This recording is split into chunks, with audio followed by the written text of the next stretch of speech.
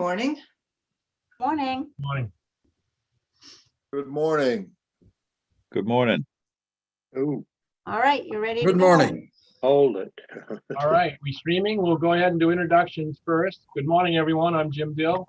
I'm the Senate Chair of the Agriculture, Conservation, and Forestry Committee, and I want to welcome everybody.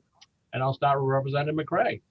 Well, I've lost my video. Why don't you go to somebody else and I'll be right back. Okay, no problem. We can see you fine and hear you, but we'll go on. Representative Schofield. Good morning, Senator Dill. Good morning, everyone on the committee. My name is Tom Schofield and I represent House District 112. I live in the town of Weld and I represent the great people of District 112, and that is the High Peaks region of Maine and Franklin and Somerset counties. Thank you. Senator Black. Good morning. I'm Senator Black, living in Wilton. I represent Senate District 17, which is all of Franklin County and 4 towns in Kennebec. Senator Maxman. Hi there, I'm Chloe Maxman. I represent Senate District 13, which is all of Lincoln County except for Dresden, plus Washington and Windsor. Representative O'Neill. Morning, my name is Maggie O'Neill and I represent House District 15, which is in Saco. Representative Pluker. Good morning. I am Bill Pluker. I represent Warren, Hope, Appleton, and part of Union, House District 95. Thank you. Representative Hall. Good morning, everyone. Randy Hall, District 114, 6 towns in southern Franklin County. Thank you. Representative Osher. Good morning. I'm Lori Osher. I represent District 123, which is most of Ordo, the home of the University of Maine. Representative Landry. Good morning, Representative Scott Landry. I live in Farmington. I represent District 113, the towns of Farmington and New Sharon. Back to Representative McRae on my list here. There, I can see everybody now. Thank you, Mr. Chair. I'm Dave McRae. I live in Fort Fairfield up in the county, representing District 148, but I'm coming to you from my daughter's place in Gorham. Wow. Representative Underwood. I'm Joseph Underwood, District 147 in Presque Isle. Good to see everybody this morning. Thank you. Good morning, and as I mentioned, I'm Jim Dill. I represent Senate District 5, which is Northern Penobscot County. Our clerk is Cheryl McGowan, and Karen Netto is our analyst. And we have 2 work sessions and 2 public hearings, 5 work sessions. Before we get into those, there'll be a little difference in the order. I just wanted to remind all committee members to make sure that you sign your bill jackets. Because I think we have 3 bills that are still sitting there because some folks haven't had a chance to sign them. So Cheryl, does those come from you to be signed, or who do they come from so people can be looking for them? They come from Casey Milligan Okay, or Ada. If it's a ought not to pass, it comes from Ada Gagnon.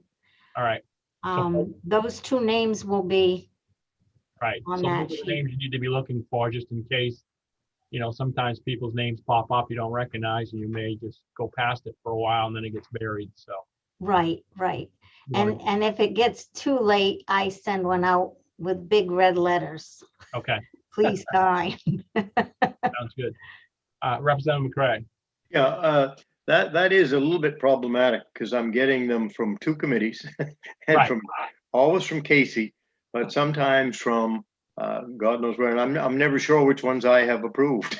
So I guess we'll just rely on it. If we've missed one, somebody's going to reach out and say, "Hey, get on the stick." Sure. Is that correct? Okay, very good. Thank you. Yeah, I think as Cheryl said, she'll track you down. I know where to find you. Okay, with that, as I say, we have 2 public hearings and 5 work sessions, but we're cutting the work sessions down. LD 264, an act to prohibit the PFOS and PFAS. We're going to delay that until next week because I know Representative Fluker is working with the department and the Board of Pesticides Control to get some language. So we're not going to take that one up today. So that brings us back to our public hearings. We do have 2 public hearings today. Remember to keep your mics off until you're ready to speak. And during a public hearing, it should be a question addressed to the speaker that's speaking at that time. And we'll go as we usually do. The presenter of the bill will go first, followed by other legislators, then by the department, followed by folks testifying for, against, and then neither for nor against. I have a timer which I will go off at 3 minutes. I hope you hear that when it goes off. And if you don't, I will interject and just say, you know, you've got to finish up in 1 or 2 sentences. I'm not trying to be rude, but that way we keep everybody to the 3 minutes. So with that, if my co-chair, Representative O'Neill, do you have anything to add? All set, thank you. Next, we will start out with the public hearings. We are going to flip-flop them around. We're going to start with LD 1560, resolve authorizing the state to convey to the Passamaquoddy tribe the state's interest in a certain parcel of land in the town of Meddybemps. And that is being presented by Senator Moore. So if you'd let Senator Moore in, and while you're doing that, I'll let Representative Gifford introduce himself. Good morning, Representative. Are you there? Maybe not. I think he's frozen at the moment. We'll come back to him later, so. Senator Moore is not in the waiting room. Okay. Representative O'Neill, what would you like to do? Good morning, Senator Dill. Good morning. Would you introduce yourself, please? Representative Gifford. I guess we're having trouble. Oh, she's here. Yeah. My name's Jeff Gifford. We're having trouble with you, Representative Gifford, so hopefully maybe if you... And I live in Lincoln. Okay, thank you. All right, so we'll open up the public hearing on LD 1560. And I mean, probably already did that. And I will have Senator Moore go ahead and introduce the bill. Good morning. Good morning. Thank you so much. I was actually listening into the HHS committee. We were supposed to start at 9, but there isn't a quorum. So everybody's kind of hanging out. So this is perfect timing for me. I appreciate that. All right. Good morning, Senator Deal and Representative O'Neill and distinguished members of the Agricultural, Conservation, and Forestry Joint Standing Committee. My name is Mary Ann Moore, and I proudly represent Senate District 6, which includes all of Washington County, along with Winter Harbor, Goldsboro, and Sullivan in Hancock County as well. I'm here today to introduce the Governor's Bill, LD 1560, which is a resolve authorizing the state to convey to the Passamaquoddy tribe the state's interest in a certain parcel of land in the town of Meddybemps. This resolve authorizes the state of Maine to convey to the Passamaquoddy tribe a parcel of land located on the northerly side of State Route 191 in Meddybemps, which is a portion of a site known as the Eastern Surplus Company Superfund site. This site has been designated a Superfund site due to the presence of hazardous substances, materials, or wastes. This parcel continues to be listed on the national priorities list and may require further monitoring with potential remedial activities. Additionally, this parcel contains historical artifacts, is of cultural significance to the Passamaquoddy tribe, and is protected under a recorded preservation agreement. The former owner of the Superfund, Harry J. Smith Jr., Terrell L. Lord, and Lisa L. J. Lord, together with the United States of America and the state of Maine, entered into a consent decree. And I referenced that in my testimony on March the 30th of 1999. The consent decree resolved the financial liability of these site owners for the cleanup of the site and included conveyance of the parcel to the state of Maine. Tribal ownership of this land is deemed to be in the best interests of the Passamaquoddy tribe and the state of Maine because it will permit the tribe to take ownership of land possessing historical and cultural significance to the tribe, protect tribal artifacts located there, and protect and address environmental concerns. Additionally, pursuant to the terms of this resolve, the tribe may take ownership of the land without assuming liability for the historical contamination the tribe did not cause, permitting continued access by the state of Maine and the United States of America to address remaining and future contamination at this or nearby lands. In view of all of this, I ask for your support in voting ought to pass on LD 1560. And I believe David Wright will be from the director of the Division of Remediation at the Department of Environmental Protection is going to be following with some testimony that will further clarify the efforts and what's going on with that. So thank you for giving me the opportunity to speak, and probably we'll need to direct all the questions to him. Thank you. Okay, thank you. Are there any questions for Senator Moore? Oh, come on, just one. Since you Representative Osher. I thank you so much for your testimony, and I appreciate that there's cultural artifacts on this site, and that why it would be so important to have it be managed and held by the Passamaquoddy tribe. However, it's a Superfund site. So does this come along with support for the tribe to address this? I have worked actually in the past on Superfund sites. They were at that time not related to tribal communities. So I'm not sure, like, is there a provision to make sure that they're going to be able to get the support they need for cleanup? And that is actually included in the resolve itself. And I believe in all of the paperwork that is transpiring as a result of this, because they did not cause this. It's quite a mess. I drive by it once a week when I'm delivering my Meals on Wheels. And it is going to require quite a bit of cleanup still. And because they did not have anything to do with that, the agreement is that the state of Maine and the United States will be actually taking care of the cleanup, not the tribe themselves. Thank you. You're welcome. Thank you. Are there any other questions? All right, seeing none, thank you for your presentation this morning. Sure. Next, we have David Wright from DEP. Good morning, sir.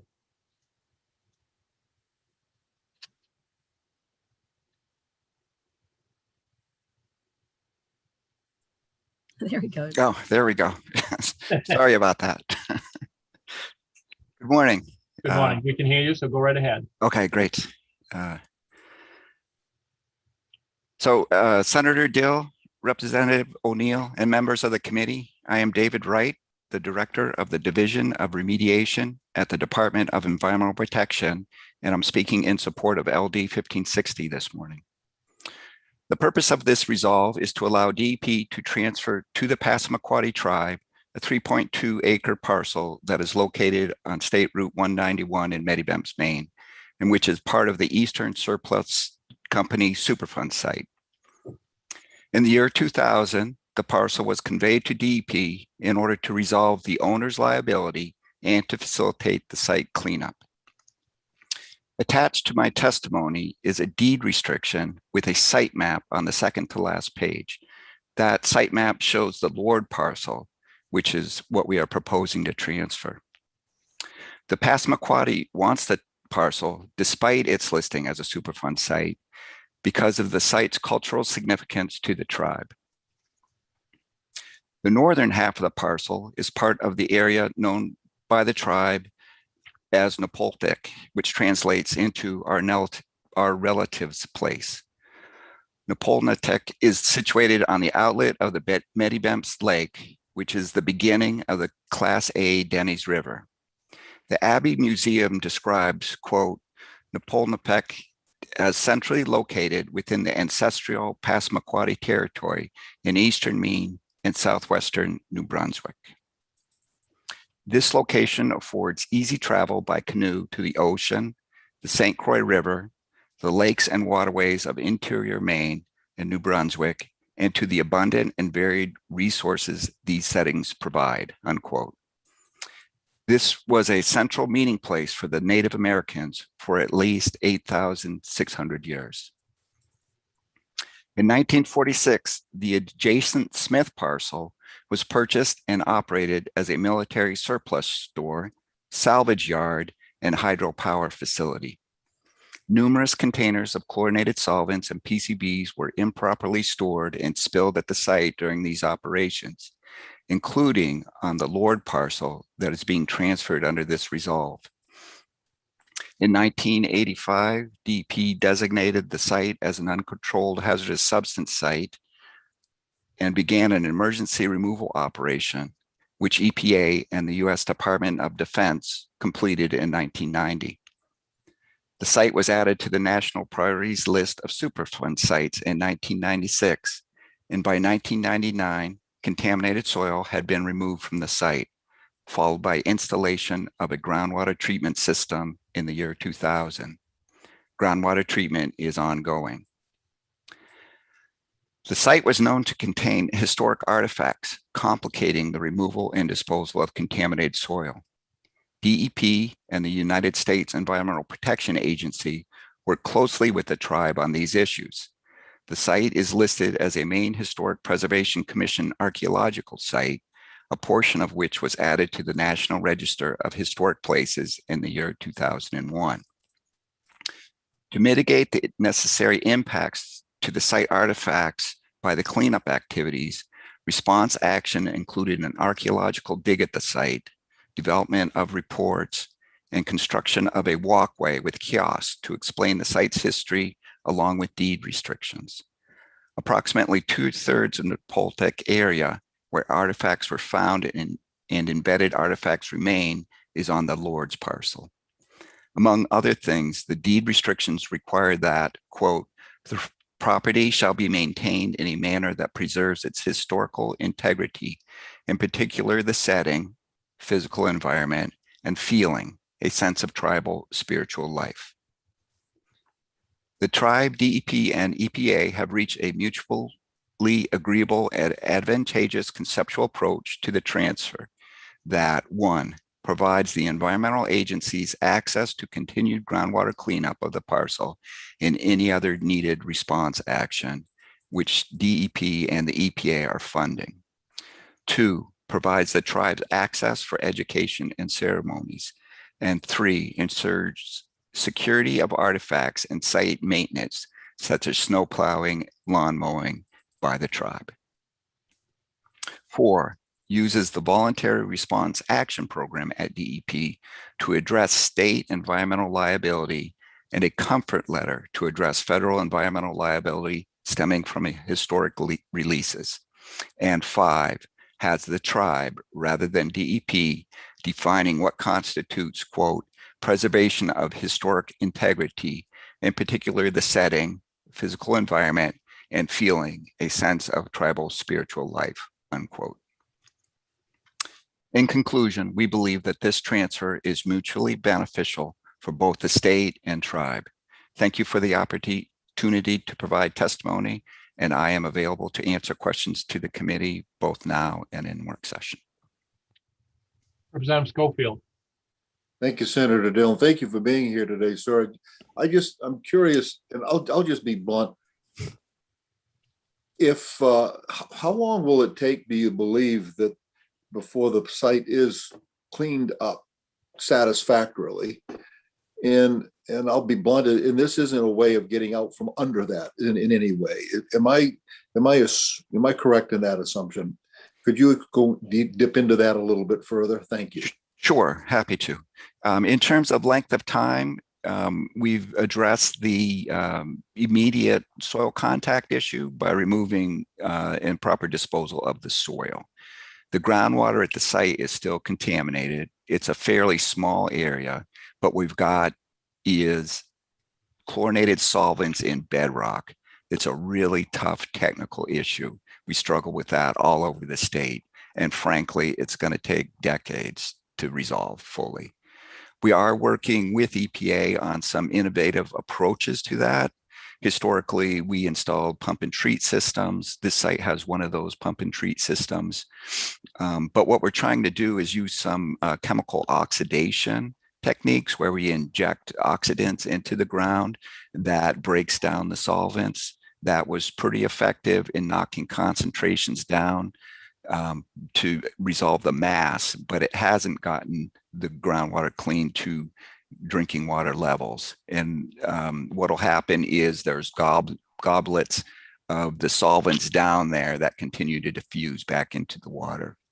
We are now currently trying a bioremediation system where we inject basically food for naturally occurring bacteria and add some bacteria, and that also eats away at the chlorinated solvents. So that's looking pretty promising. We need to continue that. We're hoping that speeds up the cleanup.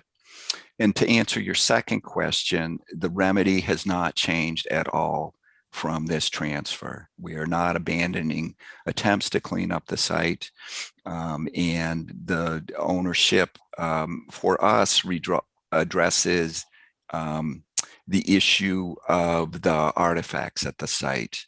Right now, because DEP owns the site, we are also the stewards of the artifacts and need to maintain the site for historic and spiritual preservation.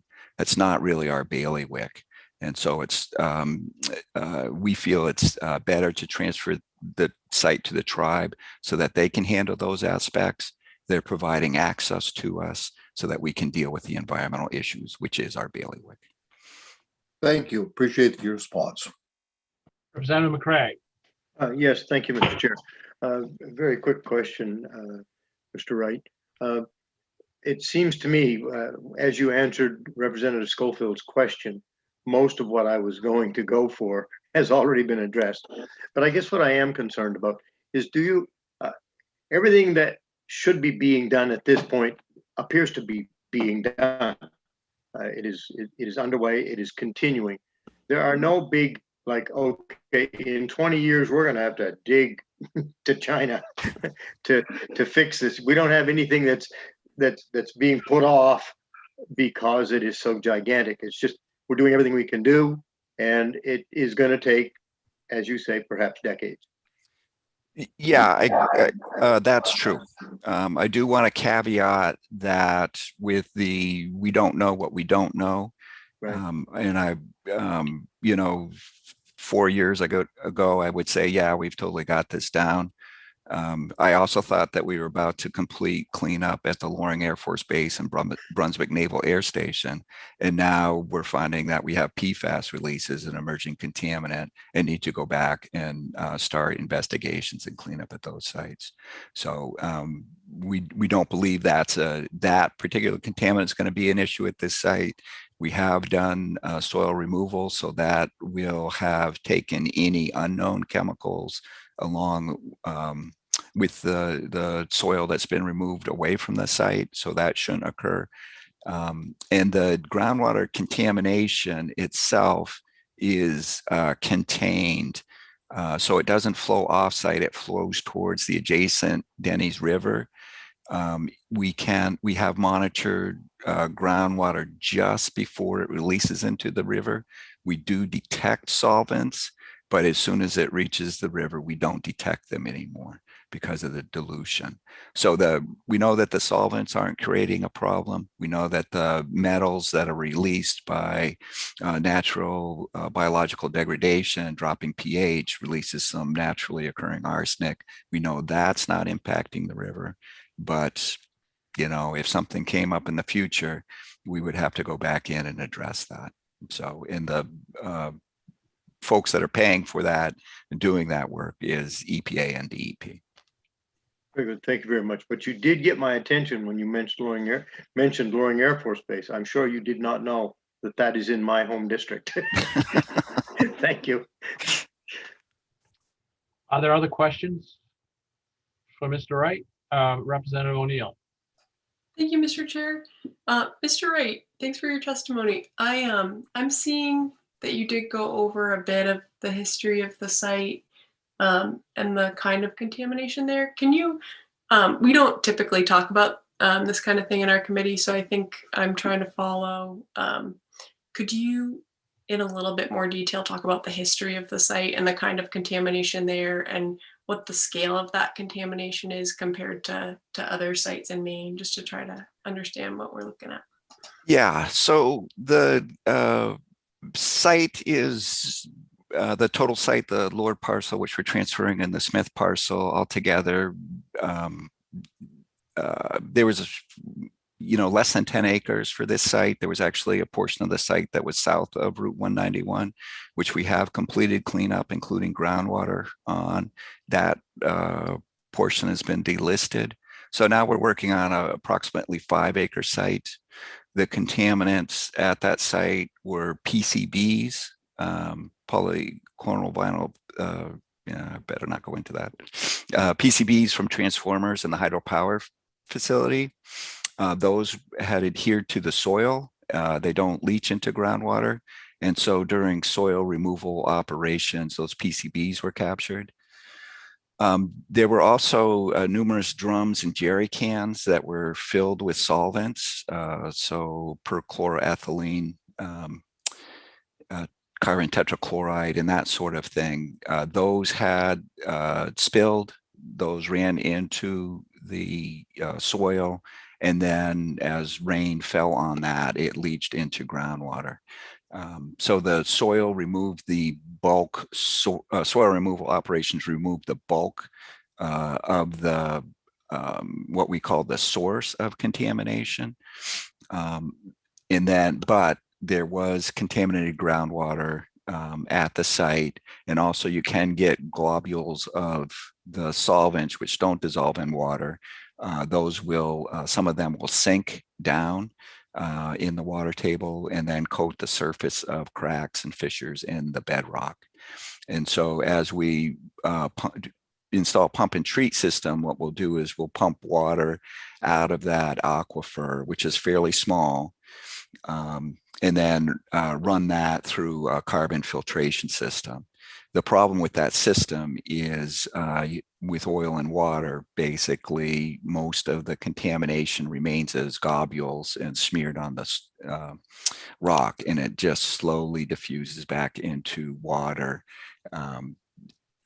So it takes a long time for that process to occur, which is why we've tried these other techniques to try and get at those globules to actually degrade the chlorinated solvents, so that we don't have that remaining smaller source, but continuing source in the groundwater. And then one concern we have is as you have natural degradation of these products, which are fairly recalcitrant, but when you do have that degradation, that drops the pH of the system, and that then allows naturally occurring minerals in the rock to be released into groundwater. The one mineral of concern would be arsenic. And so we've been carefully watching arsenic to make sure that that doesn't reach the river, because while the aquatic wildlife is more tolerant of solvents, arsenic can be a significant problem in a water system. Did that answer your question? Thank you. That's helpful information. Could you also talk about what that timeline looks like? I think somebody asked you something like that. Yeah, it's pump and treat system would, take 80 years, 90 years at the way we were going. We were spending about $200,000 per year to remove about 5 pounds of solvent each year. So we switched over to the chemox and bioremediation. I'm hoping with the bioremediation that we'll be able to knock it down, the mass quickly within, say, the next 5 years, and then allow a natural attenuation, maybe with some supplemental food occasionally at a much lower cost, to slowly reduce those concentrations until we reach drinking water levels. Maybe that could be done in 20 years, 30 years, something like that. Okay. So you said 20, 30 years. And when did you're saying in 1946, the parcel was purchased? I just want to get a timeline of like how. Yeah, so probably the releases occurred in the 60s, 70s, and 80s, probably. In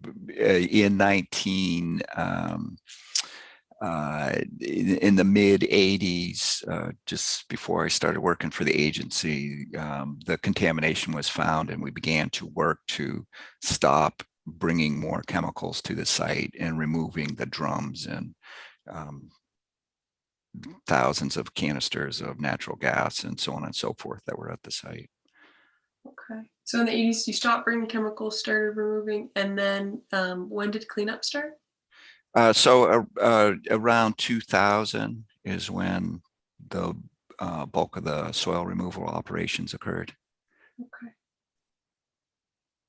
All right. And what's the impact to people in the area? Yeah, so we've looked for groundwater well contamination, and we haven't detected any offsite wells that were contaminated. There is a house that's directly across the river from the site. We did get a detect of chlorinated solvents at one point in time, but that site also had solvent stored at it, and that's will be a cleanup hopefully this summer of contamination over on that side of the river as well. So we don't, from all the information that we've gathered, and because it's a Superfund site, we've gathered a lot of information. There's no indication that contamination is moving offsite into residential wells. All right. Thanks for going over that. Representative Underwood. Hi, good morning. Two questions. The first one is, where are the origins of the chemicals? In other words, is it government or is it private enterprise? Exactly, who originated putting that stuff in there or dumping it in there in the parcel? Yeah. So the chemicals themselves were Army surplus materials or military surplus. So the Defense Logistics Agency sold military surplus stuff like jerry cans.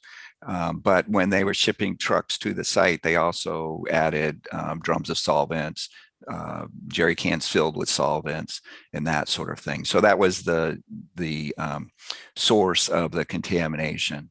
And then when those items arrived at the site, they were haphazardly stacked on the site in piles of jerry cans, drums scattered about and stacked up, transformers. So they were not stored or handled properly.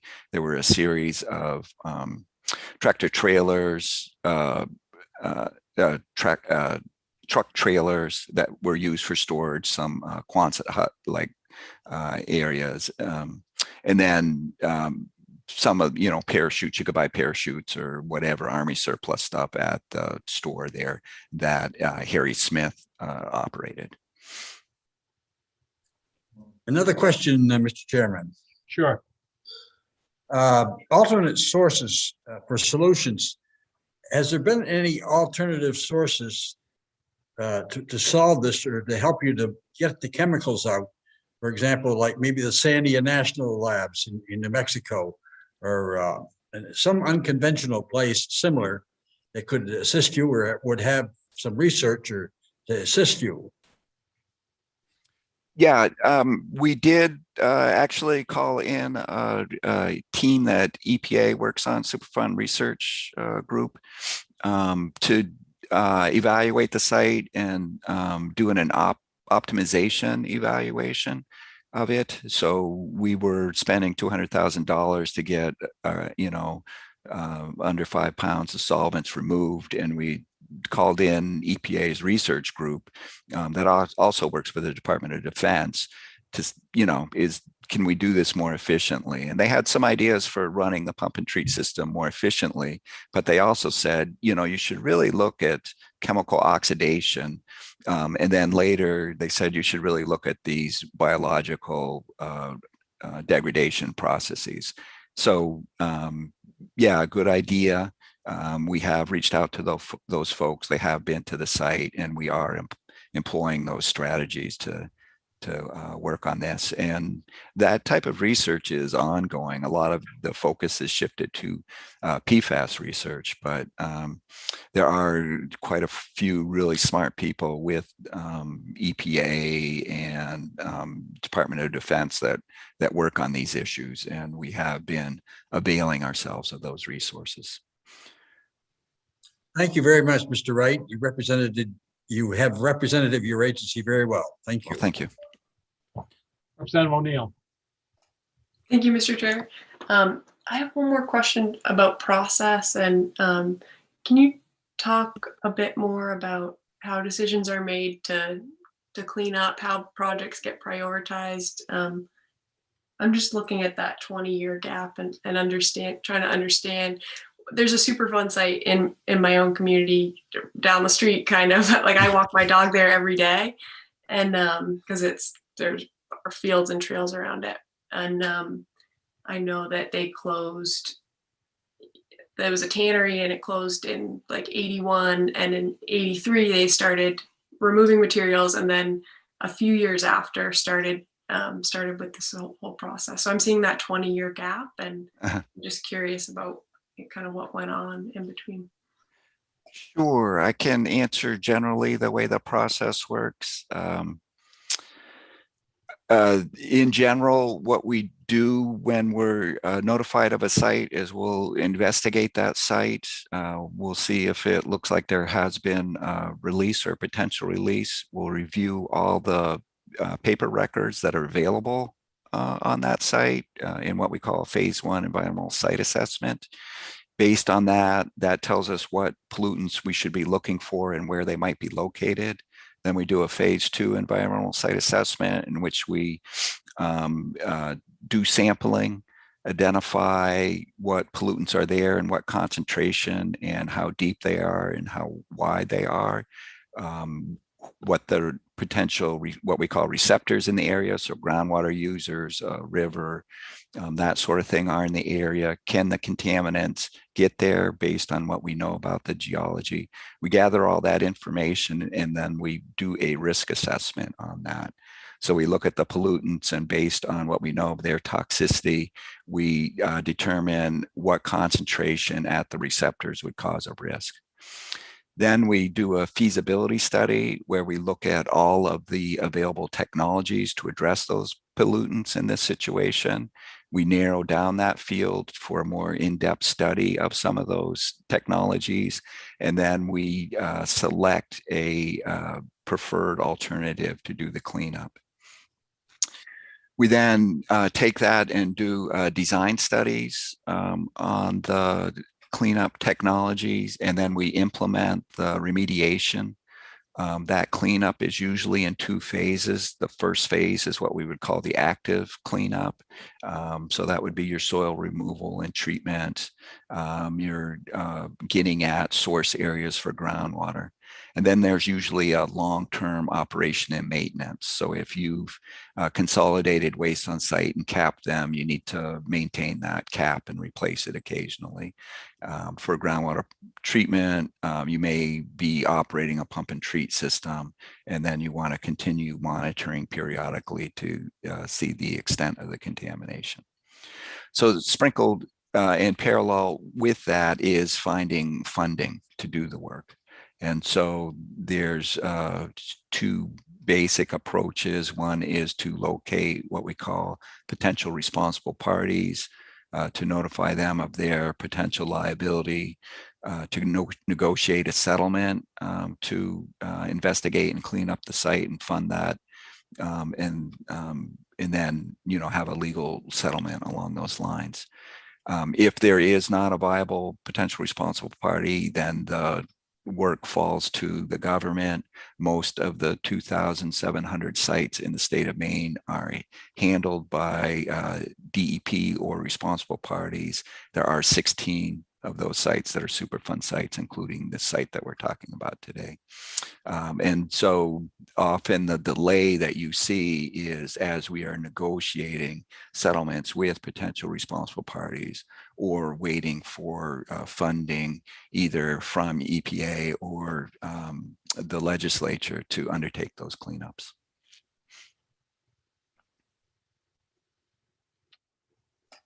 Thank you. And the responsible parties it was government owned because it was an Army facility? Yeah, so the responsible parties at the Medibump sites, in general, responsible parties are the entities that generated the waste that arrived at the site, persons that own the site from the time the hazardous substances arrived there. And if you hired a company to take your waste, and they transported the waste to the site, and they chose the site, then the transporter would also be a responsible party. Totally So understand, yeah, that part a lot. I think you mentioned it was Yeah. government entities, so it should have been Yep. easy to resolve if you Right. So have in government this, entities, not private ones. right. So in this instance, it was the Department of Defense Logistics Agency was the generator of the material. They stepped up to do 85% of the funding of the site. And then EPA has provided quite a bit of funds as well. And then DEP agreed to undertake the long-term operation and maintenance of the site. The site owners were not viable. They didn't have the resources or technical ability to do the cleanup. All right, thanks for going over that. Are there any other questions? Seeing none, Cheryl, I have no one else that seems to be here that was going to testify. Is that correct? That is correct.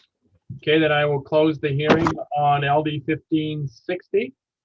And we'll open up the hearing on LD 1549, an act to establish the Maine Forestry Advisory Board. And that is Representative O'Neill. All right, thanks, Mr. Chair. All right, give me a sec to move some things around here.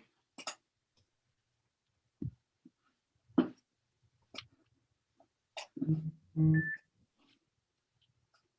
right.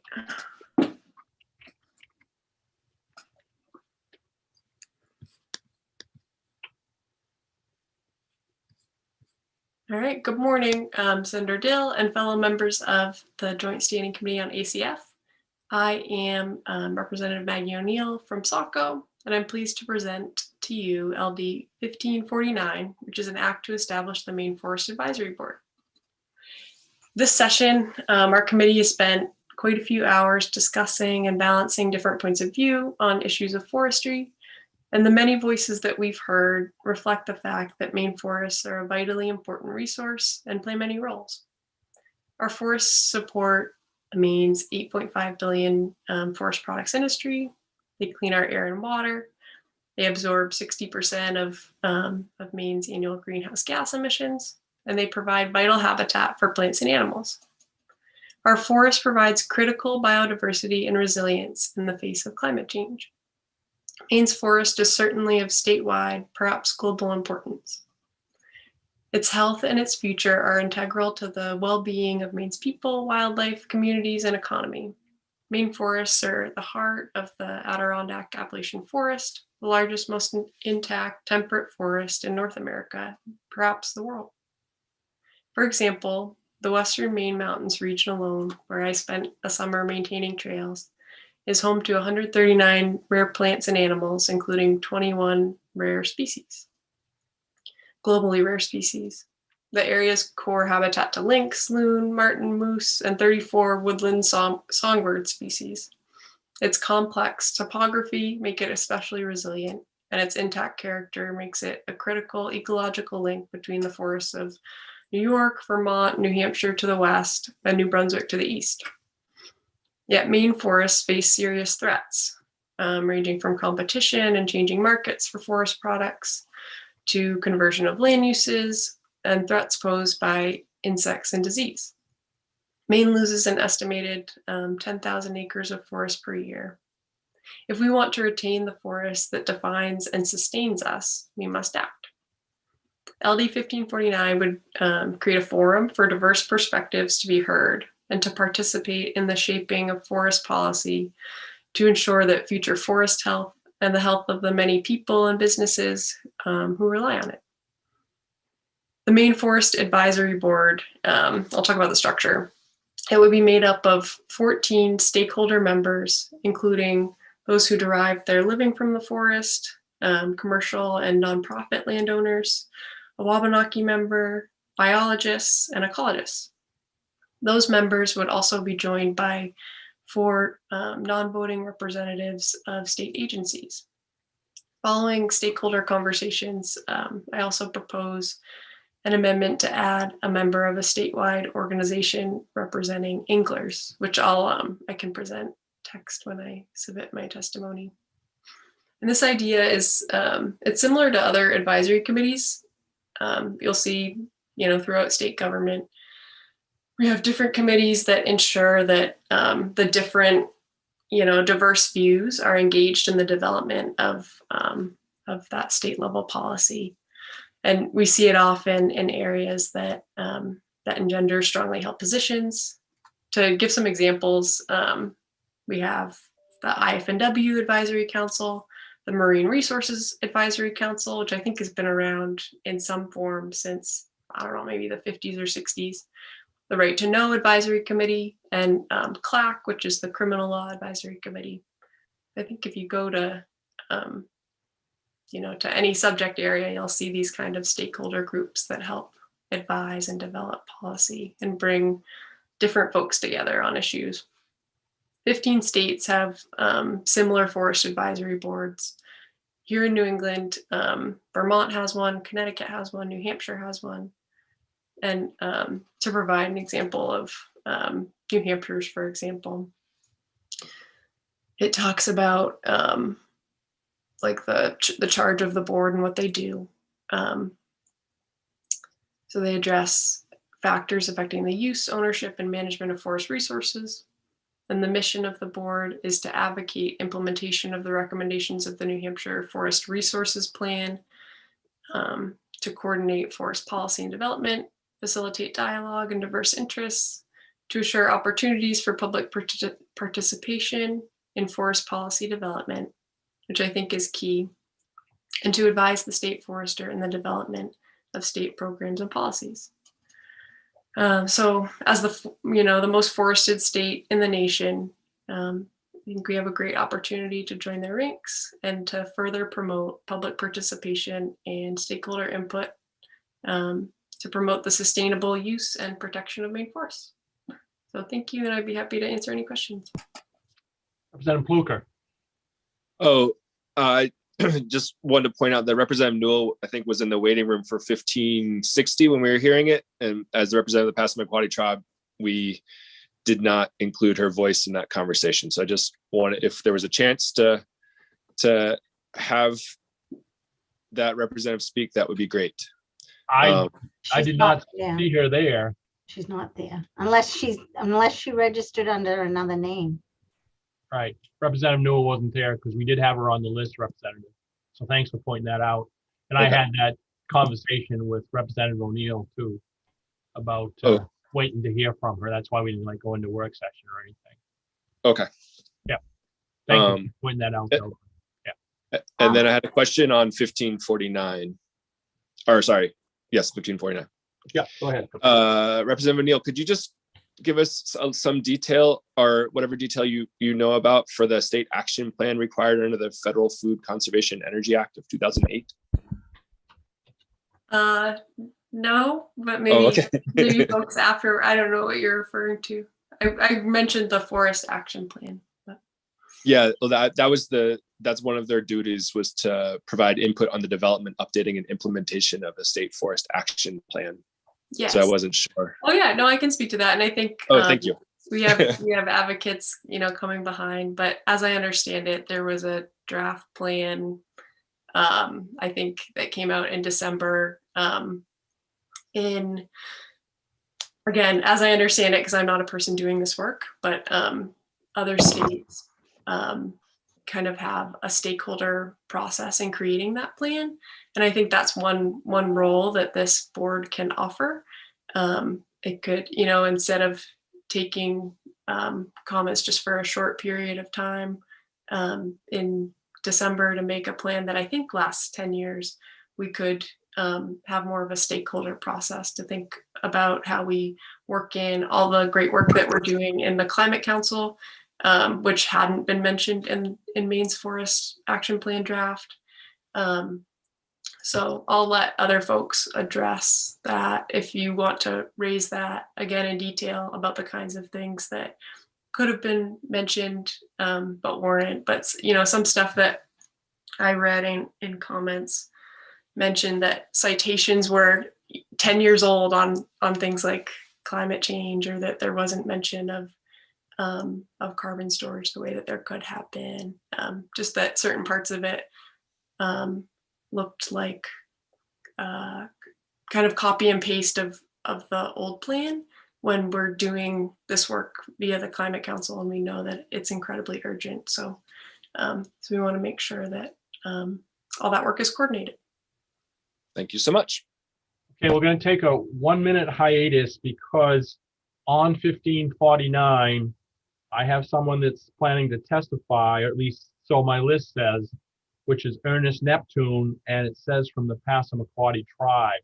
And we're trying to figure out if somehow he got placed on the wrong bill. So let's go, because as I say, we have him on this bill anyway, so I'll ask Cheryl to let him in. And we'll see what the situation is.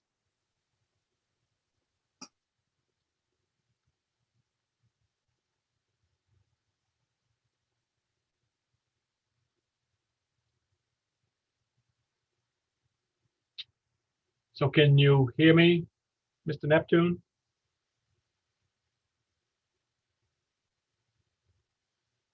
It is. No, it's not. It is Representative Newell. Sorry about that.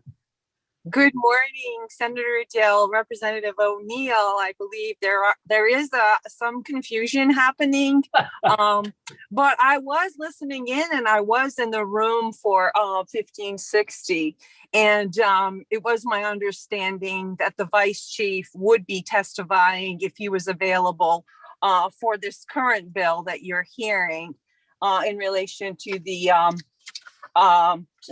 Representative O'Neill's Forest Advisory Group. So I'm not sure how you'd like to proceed at this time. Well, while we have you, if the committee doesn't object, I will briefly close the hearing. Yeah, you're going to speak to 1560, correct? Yes, if I could, Right. please. So I will close the hearing on 1549 until we get done with your testimony, then I'll open it back up. So I will close the hearing on 1549 and reopen the public hearing on 1560. So with that, Representative Newell, good morning. Thank you, Mr. Chair. Good morning, Senator Dill, Representative O'Neill, and other distinguished members of the Joint Standing Committee on Agriculture, Conservation, and Forestry. I am Rena Newell, tribal representative from the Passamaquoddy tribe, and I reside in Sabayak. Thank you for the opportunity to present this testimony today in support for this committee's consideration of LD 1560, a resolve authorizing the state to convey to the Passamaquoddy tribe the state's interest in a certain parcel of land in the town of Medebems. I want to share with the committee that I am currently on this parcel of land that the committee is considering this morning. I've spoken, which you'll hear in my testimony, to Dale Mitchell, who has in the past cared for this parcel of land.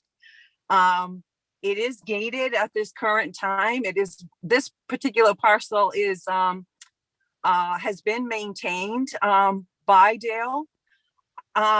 Choosing to sit in my car, Senator Dill, because of the black flies that are currently in the area.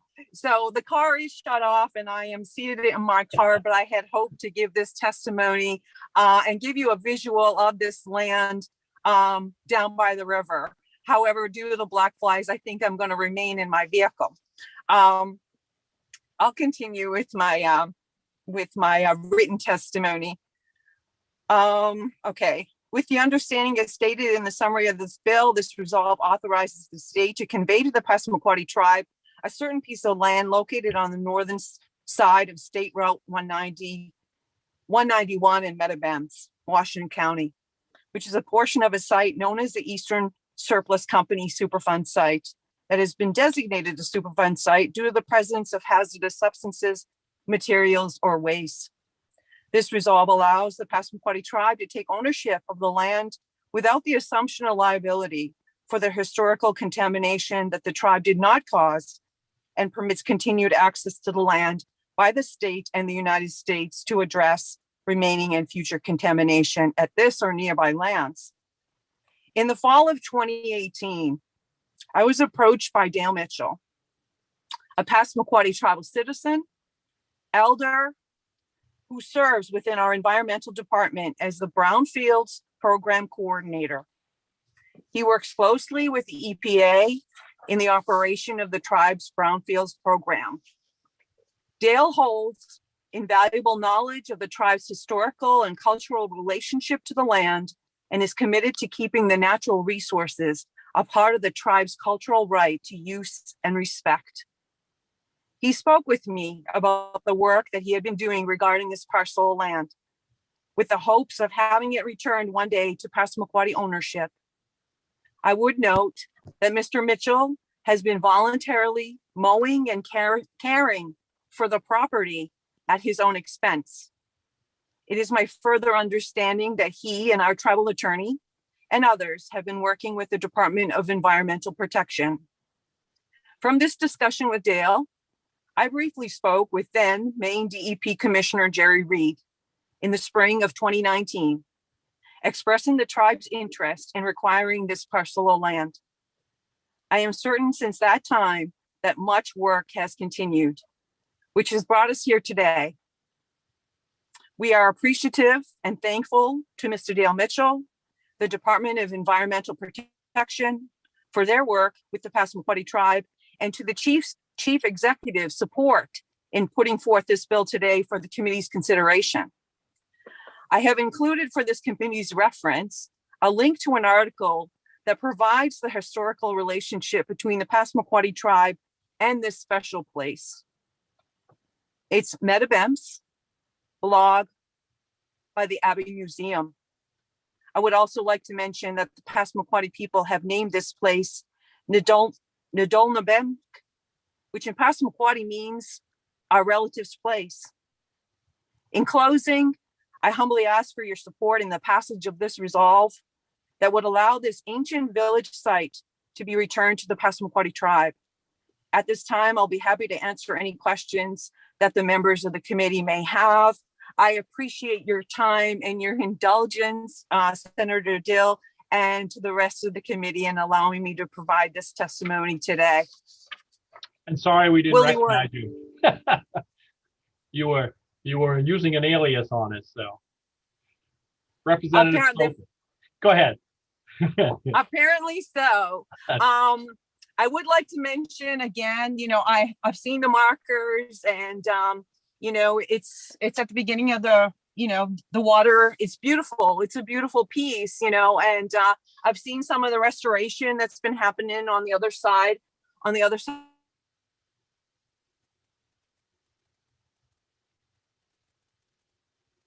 Uh-oh. Did we lose her? Is she frozen on everybody's screen?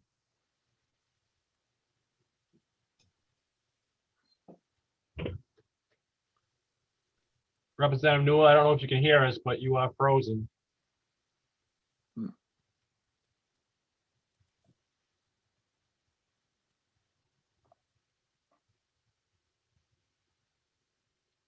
Maybe she's going to try to come back in. Yeah, we'll give her a second here, see if she can get back. The universe is testing us today. I know, it's a little strange.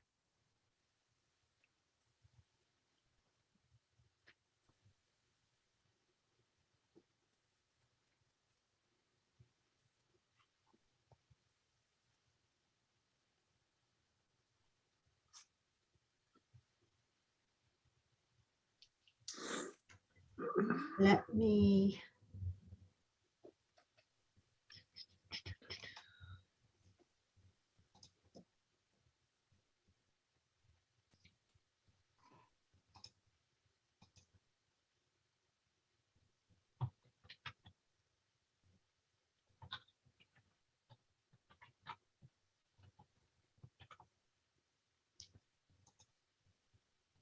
I just sent her an aide a notice that she disappeared. Okay. We'll see if we can get her back here in a second.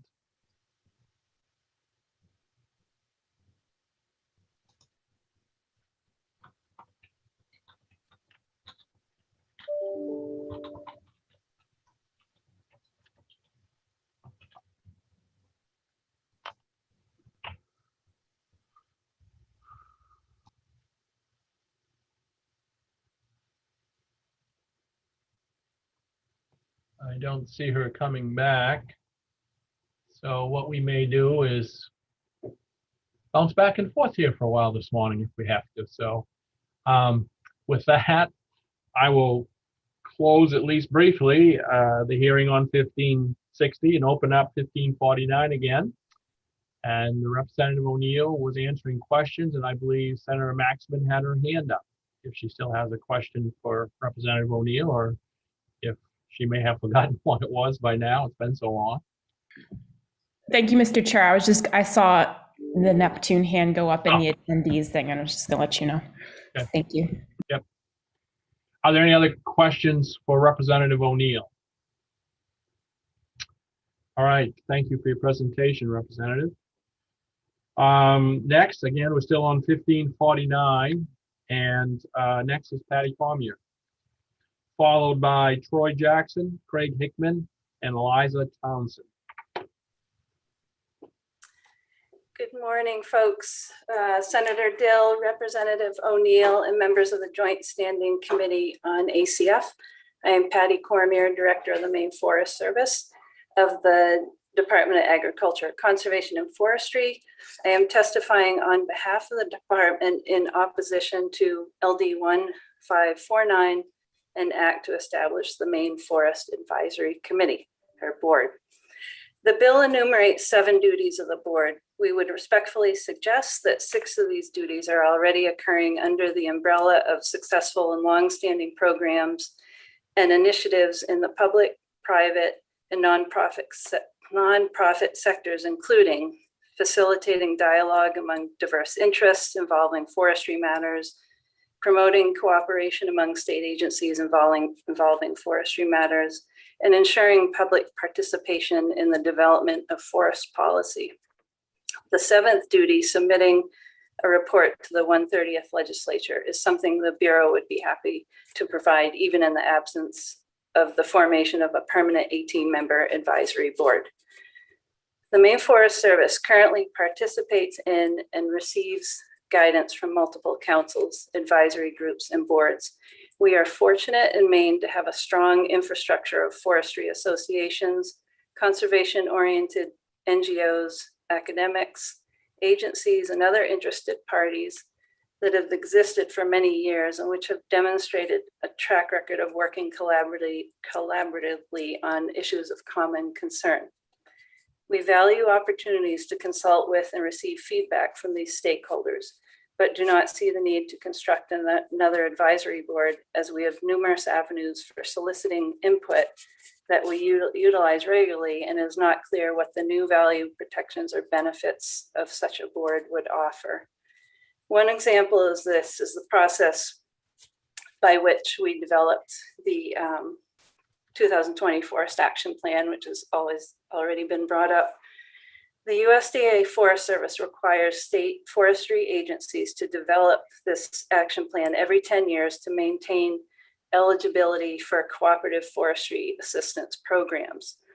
The action plan provides an analysis of forest conditions, trends in the state, delineates priority rural and urban forest landscape areas, and suggests long-term strategies for investing state, federal, and other resources to manage priority landscapes, focusing where federal investment can most effectively stimulate or leverage desired action and engage multiple partners.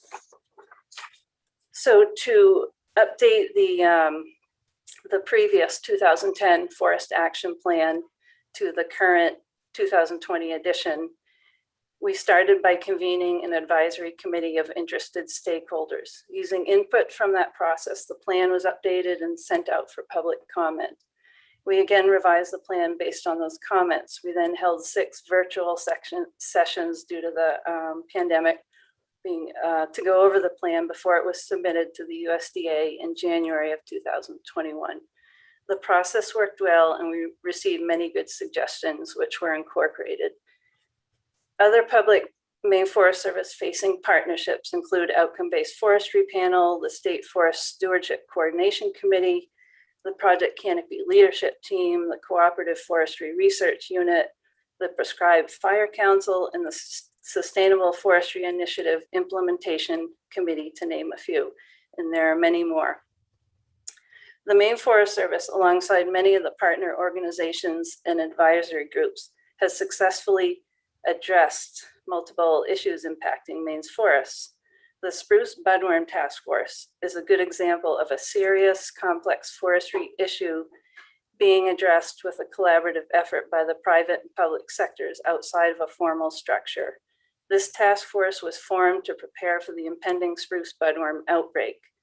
The goal of this effort is to assess risk and report out recommended response to an outbreak for the Maine's forest community.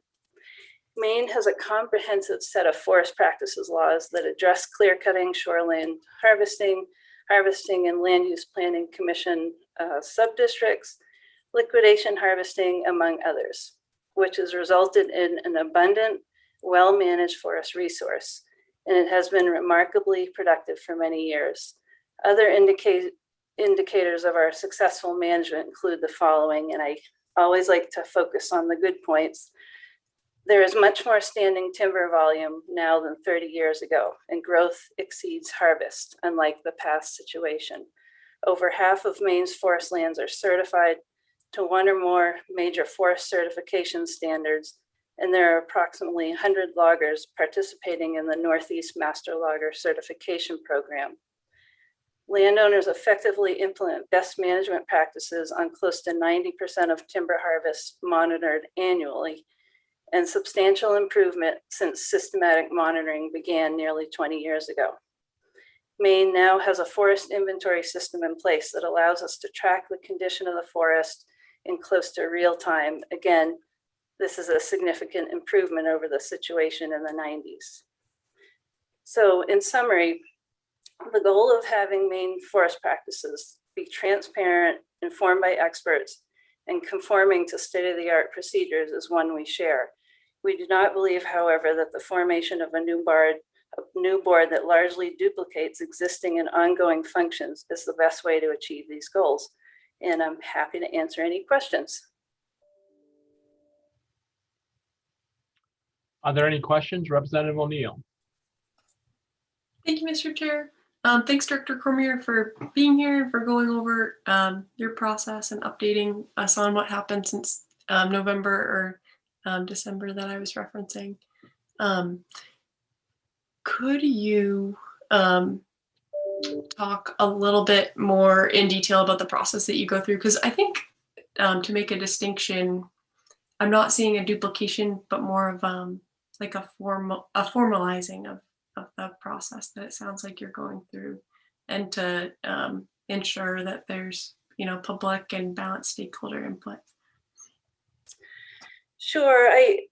To answer that, I just want to go over what the state forester, and I'm talking in third person because it's not always going to be me, but the state forester is already authorized by law to carry out many of the intended functions of this board. So conducting information and education, planning and research programs, retain expert professional consultants to assist, provide forest management information, clearinghouse service, promote urban and community forestry, analyze and report on the condition of the state's forests and economy.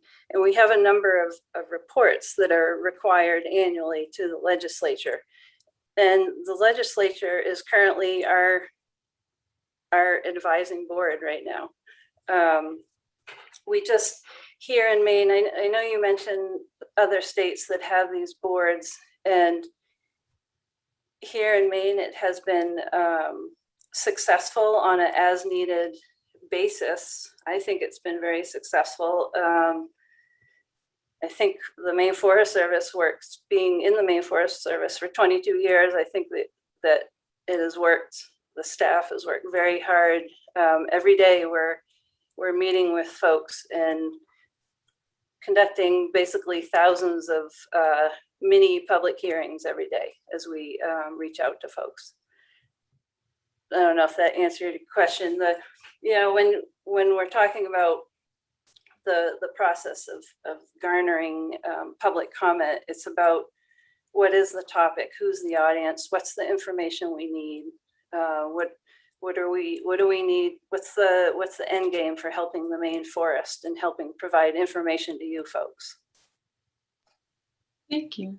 So something that I had heard or read in the comments that I was referencing that I was drawing on as I was putting this together were the other states, and it might have been New Hampshire, have kind of like a public listening process, even informing the plan before it goes out to public comment. And you had mentioned that you facilitate conversations with, you know, stakeholder folks that you might have a connection with or a working relationship with already. It sounds to me like there's value in having like a formal process where a more diverse group of folks can come and weigh in. And I'm guessing that now that we do have a climate council process, there's overlap, but I just wonder if you could speak to your process. What stakeholders do you engage? I'm trying to get an idea of that because I think there's an opportunity for a broader process and to formalize it instead, because it sounds like you're already doing it, and this is no criticism, but really looking to formalize it and ensure that we have all these broad stakeholders at the table, and to make it public, you know, transparent, open to everybody. Everybody can come to the table.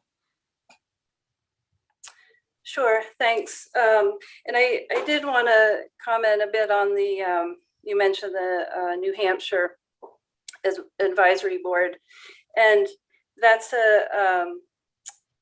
that board, their directive is at the direction of the state forester to, so it's their board is has a more of an informal structure, basically the same as ours. So it's at the pleasure of the director to decide, you know, who's engaged. There are recommendations on that. So could you ask your question again? Sorry. Oh, so I had learned about this and heard that they had held listening sessions and more of a public process. And part of what I want to get an understanding of is who are you engaging? What is your process? Like, okay, who are you reaching out to now and working with? Okay. Since that's not public and formalized, I just want to have a conversation about it. Sure. So it goes to, again, you know, what is the topic for the Forest Action Plan? We have an extensive list of stakeholders that either contacted us and said we would like to be part of this.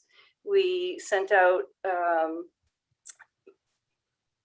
through all media outlets, web pages, Facebook, all the social media, for engagement and for public comment a few times. And we also have a list of 10,000 that are signed up for our, we call our listservs. So they receive regular notices of these public hearings. And it's just about, my door is open. Anybody that wants to be engaged in our process is engaged in our process. We do depend on many of the the state implementation committee through SFI, the Stewardship Advisory Committee. These are all folks with invested interest, and they are passing along to other folks who also might be interested in listening. But it comes down to what's the topic, who's the audience, who would be interested. If we're missing somebody, then I'd love to know about it and we need to engage them. Like I said, doors open. And I just wanted to add,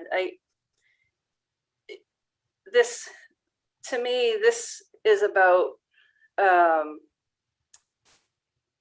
a fiscal issue. There's going to be a fiscal note with this, and we don't have the people to administer it. We're already involved in these many committees. We're getting good input.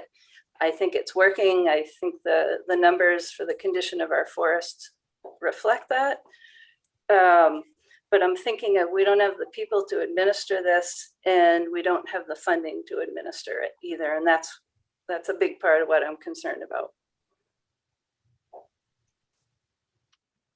Thank you. I want to give other people a chance, but I just had a. Okay, I'll go over to Representative Schofield. Okay. Thank you, Senator Dill. Good morning, Director Cormier.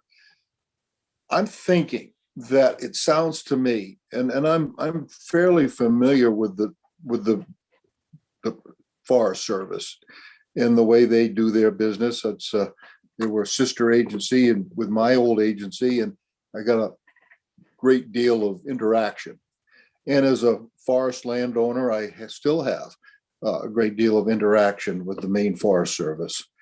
And I'll put this in my words and see if it makes sense. Right now, the forest industry is fairly well regulated, very open to public scrutiny, and I'm wondering if you would agree that there's a great deal of redundancy with this proposal that already exists in large measure throughout the Bureau, the industry, and the forest community. Thank you. Yes, thank you for that question. So yes, I mean, that was a big part of the point of my testimony, is that there's a number of redundancies, and the members, we're already reaching these members that are suggested. And I keep saying, I believe it's working well. We are engaging with those landowners or those stakeholders. And if talking about regulations, if you talk with a regulated community, they're probably going to say they're over-regulated, right?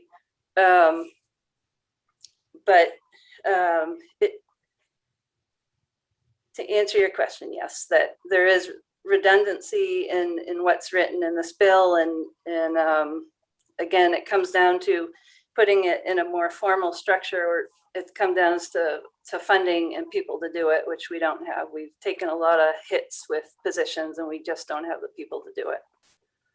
Could I have a follow-up, Senator Dill? Sure. I know the foresters. When I was a younger man, which was a long time ago, there were a great many more foresters in the field, on the ground, so to speak, than there are currently. Could you talk to us about what the foresters do now, and helping with not only public relations and public input, but also with landowners and small landowners? We're not talking large company landowners. They have their own foresters, but what do the foresters from the Bureau of Forest Service do for landowners and for public information? Could you expand on that a bit? Sure. So our structure right now is we have 10 district foresters that cover the whole state. And when I said before about we do thousands of mini public hearings every year, those are the public hearings. Those folks are out with the landowner. And when I think of, one of the things I'm concerned right now is last year there was a 27% increase in real estate transactions. So that is where those district foresters are the meat of our program.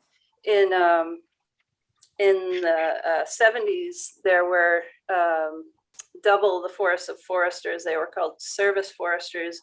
They actually marked timber, rope management plans.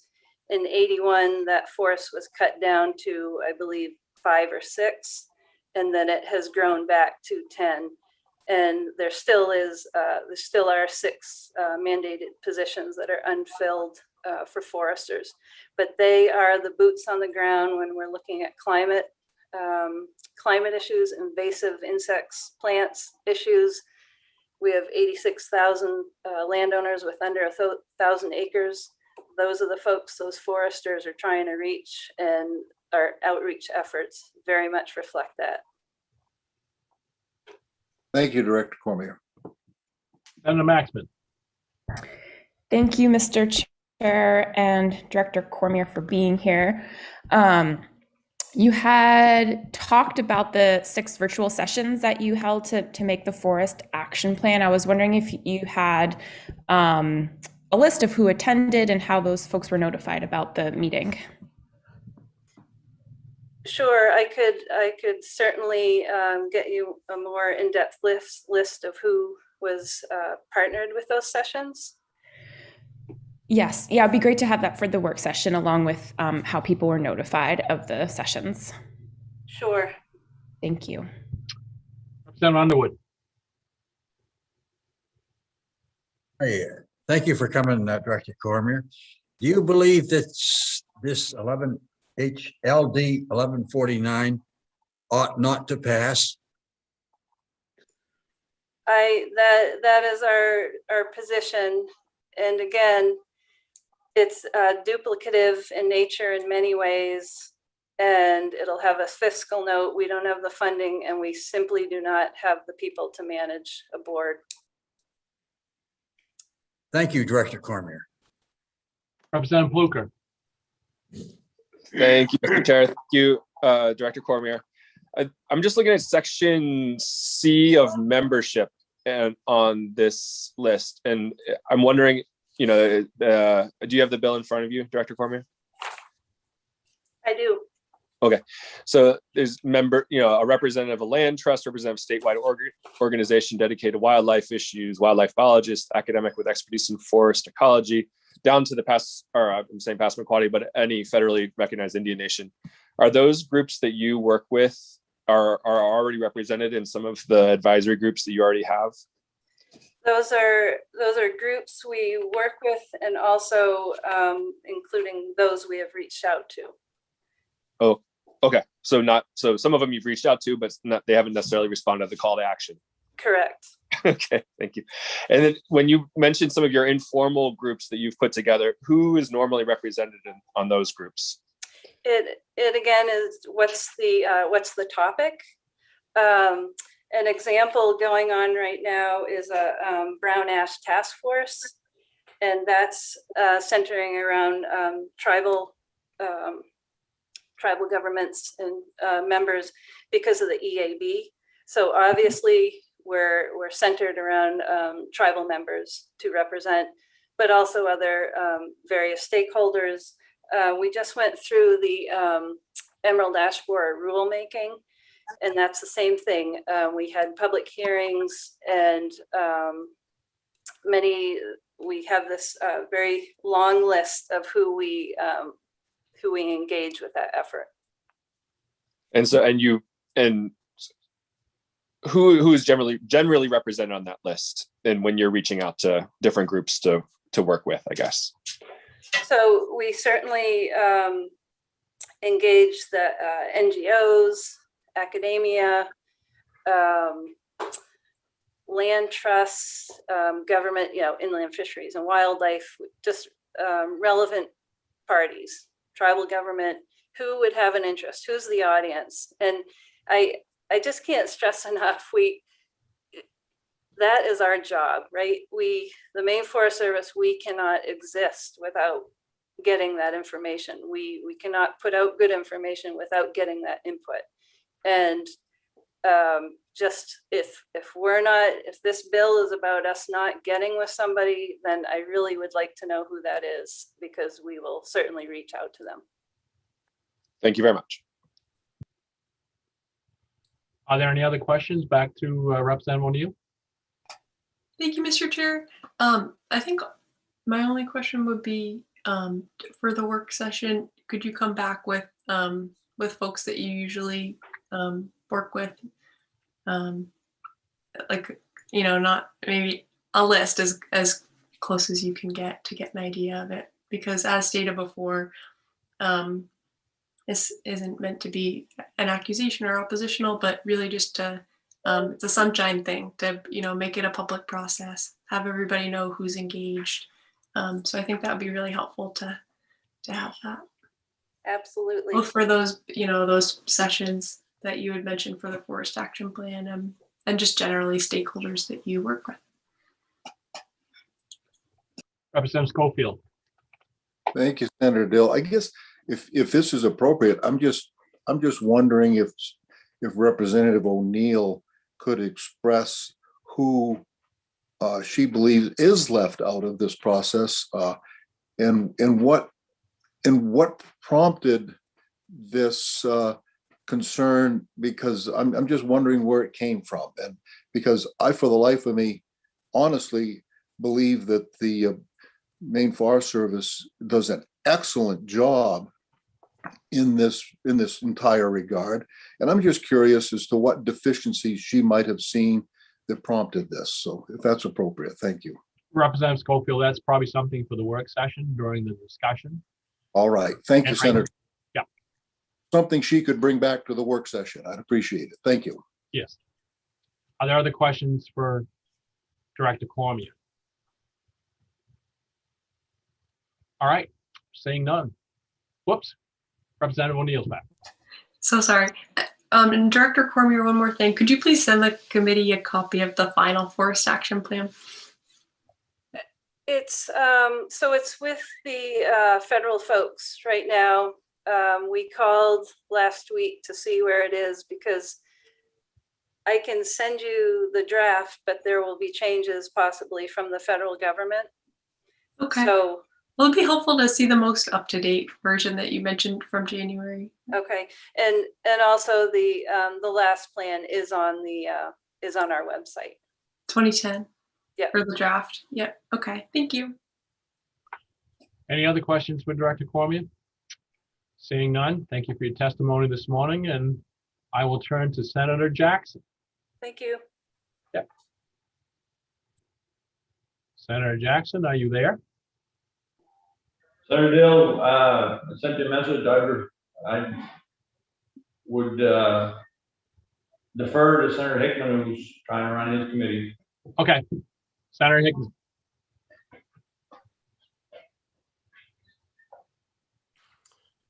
Good afternoon. It's good to see some of you from last night in person. That was lovely. Good morning, Senator Dill, Representative O'Neill, and distinguished colleagues on the Joint Standing Committee on Agriculture, Conservation, and Forestry. I'm Craig Hickman. I represent Senate District 14, 11 towns in Southern Kennebec County in the Maine Senate. I'm here before you today in support of LD 1549, an act to establish the Maine Forest Advisory Board. This bill strikes me as a common sense approach to solving sometimes contentious issues. In my 6 years serving on this committee, 4 of them as House Chair, we found ourselves faced with a number of forestry-related issues ranging from sustainable harvest levels on public lands, to harvesting in the shoreland zone, to other forestry practices, including the application of herbicides for the purposes of silviculture. As this committee knows, some of these issues saw opponents squaring off over very different points of view. As an organic farmer, who has served on this committee with other organic farmers and conventional farmers and a couple of bloggers, I received a great education on matters of forestry, but I believe there is a better way to address these complicated, important, and sometimes controversial issues. Establishing this advisory board would create a forum for all those perspectives to be heard outside of this committee in the full light of day, to look at the forest as a whole and to find solutions that serve the common good. Maine is the most forested state in the nation.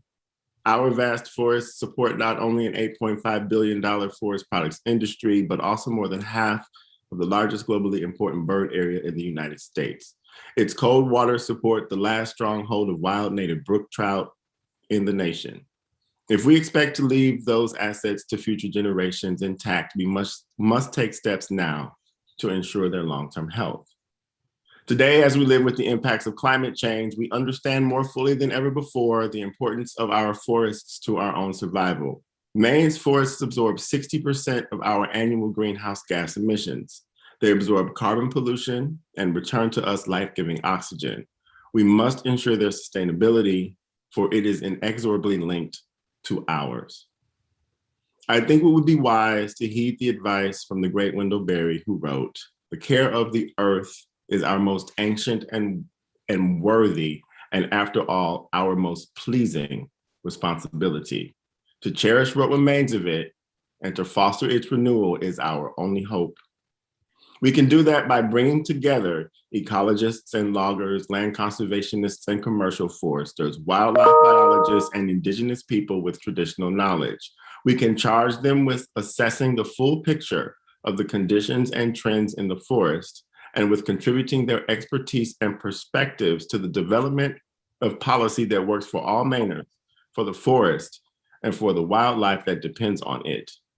And so as we go away this morning, let us go away with the knowledge that we can come together in the full light of day for all the world to see how much we value Maine's forests for all they do. Let us draw upon that knowledge of Mainers from all walks of life in ensuring our forests will remain healthy, vibrant, whole ecosystems long into the future. And so I humbly encourage you to vote for this bill today. Those are my prepared remarks, but I want to say that, you know, I have not ever served on this committee with a variety of different stakeholders in the forestry industry after 6 years. When I was the House Chair of the Commission to Study the Public Lands Management Fund, we were actually excited about being in a room with people who had different interests in both forestry and who loved our public lands. Not all advisory boards or committees are created equal. I think that some have more access to some of our executive branch agencies than others, and they therefore have outsized influence. And I think that this isn't a redundant request. What this proposal puts before this committee's consideration is that you bring people together from all these diverse interests and stakeholders, and you have public meetings where the proceedings are recorded by whoever is staffed to record them for posterity. And so there are no questions about who was at the table, who was able to get through the open door. No disrespect to the department, but I've served on this committee long enough to know that not everybody's voice is heard. Not every consideration has equal impact. And there is no other committee outside of the ACF committee that I can see that brings together all of these different stakeholders at the same time to sit down and talk through and work out some of the differences of opinion that we have on our approach to making sure that our forests remain sustainable. And so I think that this is a really good idea. I think it's about transparency. I don't believe it's redundant because there are some panels, and I won't name them, that exist regarding forestry who I just don't believe function correctly at this point in time.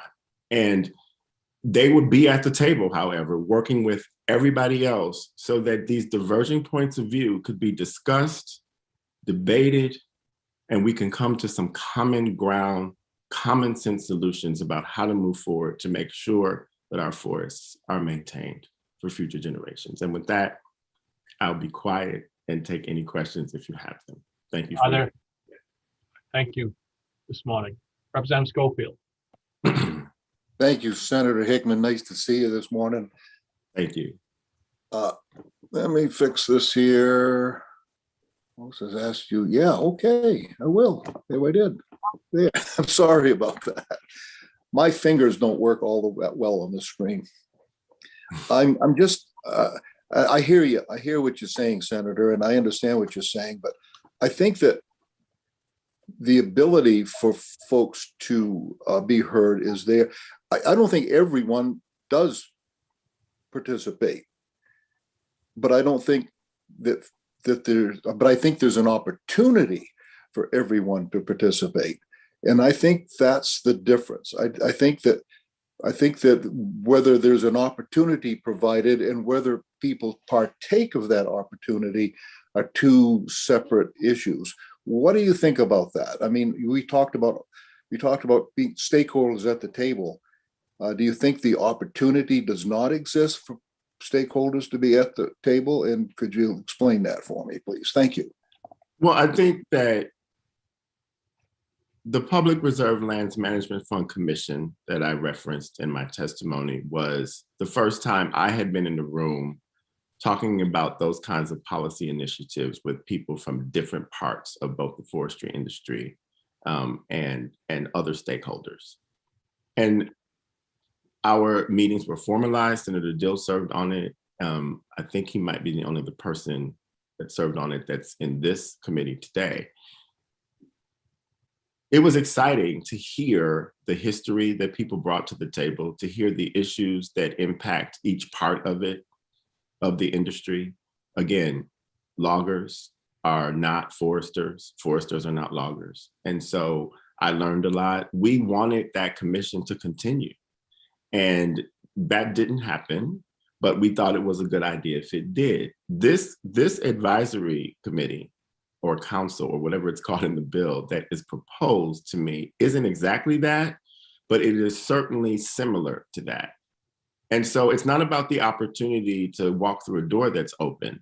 It's about people who are appointed by the legislative leadership, by the governor, by however it is listed in this bill, to be a part of a formalized, transparent public process that we know who is there and who isn't.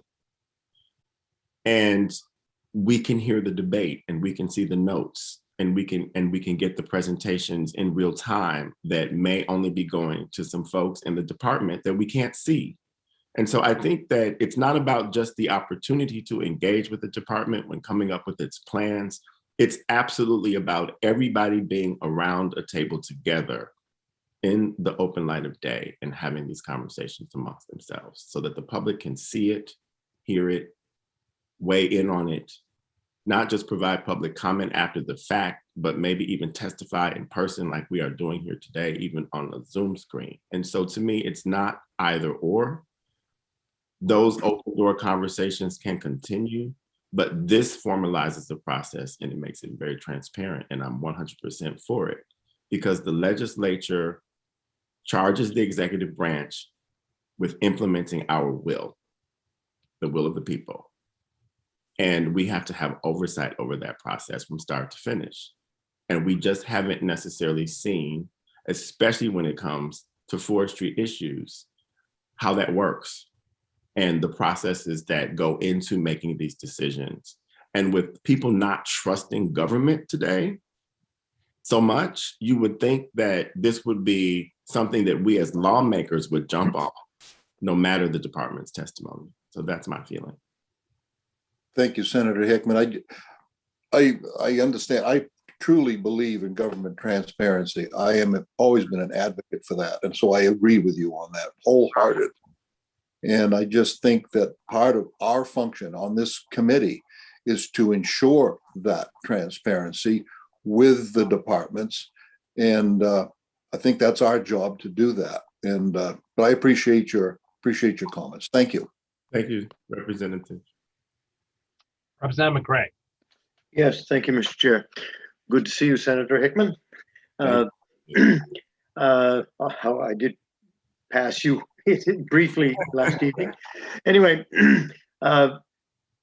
it appears to me that maybe part of this bill and other committees or panels, in fact, probably do have some overlap and therefore some redundancy. But it also seems to me that this bill, maybe it's going to need to be tinkered, but this bill, if passed into law, would provide for additional information, additional conversation, and wherever it's redundant, the job's going to be very easy. It's already been done. And where it is not redundant, it's work that needs to be done. Do you see this that way? You know, I do. I will ask the committee to turn its attention back one session to how we reinvigorated the Water Resources Planning Committee, which some of the members of the committee might be familiar with because they voted for the bill last session. And I would ask that perhaps a representative, you bring that file to the work session because, you know, our water is about our life. Our forests are about our life. Our soil is about our life. And that Water Resources Planning Committee is a very good example of the way in which this committee said, let's bring a lot of different stakeholders together who have very different needs and interests from the water. Let's bring all these people together who have very different needs and interests in forestry. And so to me, it's a very similar thing. And, you know, to address the fiscal note issue, I don't know how much it's going to cost to do those reimbursements that are in the bill, but I don't suspect that that's going to be extremely expensive. And the staffing of it can be amended if it's not already there to ensure that we have nonpartisan staff overseeing the work of what is the final board. So there's nothing wrong with redundancy. As a poet, I can tell you that. Thank you. Representative Landry. Good morning, Senator Hickman. Good to see you again. Too. What groups what groups do you feel need to be on this advisory committee that aren't already represented? I really appreciate the fact that, transparency is important. Who do we have to bring to the table? Well, I mean, I think that the draft of the bill is a strong start to look at who should be on it. I don't object to any of the proposed membership in the bill. And once again, that's what's in front of you today. I don't know how often and when and where some of the same stakeholder groups reach out to the department to provide their input. I don't doubt that it happens. I am absolutely believing in the word of the director on that, but we just don't know it. And so this makes it very clear. Here are the people who are invited to be a part of this board. And when the meetings happen, we will know who's at the meeting and who isn't, and people can watch the proceedings. And I just think that's what the people want right now. They want transparency. They want a seat at the table. And if they're not at the table, they want to see who is, and they want to be able to weigh in the most direct, real-time way as possible. Very good. Thank you very much. Thank you for the question, Representative. Are there other questions for Senator Hickman? Seeing none, thank you for your thoughts. Representative Osher. Oh, sorry. Senator Hickman, thank you so much for joining us today. And you have so much experience that I wish I knew what you know. So I wanted to just say that what we heard from the department wasn't that it wasn't important to have different stakeholders, just that they thought that they had covered it. But really, it sounded like there's not enough money to cover the tasks they already need to do, and they want to put a fiscal note on this because staffing this will cost money. So can you, as someone who's been the chair of this committee and has spent many sessions talking about the budget and the budget for ACF and budget for forestry, just educate me a little bit about your response to that kind of budget staffing issue? Again, I thank you, Representative Osher, for the question. I'm not a budget guru. I certainly have worked on budgets with this committee, but I don't know that staffing a committee such as this outside of the department, I don't know if the bill says the department must staff it. I think the department is included in being on the commission of the board. But these are not staffed by the department. They are staffed by nonpartisan members of either OPLA or the Legislative Council, one or the other, and usually OPLA. And so I guess you could get for the work session how much money we spend staffing these many boards and commissions that we have that are codified in statute. It might be $10,000, it might be $15,000, it might be $30,000. I'm not sure, because it's reimbursement costs for the most part, according to the laws and rules of the legislature. But I don't see it as, I don't believe that the costs should be prohibitive when we are talking about the viability and sustainability of our forests. That's something, they're on private land, they're on public lands. The people are absolutely willing to use their taxpayer dollars to ensure that they have access to a transparent process. I don't have any doubt about that. And I think that as everything else that goes to the appropriations table, if this bill were to get there and there's a fiscal note on it, then the appropriations committee would do its job and prioritize, what to fund and what not to fund. But the policy here, I believe, is prescient. I think it's necessary. And I hope that the committee actually considers doing it, because legislative oversight and what we do is what we do. The people give us the power to represent their interests. So you mentioned, and I'm sorry, I did not write down the name of another commission that you served on and participated in. And Representative Schofield mentioned his previous experience. So I have previous experience working for the Forest Service, and the Forest Service would do forest planning. And I worked over the many years, I worked for the Forest Service. I worked on 3 different forests, 2 in management positions. And 1 is just a regular staff. And so certainly when I was in the management positions, what I noticed is that the forest planning process invited people to the table after the plan was done and then said, oh, we invited the local tribe to weigh in on what we're planning.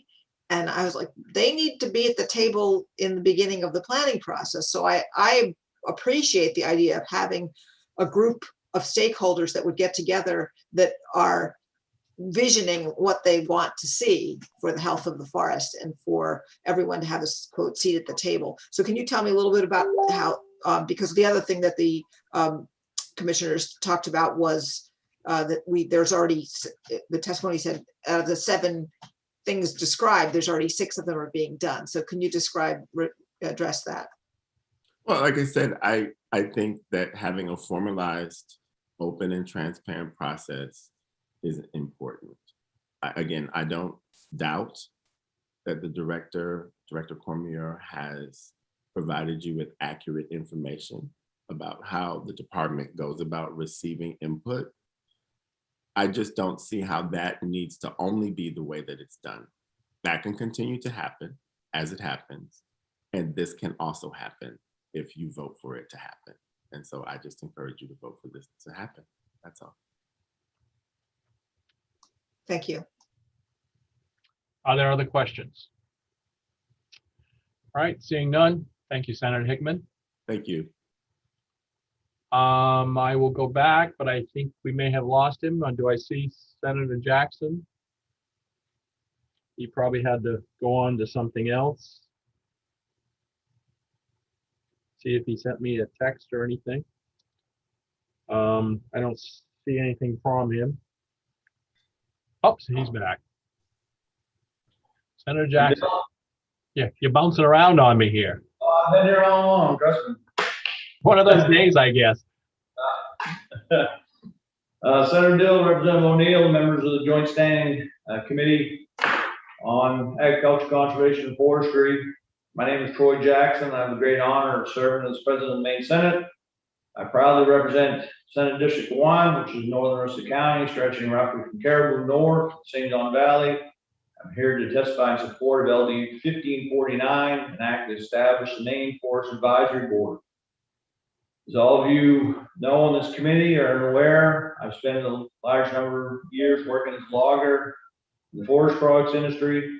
In addition, I represent a large constituency of those who have worked hard in the woods to make a living for their families.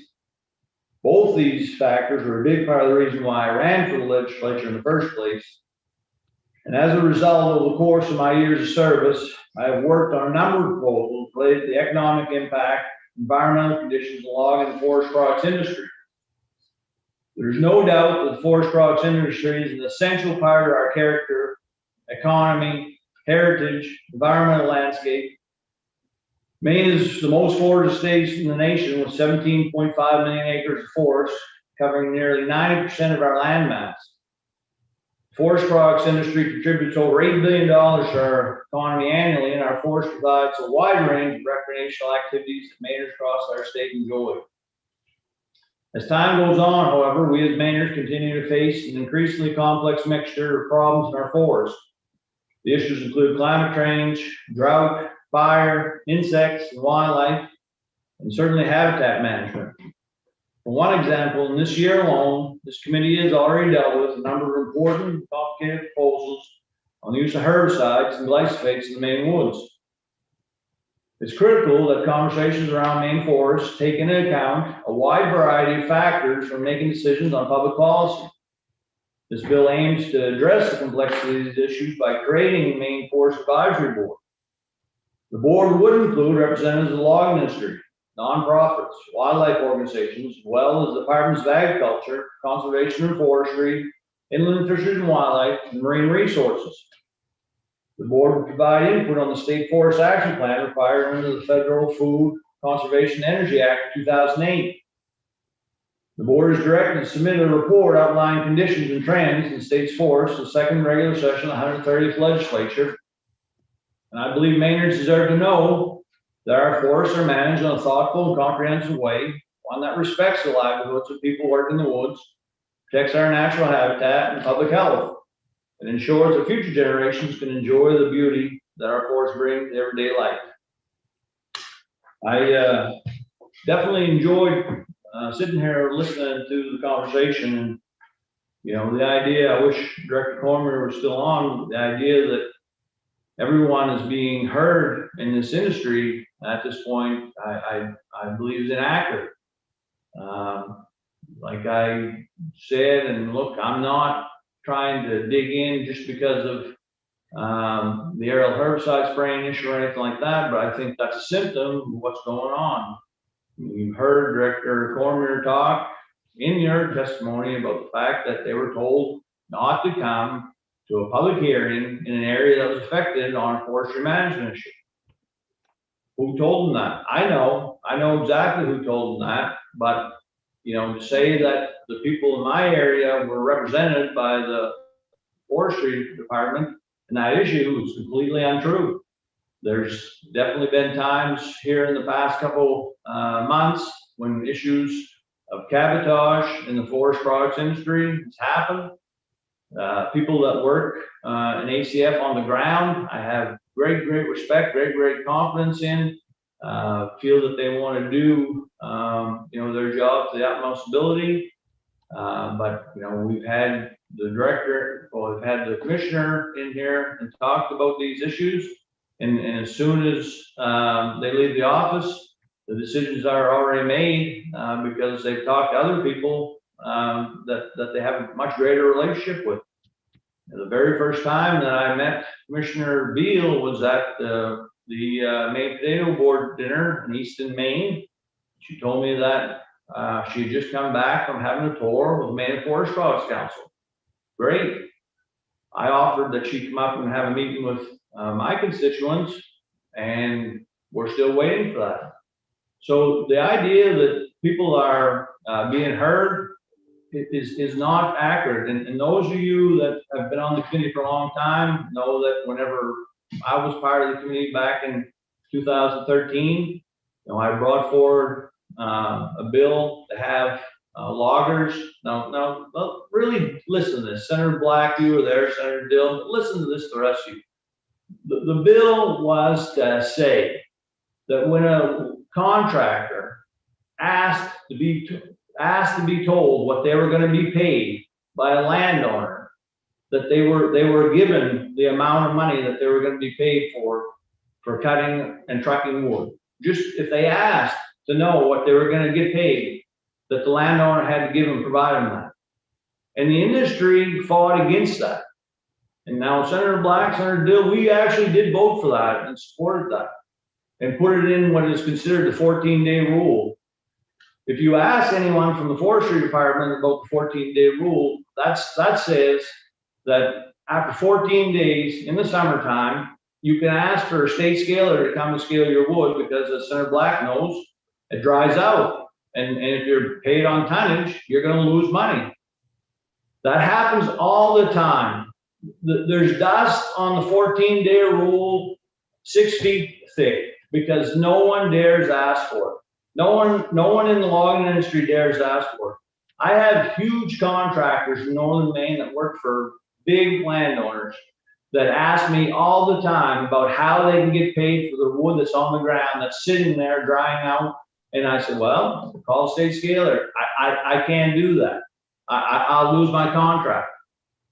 Senator Black, me and you talked about this the other day. The price of wood at home. Chairman Dale, can we keep this discussion to LD 1549, the current bill, please? Representative Underwood, I am talking about the reasons why this advisory council is needed. Continue, Senator Jackson. Issues like that need to have a place that people can speak about it in the daylight, not be afraid of being blackballed. And if they are blackballed, then there's a clear record of why they got blackballed, because they came in front of a government committee and talked about the issues that were affecting them when they asked government to help them, and no one did. And that is happening currently That's why having a commission that actually could go out and talk about this in the light and protect people, because the only way you protect these people is make sure that everyone sees what's happening. And that's why I want to thank Representative O'Neill for putting this forward. She doesn't work in the forest products industry. She did it out of the goodness of her heart. You all can think about whatever you think about me. I don't really care. But I know what's going on out there. I know that people are being affected by it, and government under all different administrations, Republicans, Democrats, and independents, has done nothing to help them. So if we want to continue to perpetuate this idea that you know things are great and we'll just pick things up, that's not the case.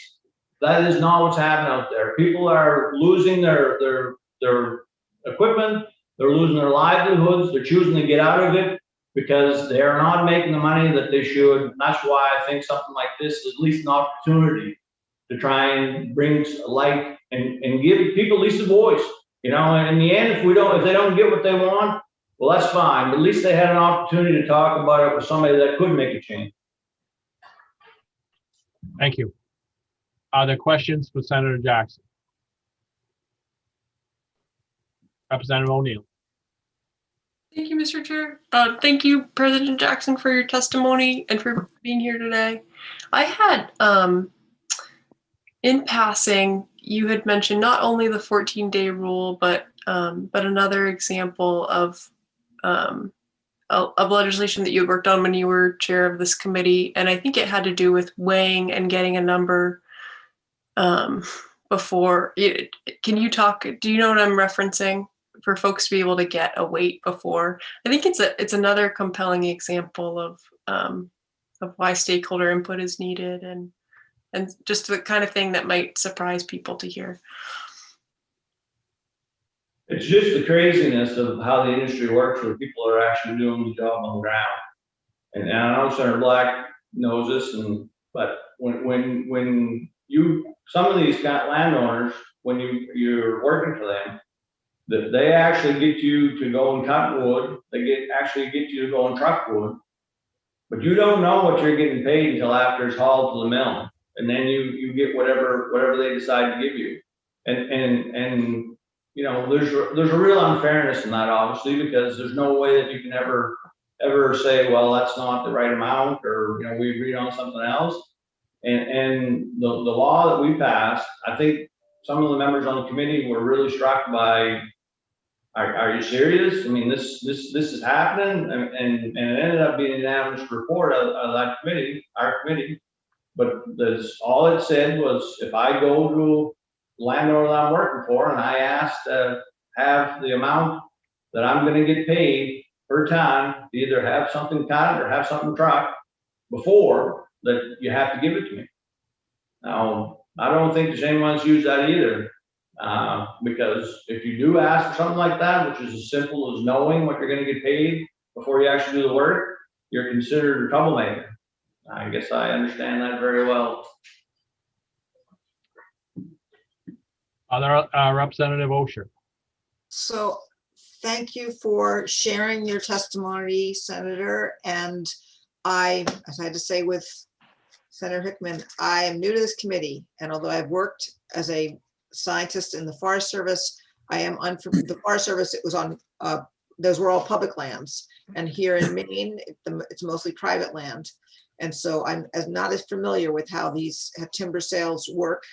So I would like to know a little bit more specifically how this proposed committee or commission will help with this challenge of people who are cutting trees, not knowing how much they're going to get paid for the work that they do, and feeling afraid to request government intervention to help make their, have them understand and know how much the work of their labor will be remunerated.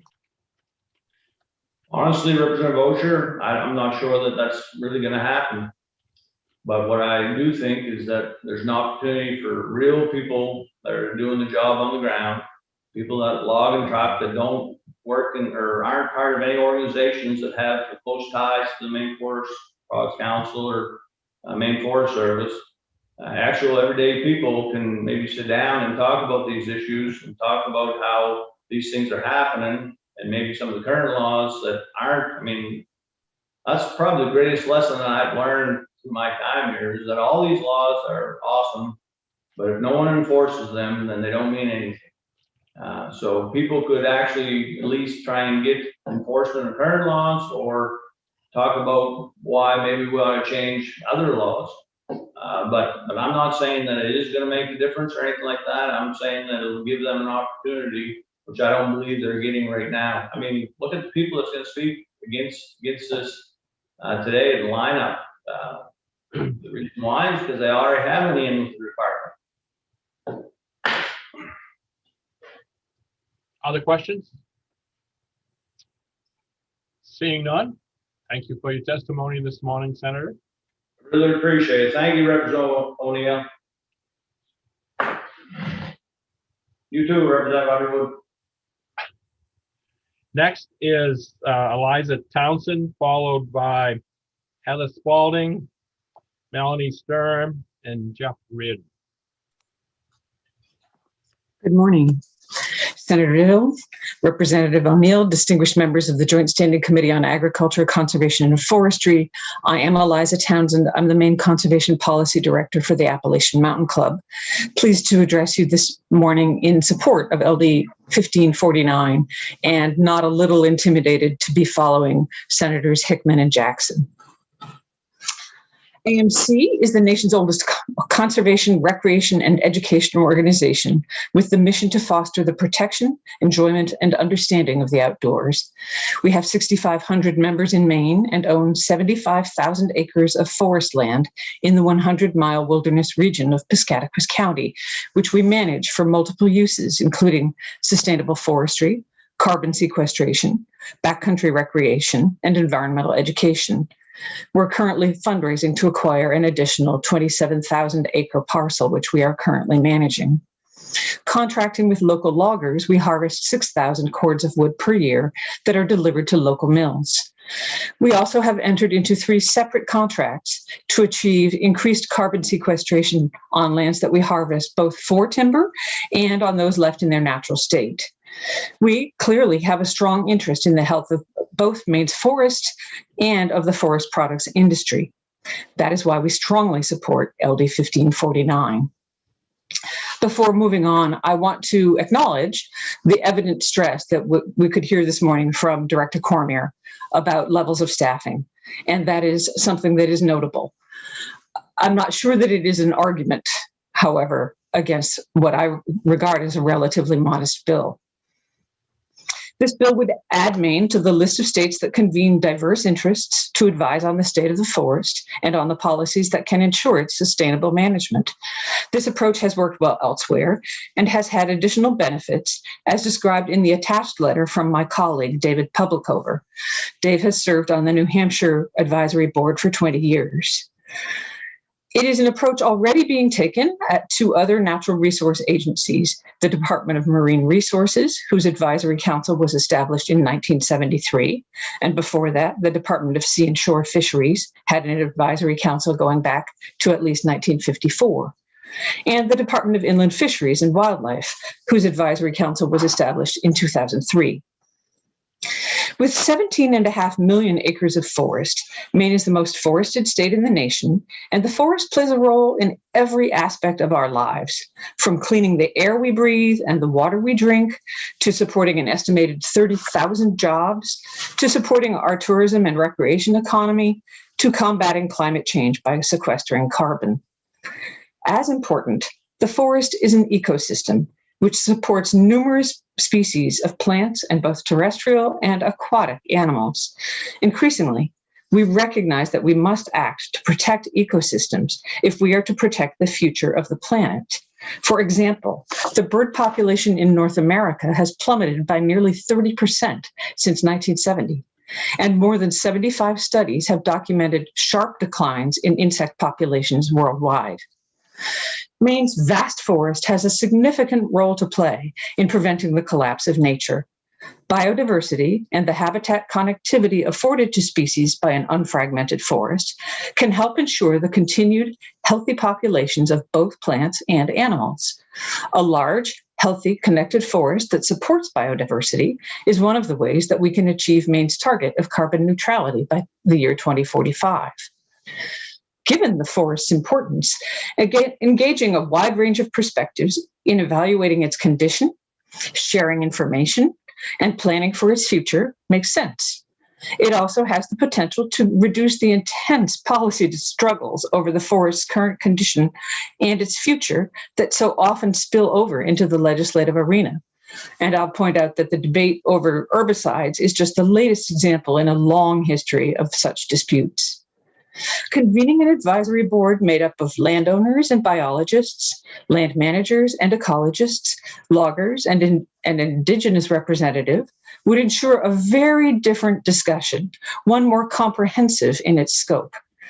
Looking at our forest comprehensively is what is called for as we look to combat climate change, ensure ongoing biodiversity, and support a robust forest products industry. Attached to my comments are a letter from Dave Publicover, who is a forester who has served, as I said, on New Hampshire's advisory board for 20 years. And I would just add to my comments that I'll be very interested to hear more about the concerns about funding. The Marine Resources Advisory Council receives no compensation other than expenses. We've all learned to live in the world of Zoom. It is possible to communicate in a variety of ways. And additionally, we heard that the Forest Service is communicating with a number of different stakeholders separately. I can imagine having these conversations in one place, which would be the point, and that I don't understand why that would take more effort than having multiple separate conversations. Can you please jump in and send us a Sure. Yeah, I'd be happy to answer questions. Are there any questions for Eliza? All right, seeing none. Oops. Representative O'Neill, slow with your hand today. It is. Thank you for your testimony. I wondered if you had anything to add. I'm sorry, did you say anything to add? I do want to encourage you to, I won't occupy more time by reading it, but please read Dr. Publicover's letter about his experiences in New Hampshire, where this format has existed for a good long time, and it has been very successful in bringing people together to have conversations that otherwise don't take place.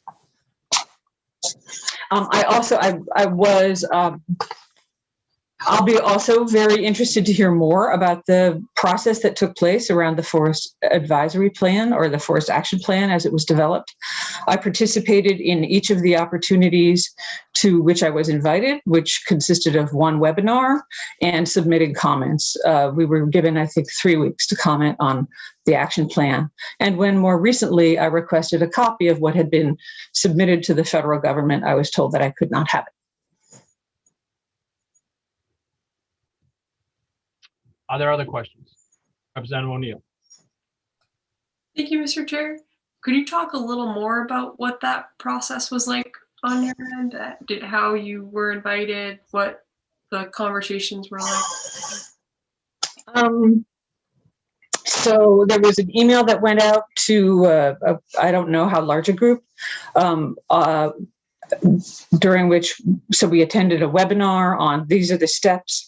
I think Representative Ogier, you have some experience in terms of, we were not invited to give input in that webinar in terms of the issues on the ground. We were told this was very much a listing of what the steps would be in order to submit the plan. And as I said, we were invited to comment on the plan in December. The draft that I saw was, I think slapdash is not too strong a word. It contained references to circumstances that no longer exist in Maine. It did not contain science on climate that was any fresher than 10 years old. It was a hodgepodge of cut and paste, frankly. And one might argue that this is an academic exercise. On the other hand, that we're forced to conduct in order to draw federal funds. And the Forest Service is highly dependent on federal funds. That said, it's a lost opportunity to look at it as something that you have to do and not something that gives you the chance to hear from a wide variety of people about what they're seeing on the ground and understand what is happening in this very large state is a lost opportunity. Thank you. Are there other questions? Seeing none, thank you for your testimony. Thank you. I would also remind all of our committee members to be respectful at all times, and if you do have a point of order, to please make it through the chair in the future as we move forward. So, thank you. Next is, I believe, Heather Spalding. Good morning, Senator Dill, Representative O'Neill, and members of the ACF committee. My name is Heather Spalding, and I'm Deputy Director of the Maine Organic Farmers and Gardeners Association, MOFGA. MOFGA supports LD 1549. It's important to us because while all of our members want Maine to have healthy forest ecosystems, most of our farmers and many of our members also have woodlots that they wish to manage in the spirit of organic land management practices. We run a low-impact forestry program, which includes loggers, foresters, landowners, farmers, and interested persons teaching, practicing, and advocating for ecologically based and economically sound forest practices. The Maine Forest Advisory Board would ensure that advice going to the Department of Forestry and other administrative departments would include input from stakeholders with demonstrated interest in forest ecology. We hope that the level of discussion would evolve so that environmental health would garner as much, if not more, consideration as do short rotation market interests. I serve on the Natural and Working Lands Working Group of Maine's Climate Council, which has prioritized an ambitious list of goals for supporting our forest ecosystem and economy. There's an incredible amount of work to be done to reach the goal of carbon neutrality by 2045, and we're just getting started. My written comments list 14 of those goals.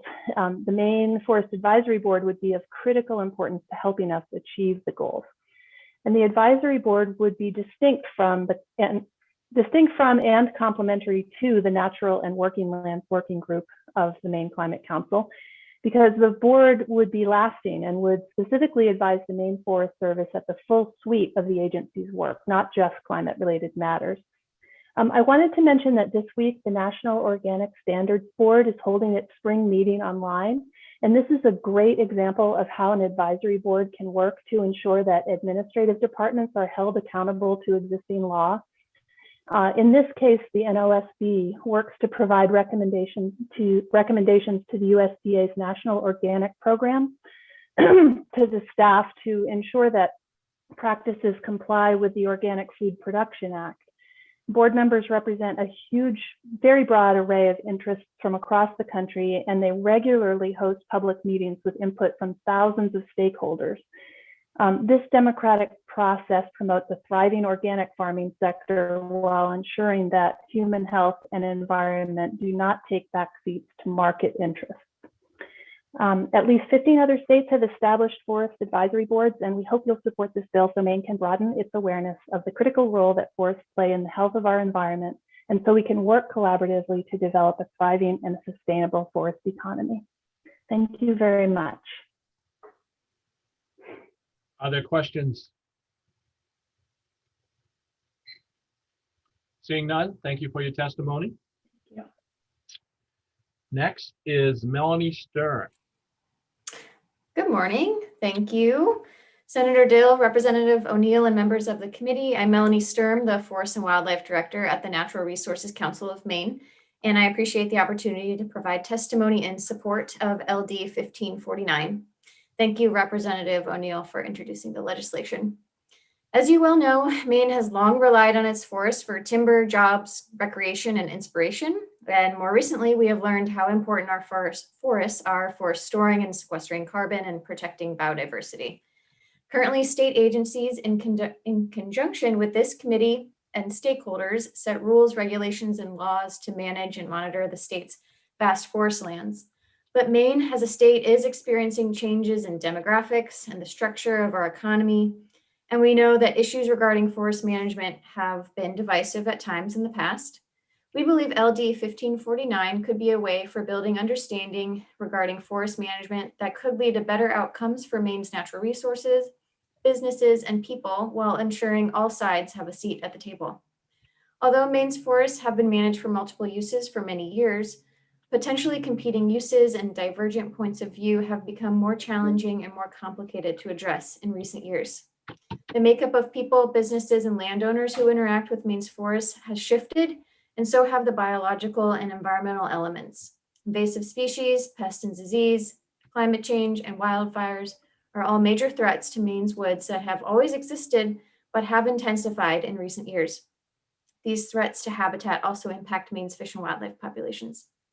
Given all this change and the continued importance of Maine's forests, we support creation of a Maine Forest Advisory Board as called for by LD 1549. This board would create a forum for evaluating forest resource issues through collaboration. Much like the advisory boards for the Department of Inland Fish and Wildlife and Marine Resources, this board would consist of a wide range of forest resource interests and would promote dialogue, develop policy recommendations, facilitate interagency information sharing, and ensure public participation. As you've heard, analogous forest advisory boards have been created in more than a dozen other states. In these other states, the boards have served an important role in helping depoliticize complex issues regarding the stewardship of public and private forest lands. Bringing diverse interests together to deliberate multifaceted issues and work towards common goals would be a benefit to Maine and an improvement over existing processes. For these reasons, I respectfully urge the committee to vote ought to pass on LD 1549. Thank you for your time. Thank you. Other questions? All right, seeing none, thank you for your testimony this morning. Next up, we have Jeff Reardon, followed by Dana Duran and Patrick Strout and Tom Doak.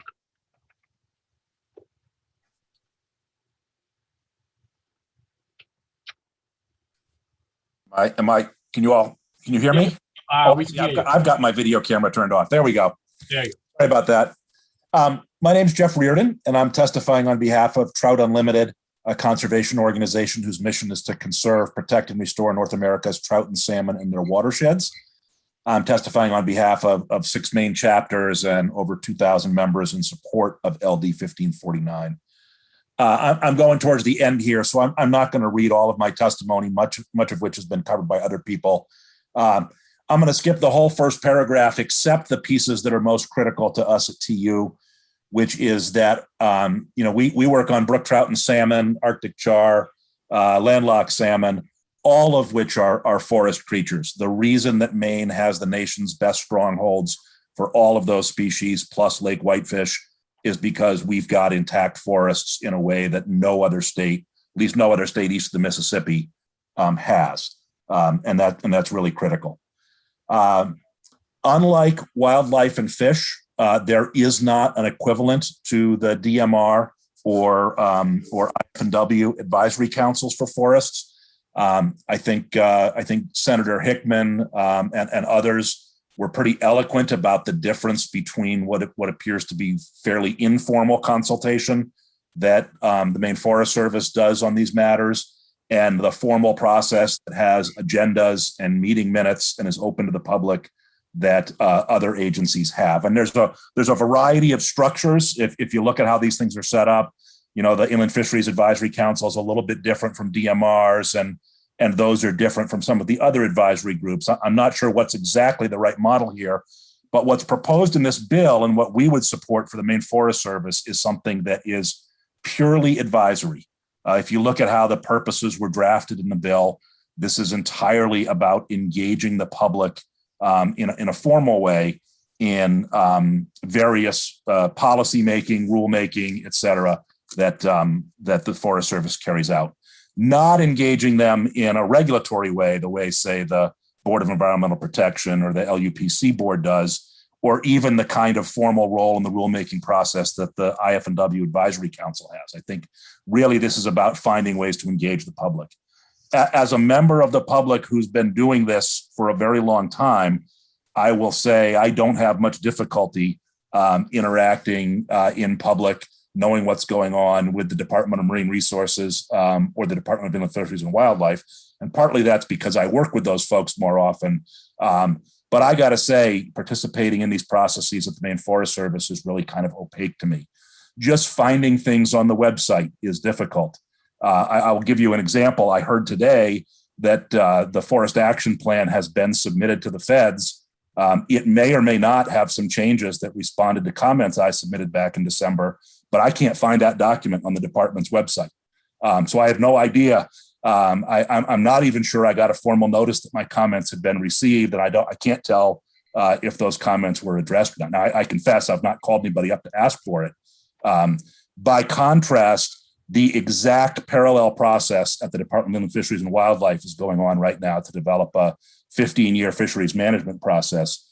That's been 5 years in the making, with literally dozens of people formally engaged on a variety of working groups, at least 6 or 8 public meetings, a formal survey that went out to randomly selected in-state and out-of-state license holders. And there's a website, the link is in my testimony, where you can go and you can see all the products that have been produced along the way.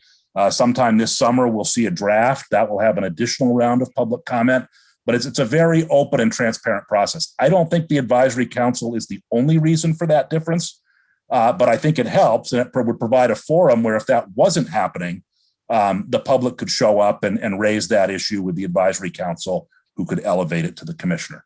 Can you finish up in a step two, please? And that is it. We strongly support this. We appreciate Representative O'Neill's suggestion of adding fisheries expertise to the board, and that's in my written comments too. And thank you for your time. Representative Schofield.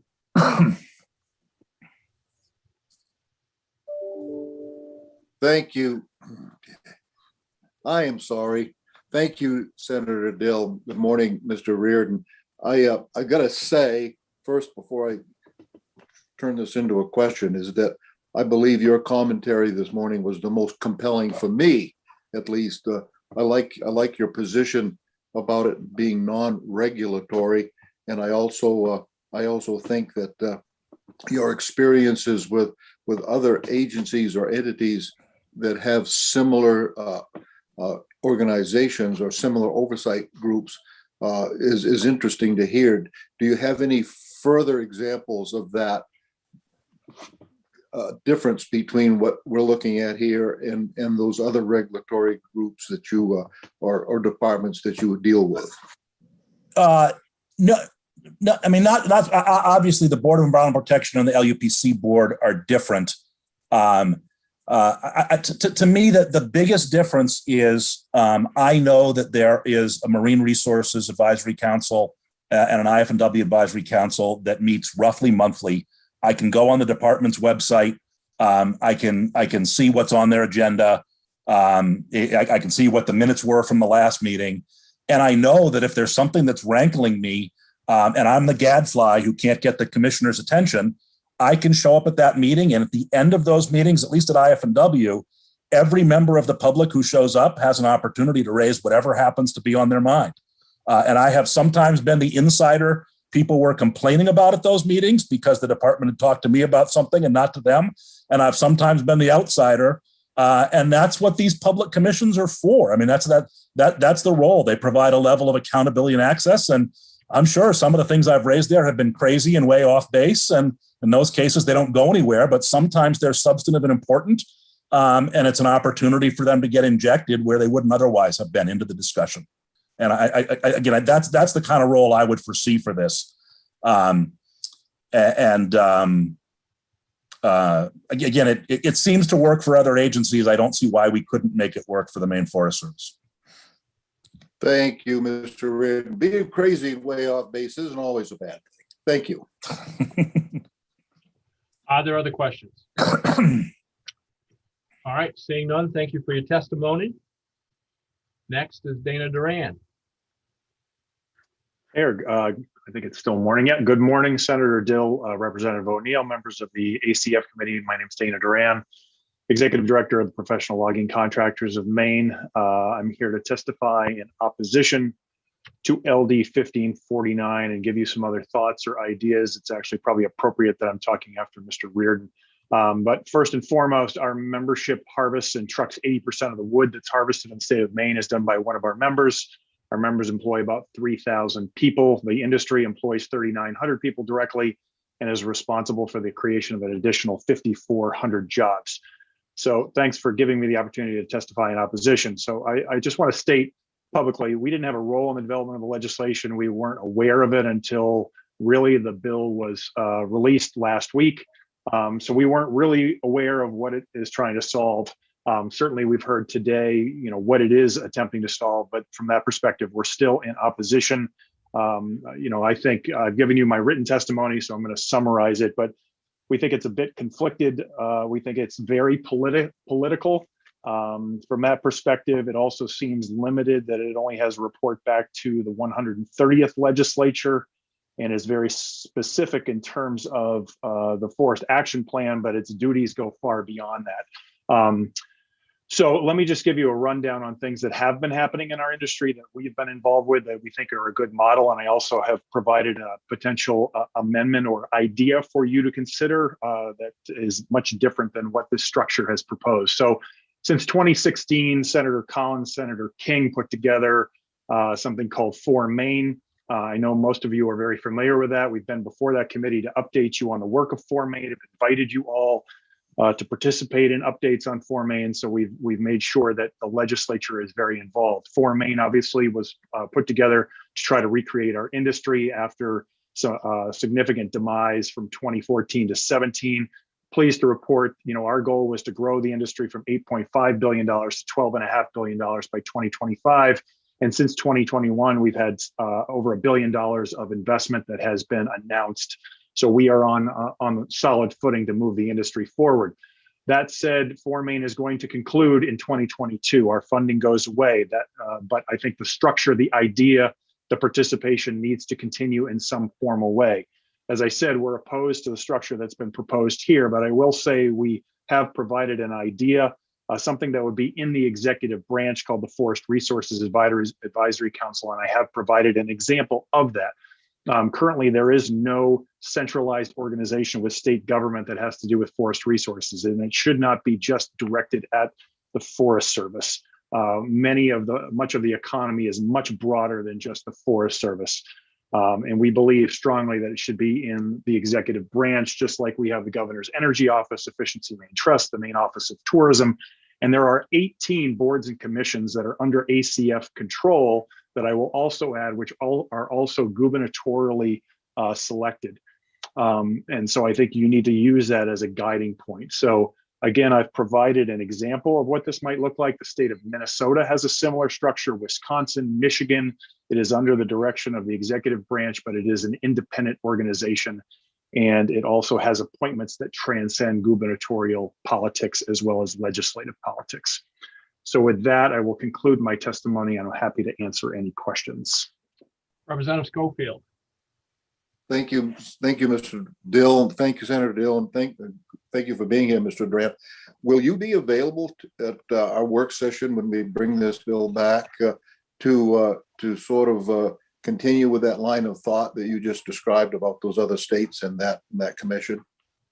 Sure, I would be happy to, Representative Schofield. I think for myself that would be an interesting alternative. Thank you. Sure. Representative O'Neill. Thanks, Mr. Chair. Thanks, Mr. Duran, for your testimony. Something I wanted to ask you about is, I heard you characterize this bill as political, and also to say that you weren't involved in the process with it. And I know that you and I have touched base about this. Mm-hmm. So I'm wondering if you could just please acknowledge that for the committee, that we have touched base about this. And I want to make it clear that I am always available for anybody to talk about issues with. And I would hope that going forward, just we can be respectful of one another, because my intentions are just to do good work here. So I think I've been very available.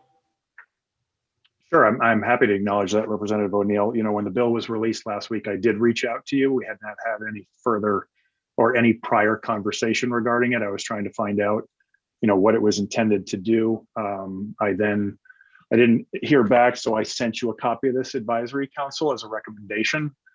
So that I think I will acknowledge, and that was our discussion. So I'm absolutely willing to acknowledge, you know, our conversation since the bill was released last week. Yes, we spoke. I think we spoke about the intent of it, and you understood the intent of it. All right, thank you. Are there other questions? Seeing none, thank you for your testimony. Next is Patrick Strout. Thank you, Senator Dill, Representative O'Neill, and distinguished members of the ACF committee. Patrick Strout from Exeter, Maine, Executive Director of the Maine Forest Products Council. We're opposed to this bill. We've noticed a lot of people talking about our forest in Maine.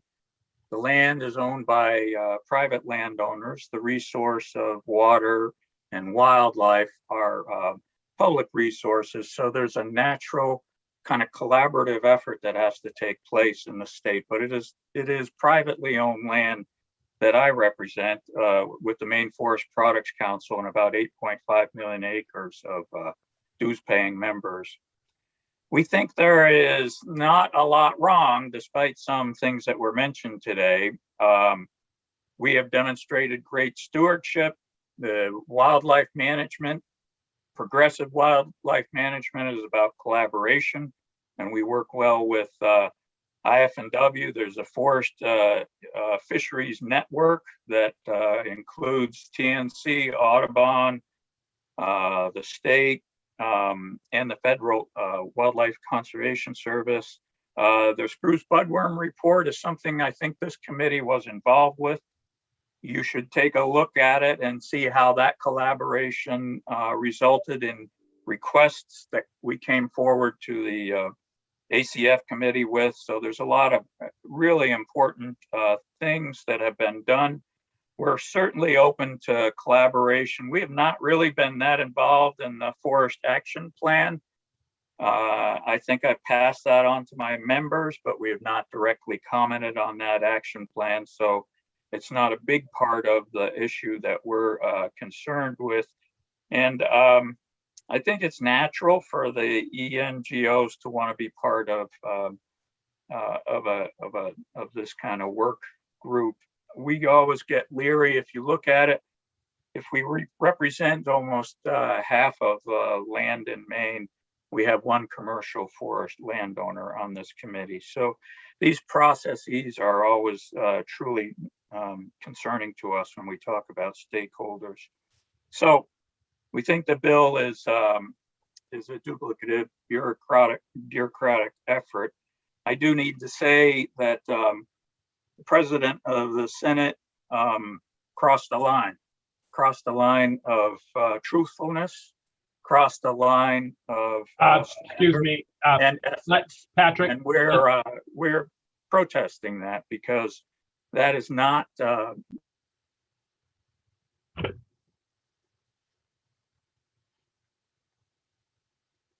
Patrick,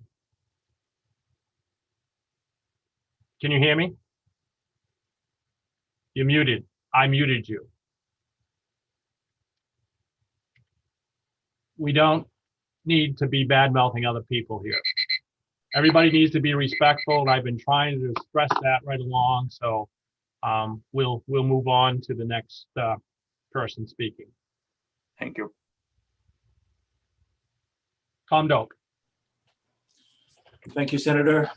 Senator Dill, Representative O'Neill, members of the committee. I'm Tom Doak. I'm the Executive Director of the Maine Woodland Owners. We're a statewide nonprofit organization that works with the Maine's family woodland owners. Those generally own a few acres of land up to several hundred. There are 86,000 of these smaller owners in Maine, and they own about 1/3 of the forest land in Maine. I'm a licensed forester, and I'm a former director of the Maine Forest Service. While this bill may be well intended, it creates a large permanent advisory group, which appears to duplicate existing efforts that are going on that have worked very well. And it seems to overlap the role of this committee in the legislature as the policy board, and adds confusion to the role of the Forest Service and the director of the Forest Service. We believe instead of one large permanent group, the more effective.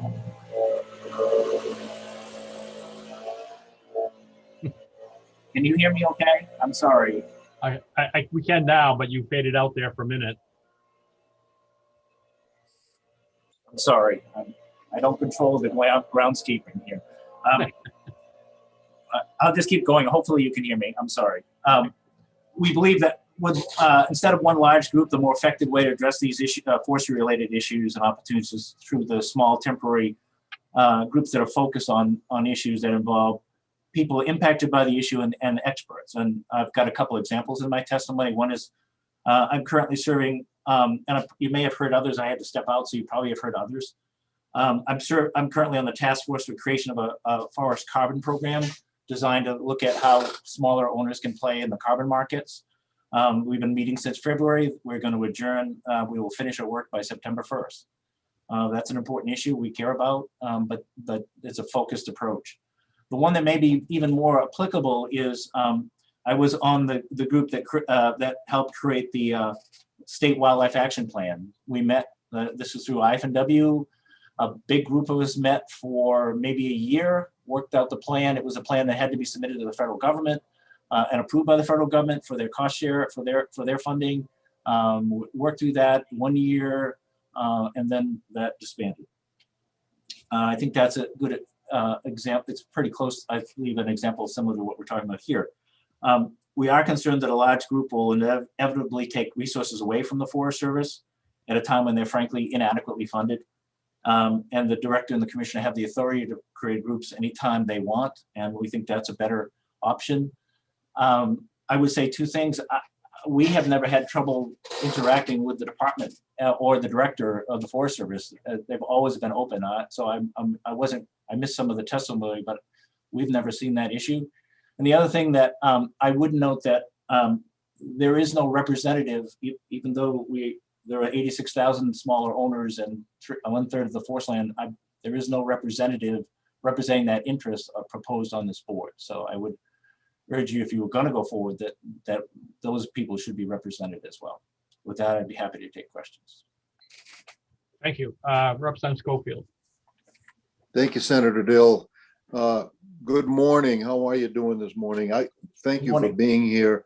I just and you may have missed some of this earlier, but there's been questions raised about the availability of the Maine Forest Service to folks and landowners and whatnot. And you represent smaller landowners. Can you elaborate on that a little bit, both as when you were with the director and also in your current position? How do you look at that availability, the way information is disseminated from the Forest Service, and the opportunities that people have to engage with the Forest Service currently and have their thoughts heard and their concerns addressed? Can you just elaborate a little bit about that, Mr. Doak? Sure, Representative Schofield. I had to step away, so I probably missed a bunch of what has been said, but I picked up a little bit. Sir, in my role now, I mean, we have had a really good relationship with the department, and it frankly didn't matter who with the Forest Service, and it really didn't matter who the director was. There's a very good. It's very easy to interact with the Forest Service. We've never had any issue, or the department itself. And I think our members feel very comfortable. Have had very good success whenever there's an issue. They know folks and they are able to talk with them. So I've never had a complaint from any member saying I'm having difficulty talking to someone in the Forest Service. In fact, it's usually the opposite. Very incredibly helpful to them. So I don't know. I mean, as director, when I was director, it's a critical role for the Forest Service. And I think something taken seriously. And if there are some issues that have been raised and I didn't hear those, then let's fix them. But it's not something that is intentional. I'm certain of that. There was an issue raised earlier, if I may, Senator Dale. There was an issue raised earlier about folks maybe not getting their scale right, and to call in a state scaler would be detrimental to their work environment or to their job security because of things that could happen. In your role as today, if someone were in that position, what would you say to them about calling in someone to scale their wood, or the price that they were being offered for the wood based on what they actually got, that sort of thing? Talk to me about that a little bit, if you would. I would have no hesitation telling someone that they should, if there's an issue here, get the proper person and call I think this is the question you're asking me. Get a hold of the Forest Service or the state scaler, or I guess it's in the Department of it's not in the Forest Service, but and deal with it. And you should feel comfortable doing that. So go right ahead and do it. I mean, I will often, if I have members that'll call and have some issue, and I'll help them get to the right person in the Forest Service and say, this person can help you, and I'll help you, but this person can help you. This is the person that you should talk to, and they're going to be very helpful. And I've never heard anything back other than, gee, that was great. I appreciate the help. So, I mean, I'm sure there's some cases that aren't good. There always are, but it is not. It's not nothing widespread that I have seen. Thank you. Representative Fluker. Thank you, Mr. Chair. Thank you, Mr. Doak. I've back when Woodland Owners of Maine was SWOM, I was a member for many years. Well, we should have you back then. Yeah, I think it's just a matter of sending you a check. That's all it is. Okay. On this, it has a representative of land trust with a statewide presence. I know SWOM has a lot of land and trust. Do you not feel like that position would allow you entry into the board? Well, I mean, there are tons of land trusts in the state, and I didn't see us there, but I didn't, I saw like two logging interests there and things like that, but I didn't see, smaller owners and things like that. Yes, we do have a land trust, but we have a land trust program and own 8,000 acres of land, but that's not our principal work. We are an educational organization, so I'm assuming a full-time land trust would take that spot, but that was my assumption. Yeah, I had actually looked at the list with the idea of SWOM in mind, and I thought that maybe also the nonprofit corporation that owns a large amount of forested land might also get you a spot. It depends on how you define large amount of land, I suppose. But for sure. Thank you for thinking of us. So. I do. Thank you very much. Thanks. Let's see. Next is Representative O'Neill. Thank you, Mr. Chair. Thank you, Mr. Doak, for your testimony. Your members were contemplated in this process, and I'd be happy to connect with you before the work session to talk about that. I wondered if you could talk a little bit more about that wildlife action plan for IFNW and how that served as a parallel with all the meetings that led up to it and the public process stakeholder, similar to what Mr. Reardon had mentioned too. Sure. It was appointed by the commissioner, a group, and it was a room full of folks. I don't remember how many, but a room full of folks that all had interests in the forest and wildlife in some fashion. And appointed by the commissioner, I think they staffed it temporarily. They had some of their staff, but also an outside contractor helping with the development of it. It was a required 10-year plan that the department has to submit to the U.S. Fish and Wildlife Service and have that approved. And the work, I think it was about a year that we worked on it. And then they sent it out for public comment and that kind of thing, and then got the changes and then sent it off to the federal government for review. And it sounded to me like that was very similar to the state forest plan, the same kind of requirements and things like that. There's a public input requirement in that report, and it sounded very similar to what I thought the bill was trying to do with. Okay, thanks. So it was department initiated, but it was more of that formal process where over a year folks got to meet. You know, it was I mean, there were some required elements in there, but the group was able to, say, these are the priorities, these are the things that are really important for on the wildlife side, and work with it. And so I wouldn't call it it was a formal process, but certainly the meetings were, a lot of give and take and things like that. They were open. I believe they were open for the public to watch if they wanted to. I don't remember people showing up for that, but they did. They actually held, I think they actually held a public hearing at some point, but it wasn't well attended.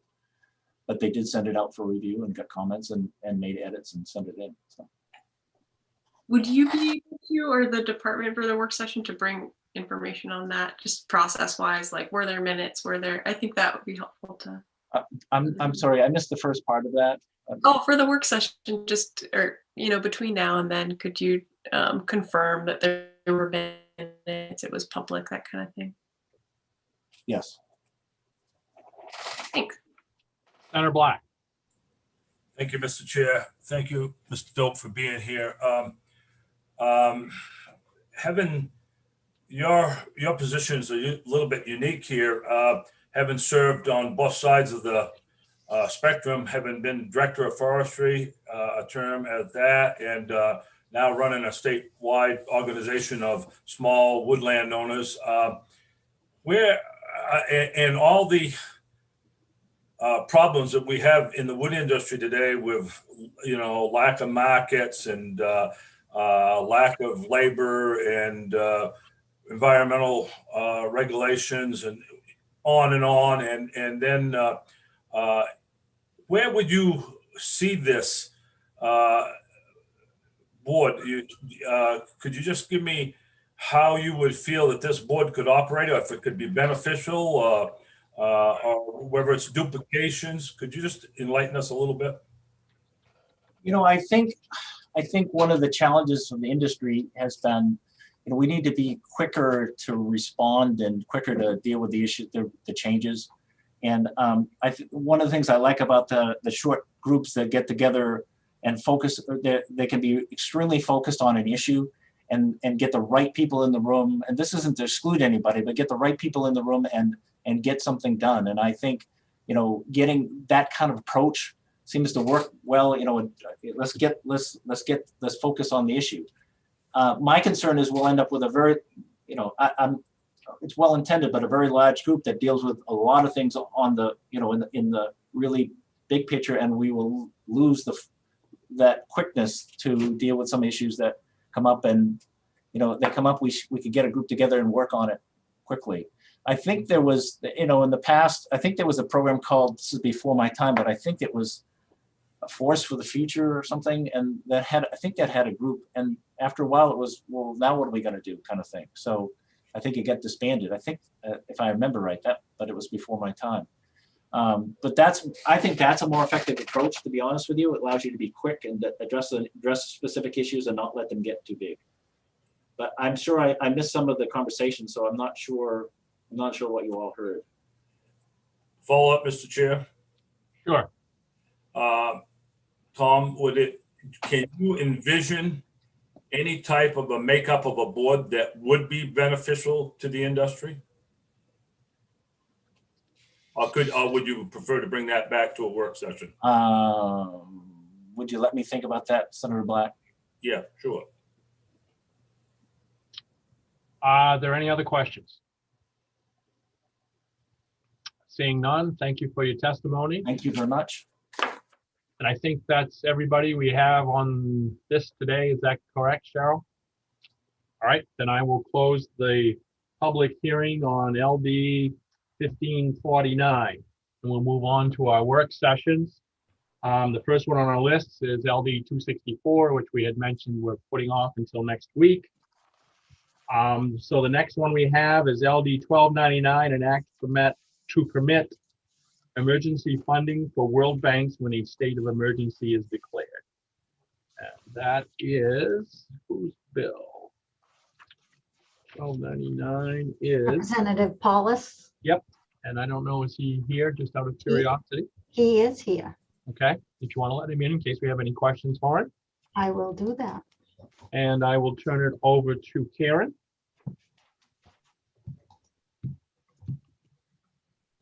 Good morning. We have 7 more minutes till afternoon. So this bill proposes to authorize the governor to distribute up to $400,000 from the Maine Budget Stabilization Fund during a state of emergency to nonprofit entities, including food banks, food pantries, and soup kitchens that provide or distribute food to low-income, indigent or unemployed individuals or households without charge. So the Good Shepherd Food Bank of Maine testified in favor. Their testimony talked a lot about their role in responding to the COVID-19 pandemic throughout the state. And their testimony said that they spent $8.5 million more in the pandemic year than in the year prior, with about $7.5 million of the cost growth attributable to the pandemic. And based on their financials, fiscal year 20 financials, 87% of the revenue is attributable to private contributions and philanthropic grants. And if you include the value of donated food, that would be closer to 96%, according to their testimony.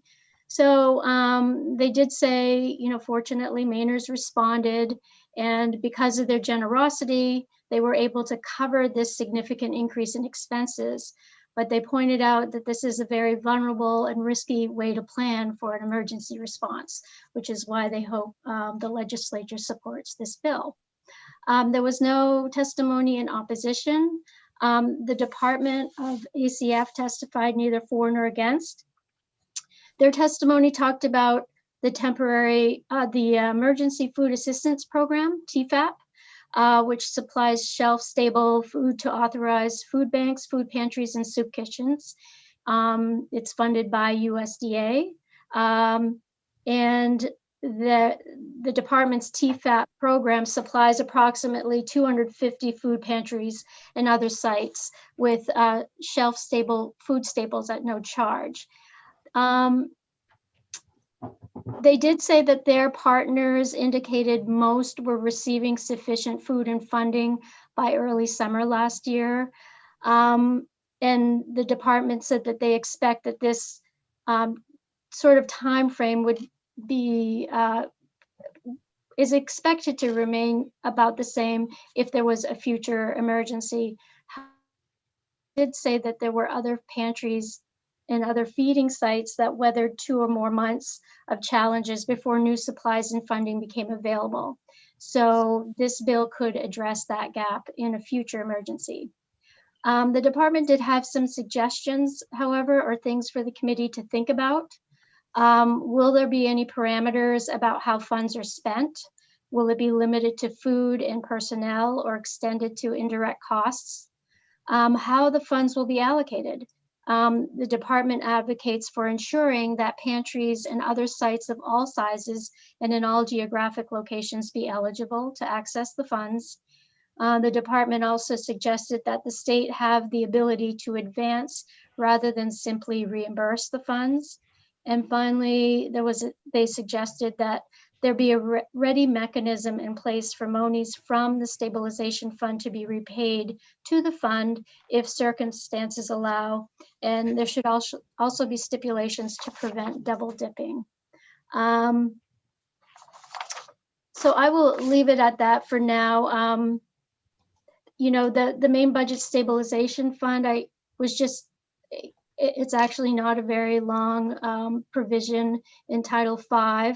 And it appears that I was just looking for something that would be similar to what this bill is proposing. And the only sort of 2 other things is there's a subsection 6 that provides the governor shall allocate funds from the stabilization fund to pay for death benefits for, state police, fire marshal, MEMA, that sort of thing, corrections. And then subsection 8 talks about transferring money to the Military Training and Operations Program within the Department of Defense. So I'll Are there any questions for Karen? We also have a couple folks here from the department, if anybody has any questions for the department. All right, Representative Hall. I believe this is a good bill. I would like to move ought to pass. It's been moved ought to pass, seconded by Representative Landry. Further discussion, Representative Schofield. Thank you, Senator Dill. I too am in favor of it, but I would like to, there were a half dozen additions that the department came up with that Karen just read. I was wondering if we could include those as in the bill as an amendment, or what the process might be. Yes, if you want to ask Representative Hall if that's, he'll accept that as a friendly amendment. And then if he does, we'll still discuss the bill. And as I say, we do have the department here if you have any questions for them. I would accept that as part of my motion. Representative Landry? Yep, okay. So do you have any questions, especially since you suggested it, perhaps Representative Schofield, around what the department had suggested? As I say, we have Lee Hallett and we have Nancy McBrady here, so. Perhaps Ms. McGrady might respond to that, those suggestions, which would now be part of the amended version. She might comment on those, please. Thank you. Sure. Good morning, Director McBrady. Whichever one of you is the most appropriate, you can let us know. Hi, good morning, everybody. Thank you. I'm Nancy McBrady. I'm the Bureau Director at the Bureau of Ag, Food and Rural Resources. And also with me here today is Lee Hallett, the Director of our Agricultural Resources Development Group. And she has firsthand knowledge about TFAP and many of the things that were spoken about with this bill today. So I may defer to her, but appreciate the questions about our testimony.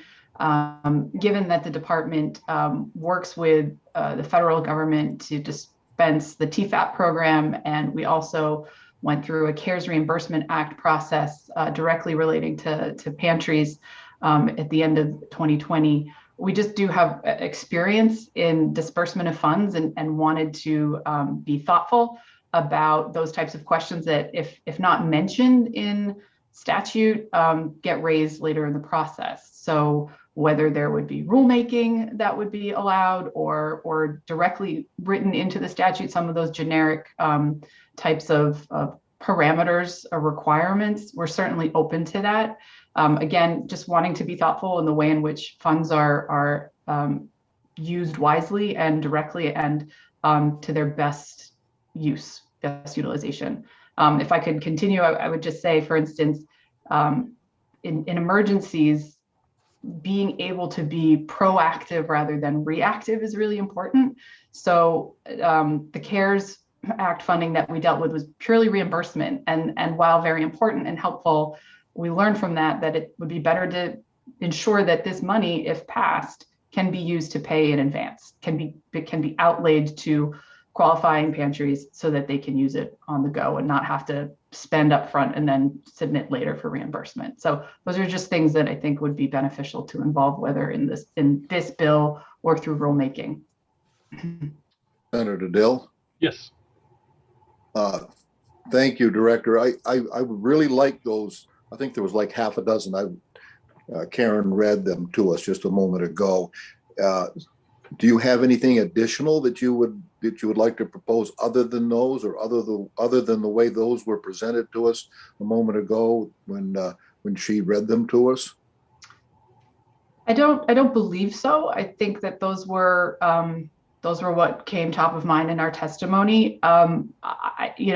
It's always a delicate balance of wanting to provide guideposts in a statute, in statutory language, as opposed to being so descriptive that you've missed your opportunity and then can't do something later without coming back to the legislature. So, perhaps there could be language fashion that just allow for the development of parameters by the authority that would dispense the money.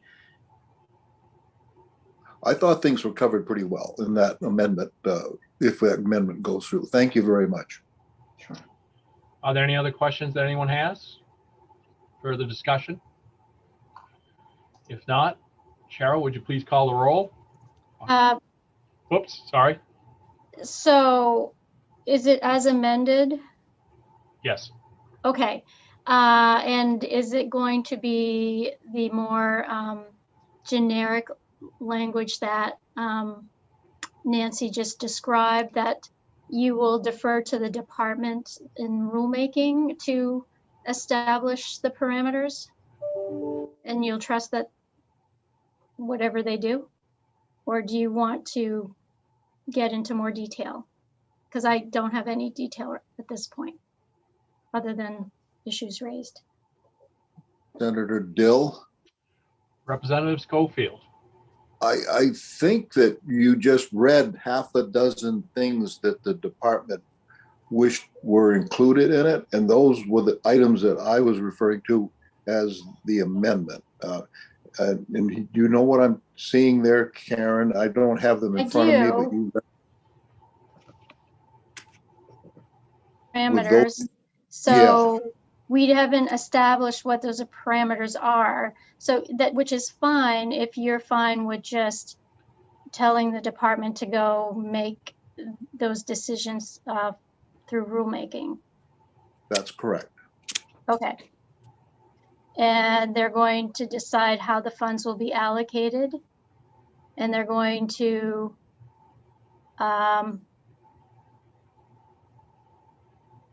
I guess we're going to direct them to have the ability to advance rather than just reimburse.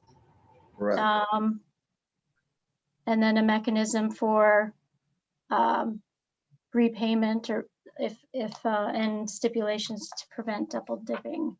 So I guess that could be spelled out in unallocated language, and they would be routine technical rules. Correct. Okay.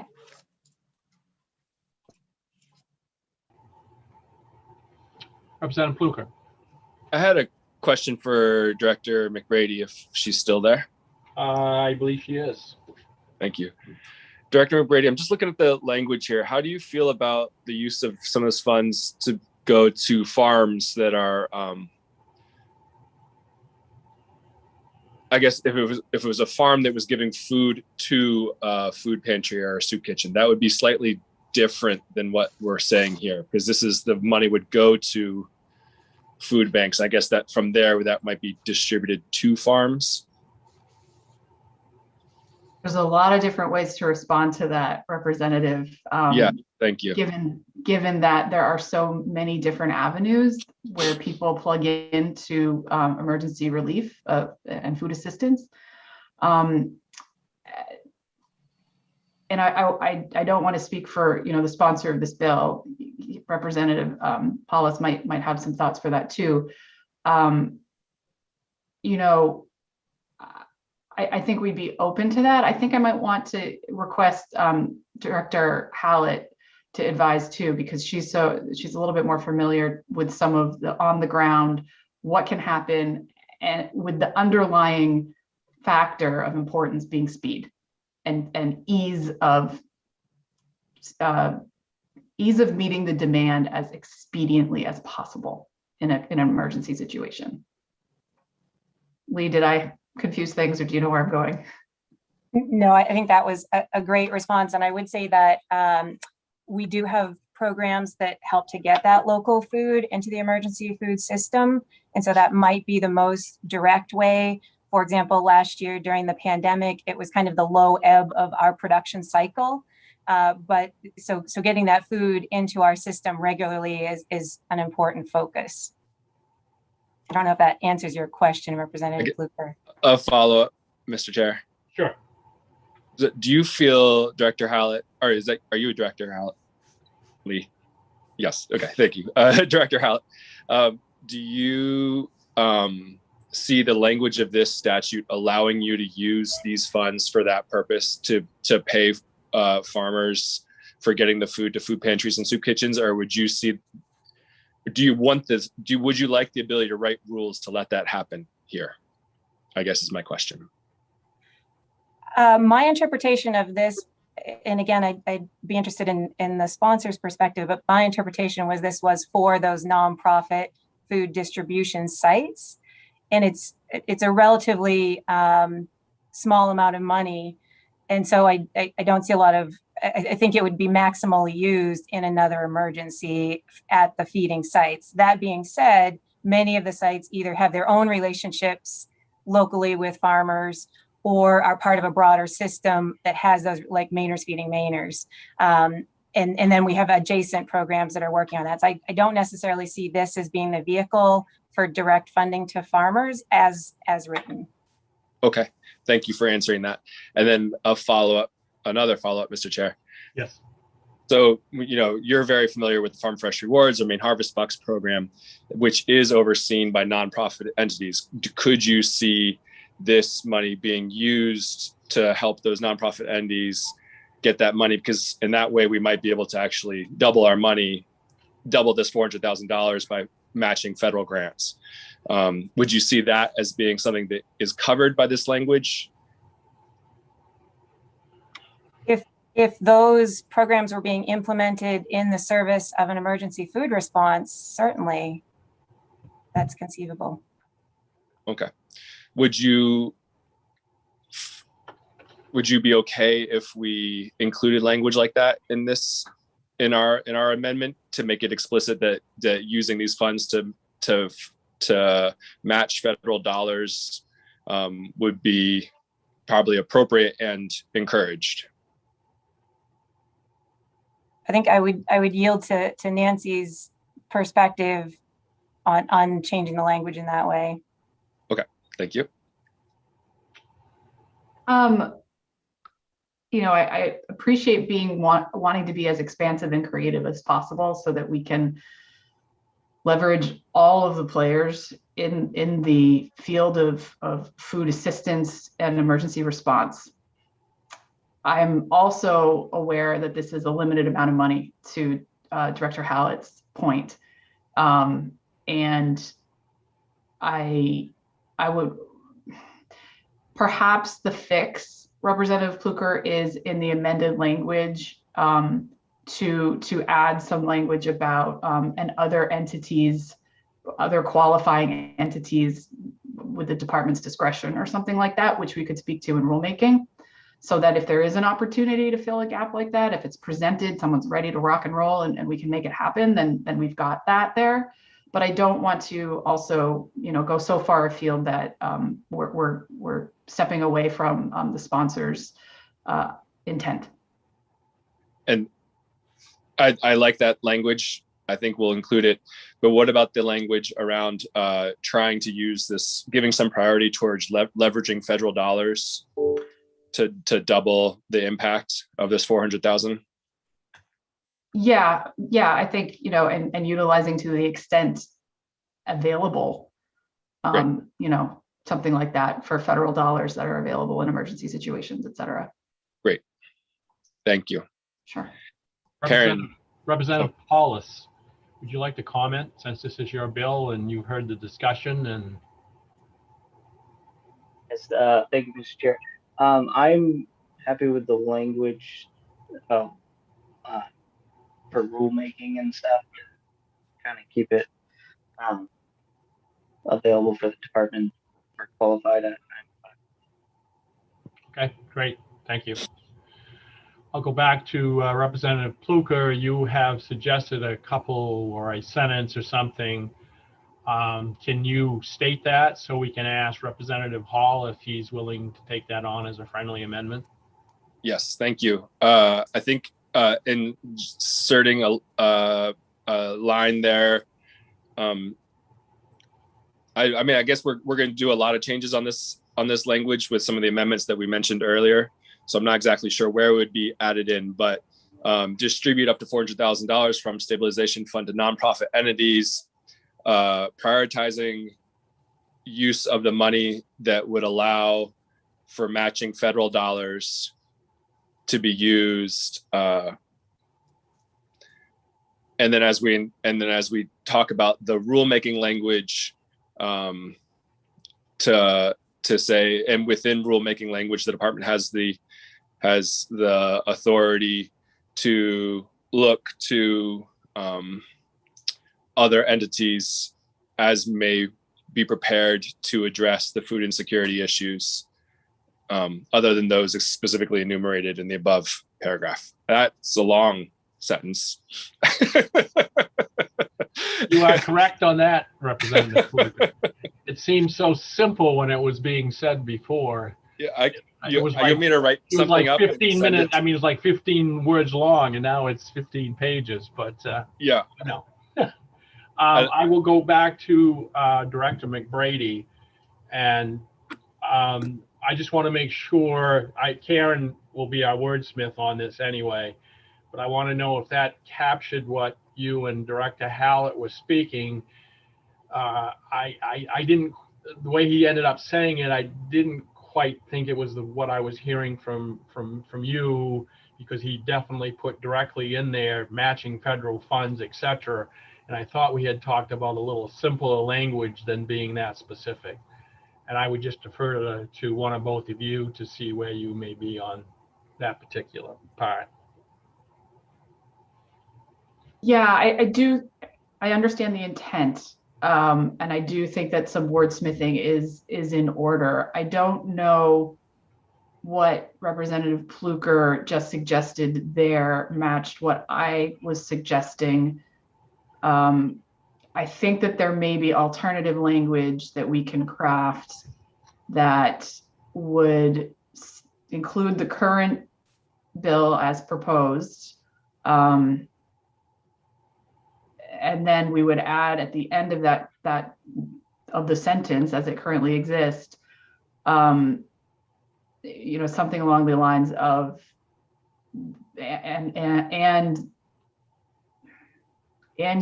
utilize or leverage the funds to match federal dollars or federal programs. I'm losing my own train of thought. I apologize for this. I'm glad you didn't have any I'm easier sorry, time. I'm not trying to be a total wordsmith right now. I'm going to bore the heck out of you all by doing that. But I think that there's just a way at the end of the current sentence to add some sort of catch-all phrase, giving the department the discretion to also utilize the $400,000 as match for qualifying food programs, federal food programs. All right, I'm sure Karen has captured that very nicely and will read that back to us on the language review. But I think we have the gist. So I will go back to Representative Hall to see if he's okay adding that bit into the amendment. I would be fine with adding that into the amendment. My only concern is that we make it so difficult that the money wouldn't be available when it need to be available. And I just don't want us to see that writing language in there that we have to have matching funds from the federal government. So, but I'm good with what you come up with. Thank you. And seconded, okay, Representative Landry? I like it, but I'm afraid we lose the emergency bit of the whole thing, $400,000 to take care of an emergency situation. I'll go with it, but I'm just concerned that, Well, may tie things to people who need the money. Yeah, and I think in the language review, we'll see how it comes out, and we'll have this discussion again, but I think we have a kind of a working piece to vote on here, I hope. So, Karen, try to keep it as simple as possible, please. All right, we do have a Yes, motion. sir. We do have a motion on the floor. Yes. By Representative Hall and seconded by Representative Landry. Is there any further discussion? So I'm just assuming that I can work with Director McBrady on the most elegant way to say what you all just said.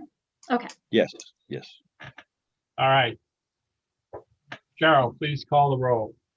I will. LD 1299 ought to pass as amended. Senator James Dill. Yes. Senator James Dill, yes. Senator Russell Black. Yes. Senator Russell Black, yes. Senator Chloe Maxman. Yes. Senator Chloe Maxman, yes. Representative Maggie O'Neill. Yes. Representative Maggie O'Neill, yes. Representative Randall Hall. Yes. Representative Randall Hall, yes. Representative Thomas Schofield. Yes. Representative Thomas Schofield, yes. Representative Lori Osher. Yes. Representative Lori Joseph Underwood, absent. Representative Scott Landry. Yes. Representative Scott Landry, yes. Representative Bill Pluker. Yes. Representative Bill Pluker, yes. Representative Jeffrey Gifford. Absent. Representative David McCray. Absent. Representative Susan Bernard. Absent. 9 yes and 4 absent. Okay, on LD 1299, an act to permit emergency funding for food banks when a state of emergency is declared, ought to pass as amended, 9, 0, and 4, so it does pass. And I will close the work session on LD 1299. And here's where we are, folks. It's 1219. We got 3 bills left. My suggestion is that we skip over 1407 and go to 282 and then on to 586, which my understanding should be those two should be very fast. If I understand from the sponsor, which is Representative O'Neill, one will be ought not to pass and the other will be asked to carry over. So we can do those votes and we'll break for lunch and do 1407 because I have a feeling 1407 with an amendment and stuff could take us a little while, but I'm not sure. That would be my suggestion unless someone else has anything else. That looks like everybody seems to be okay with that. Thumbs up, okay. All right, so I will open the work session on LD 282. Karen. So the title of that one is an act regarding Maine agriculture. It is a concept draft. And summary says it proposes to enact measures regarding agriculture in the state. And it's Representative O'Neill's bill. So I'll defer to her. Representative O'Neill. Thanks, Mr. Chair. I would move ought not to pass on this bill. Is there a second? Seconded by Representative Landry. Okay, go ahead. Please call the roll.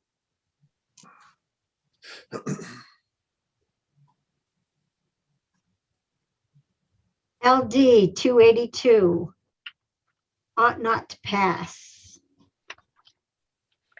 Senator James Dill. Yes. Senator James Dill, yes. Senator Russell Black. Yes. Senator Russell Black, yes. Senator Chloe Maxman. Yes. Senator Chloe Maxman, yes. Representative Maggie O'Neill. Yes. Representative Maggie O'Neill, yes. Representative Randall Hall. Yes.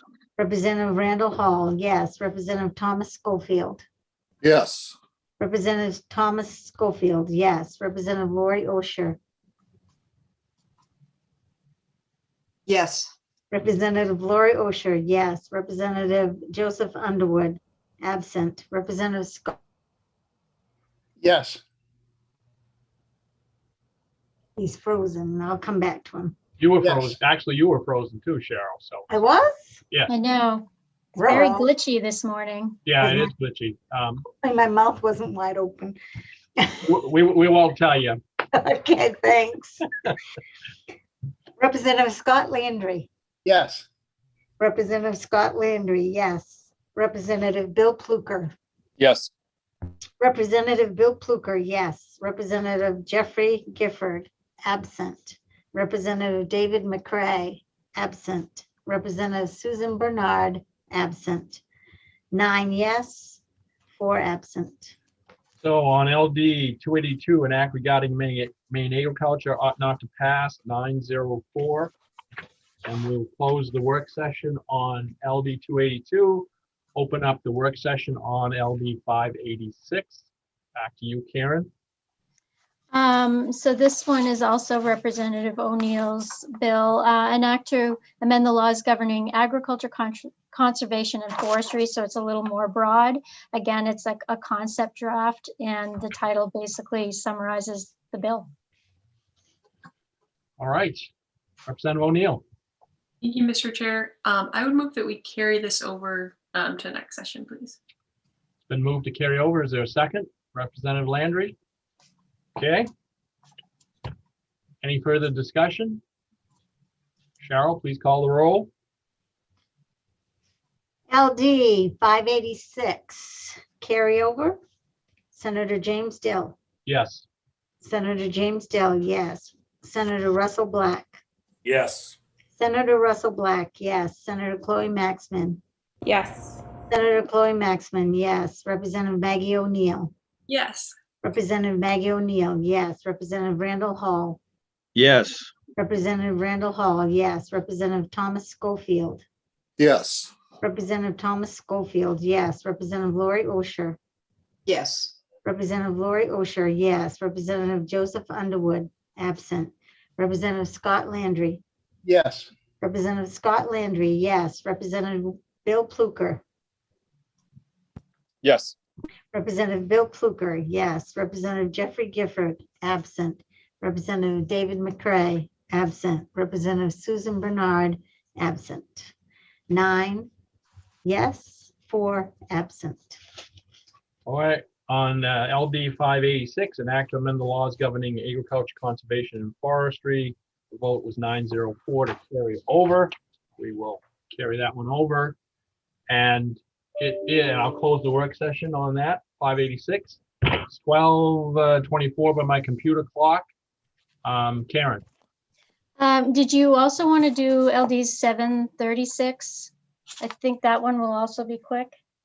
what is 736? I don't have a number. So this is Representative Grohosky. It's another concept draft. It's an act to enhance the ecological reserve system. And she did request that this bill be carried over. And she sent you all, or the chairs at least, an email a couple weeks ago in April. And then I think the full committee also received a communication from some organizations saying why they support that idea of carrying the bill over. Sure. Representative O'Neill. Thanks, Mr. Chair. I move that we carry this bill over to next session. Okay, is there a second? Seconded by Representative Landry. Any further discussion? Seeing none. Cheryl, please call the roll. LD 736, carryover. Senator James Dill. Yes. Senator James Dill, yes. Senator Russell Black. Yes. Senator Russell Black, yes. Senator Chloe Maxman. Yes. Senator Chloe Maxman, yes. Representative Maggie O'Neill. Yes. Representative Maggie O'Neill, yes. Representative Randall Hall. Yes. Representative Randall Hall, yes. Representative Thomas Schofield. Yes. Representative Thomas Schofield, yes. Representative Lori Osher. Yes. Representative Lori Osher, yes. Representative Joseph Underwood, absent. Representative Scott Landry. Yes. Representative Scott Landry, yes. Representative Bill Pluker. Yes. Representative Bill Pluker, yes. Representative Jeffrey Gifford, absent. Representative David McCray, absent. Representative Susan Bernard, absent. 9 yes, 4 absent. Okay, on LD 736, again, the vote was to carry it over 904. And with that, if there's nothing else for right now, it's 12:26. So why don't we come back at 1 and we'll do 14:07. Thank you, everybody.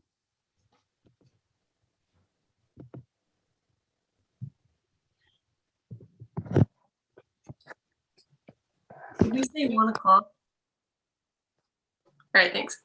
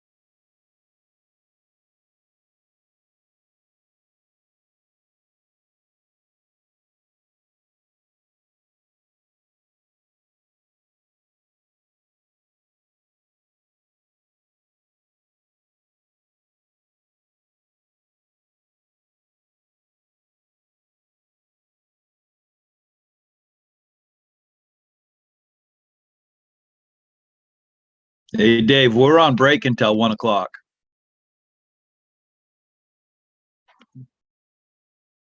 Okay. So I'd let you know.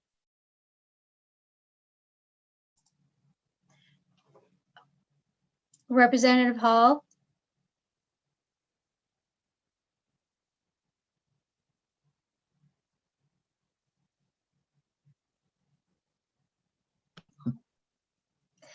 hi. Yeah. I'm trying to, we need to meet about next week's schedule after the work session today. Okay. I did message, I know Senator Dill knows that, and I did send a chat message to Maggie, although I didn't hear back from her. So I don't know if you can text or reach out to Senator Black, but if you're available, I mean, at a minimum, I need, the chairs of the committee, but if you would like Sure. to attend. So I can't send a Zoom invite though, because we don't know what time we're going to end. So we'll figure it out at the Okay. end how to do it. Okay, I'll let Russ know. I just was on the phone with him, but I'll call him right back. Thanks. Okay, thanks. Yep, yep. Hey, Karen, I can just turn off the YouTube, and everybody else will sign off and we can stay on afterwards. Okay. Yeah, and I would include Yeah, that would work. there would be no attendees either. Right, that would be Just we the 5 of us. Yeah. Yeah, no Okay. problem. Yeah. Okay, Karen and/or Cheryl, I'm back. And I don't know where we are as far as what has been done and what has been voted on and how to go about recording my vote. Yep. So all we have left is 1407. And so Cheryl could take you through the votes that have been taken. And yeah, that would be great if she could get your Okay. vote. We voted a couple more carryovers, and one ought not pass and one ought to pass as amended. Okay, very good. Cheryl, if you would help me Yeah. out. I can do that, but I think we need to be online with the rest of the committee before I can take your votes. Oh, yeah. So maybe we could ask the chairs if we can do that right at the beginning. Oh, he's I shaking see his head. Senator Dill nodding his head. He's listening to us. Yes. Don't say anything bad. All right, we'll see you in a few minutes.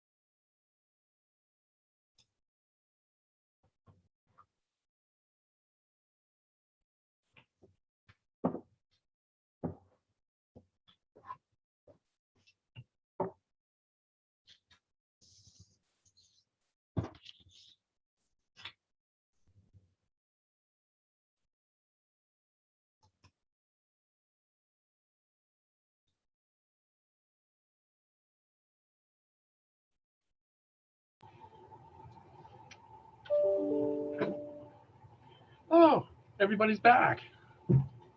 Ah, the important ones.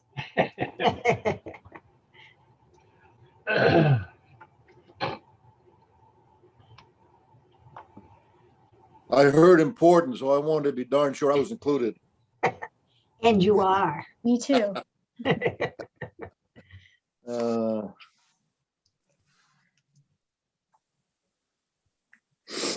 So Senator Dill, I did mention to Representative Hall, who I hope reached Senator Black.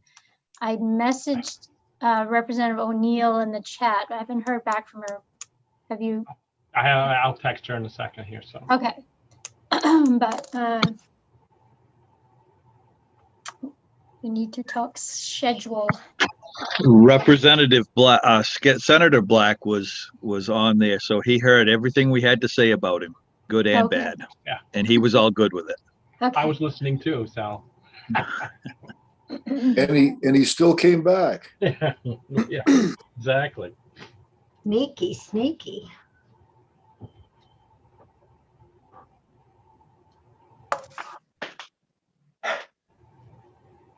Hello. Oh, I just heard Hey. Maggie. She's okay with it too. I thought you were headed for Connecticut or somewhere, David. Well, I'm somewhere in between. I'm at my daughter's house. I heard you were in Laurel. Well, I'm gonna spend the rest of this day until tomorrow morning here visiting them.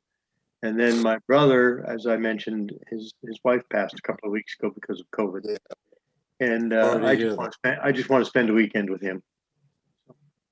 I think that's great. I think that's great to spend the weekend with your brother. It's a perfect opportunity. God bless you for doing it. It's a good thing for both of us. It's made us a lot closer. So. Yep. And we've been close anyway. So. Has he lived in Connecticut a long time? My family, I'm you know how the boy grows up, goes to school, and then moves away. Well, I grew up, went to school, and the family moved away.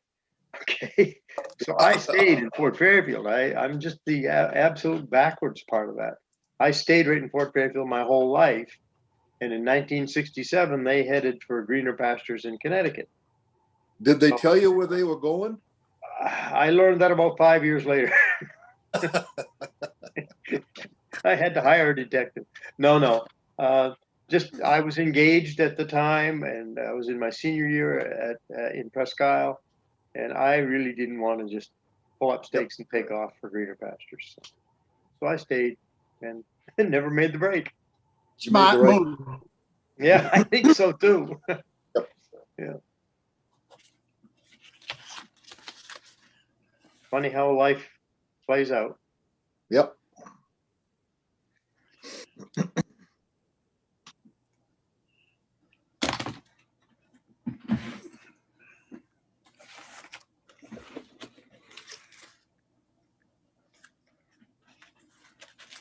All right, it's 1:01. What are we doing here? We got 1, 2, 3, 4.5. 5, 6. All right. 7. You started with a quorum, so you don't need a quorum. I know, but I just You hoping like most it. people that would be here, just so they can hear the discussion, but. And I realize we can stop, but thank you. Karen, can I record my votes at this point while we're waiting? If we're Senator waiting. Dill, Yes. Representative O'Neill, is that okay? Okay with me. Okay. Yes. Okay. You can shut it off and eat, Maggie. Thanks.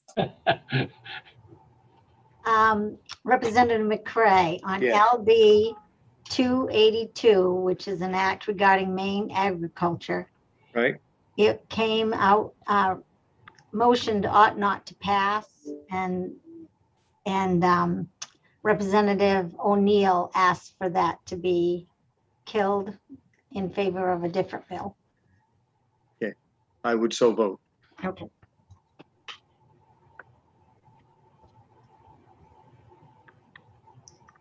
Karen, do you want to go over the amendment? for LD 1299.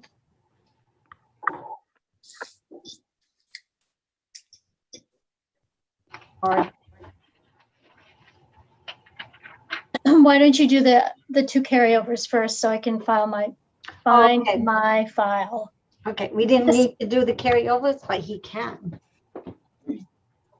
Who didn't?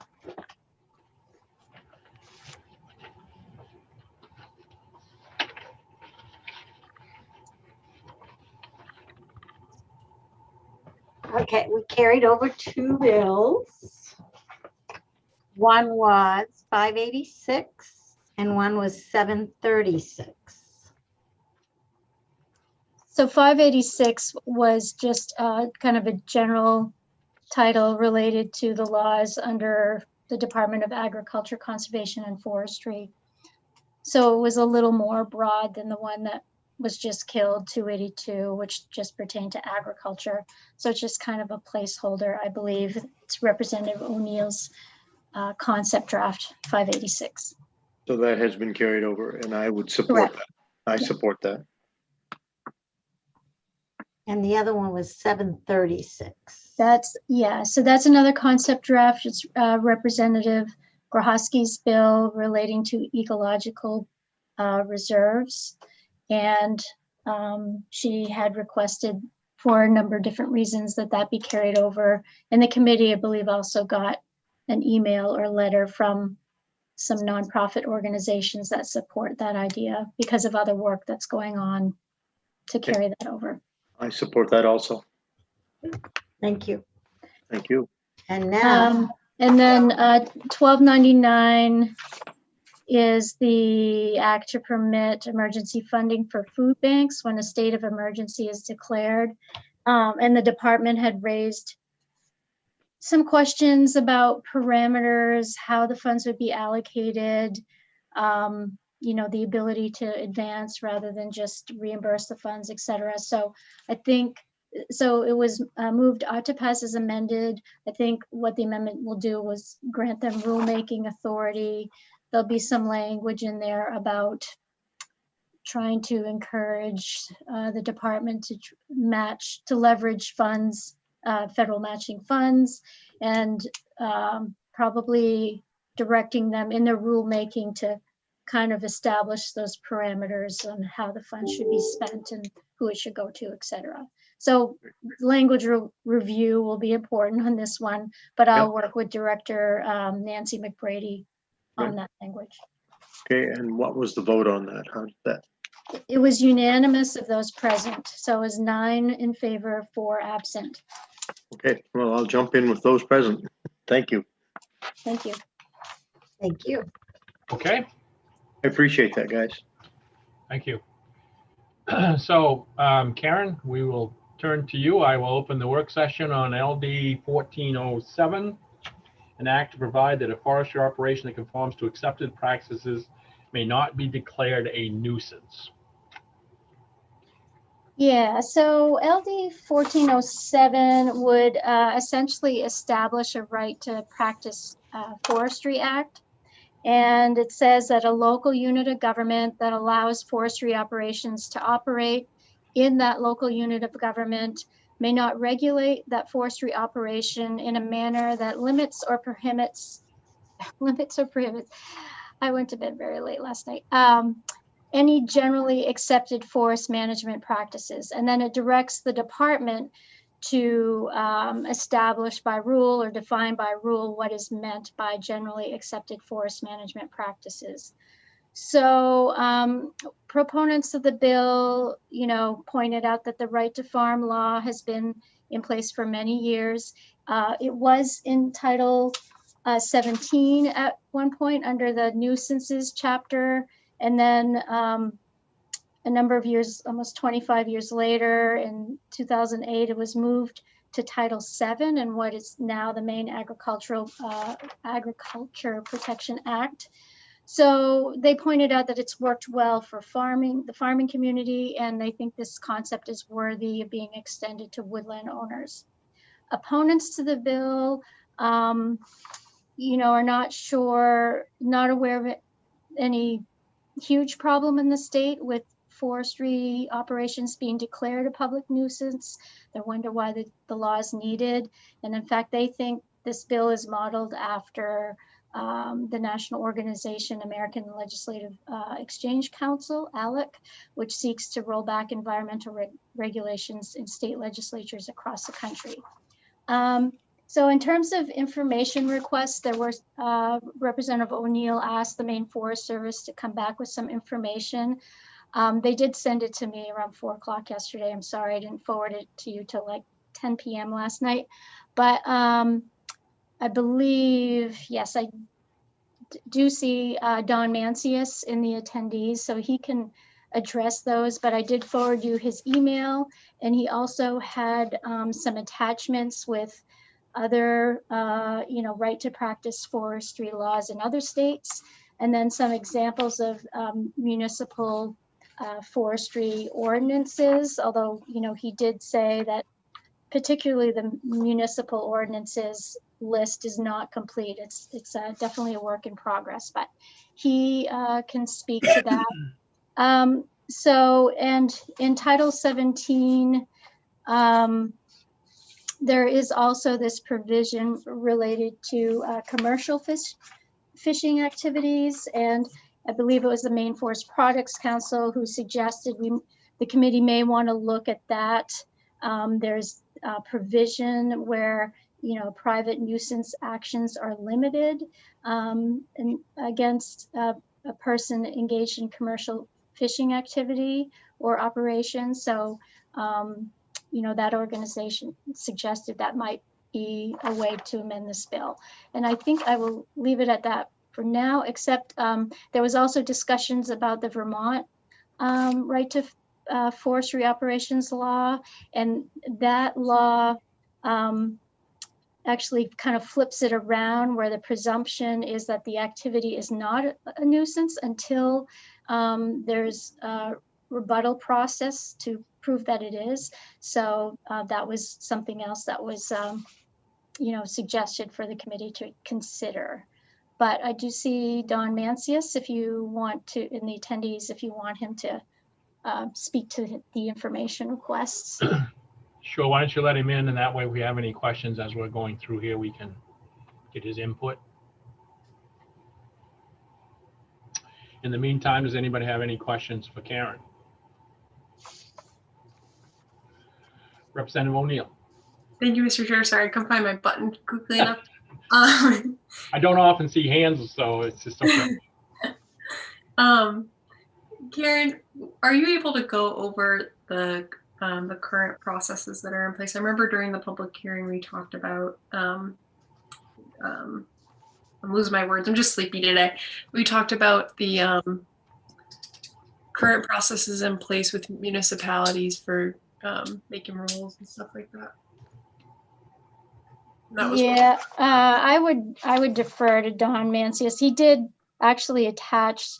Are you talking about the relationship to municipal rules and regulations?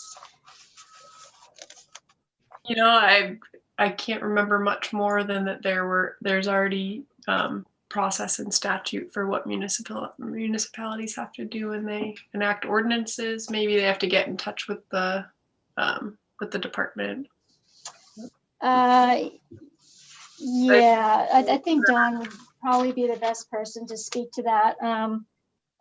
I guess in some cases they don't find out until after the fact. That was something we heard in the public hearing. Yeah, I just like to go through it. I'd prefer to hear it in a methodical way, kind of taking us through it. Okay. Is it okay if Mr. Mancius? Because I don't think he's right. I think he's know on the right. intimate details of the process. Please. Okay. All set. Welcome, Director. Thank you, Representative O'Neill, for the question. Maine law. Would you introduce yourself first, please? Sorry, I'm Donald Mancius. I am Director of Forest Policy and Management for the Maine Forest Service. Thank you. So Title 12, Section 8869, subsection 8 spells out the process for municipalities to adopt their own forestry ordinances. So sorry to interject. Have you sent that along to us to follow, or just typically this is something we go over? That was attached to my original testimony. All right, I'm looking. Yeah, so if you go to committee material, the electronic LD file, it should be there. Under Mr. Mancius's testimony.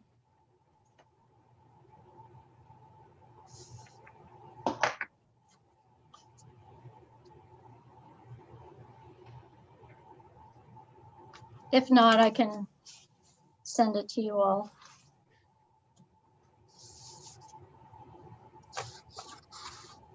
And what number am I looking for? I'm sorry. Typically we have a folder in front of us, so I'm sorry to keep. So LD 1407.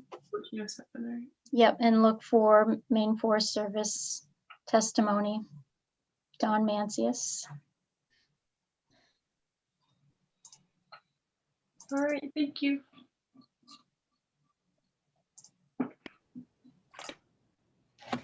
Set. Okay, so I guess I should preface my remarks by saying I'm not an attorney, I don't practice law, and I can't provide legal advice. Anyway, Title 12, Section 8869, subsection 8, spells out the process that municipalities must go through to adopt or amend local forestry ordinances. It's been on the books since 1999. Municipalities that had ordinances adopted prior to September 1st, 1990 needed to have consistent definitions by January 1st of 2001. We have no idea if that process was followed in several of these towns.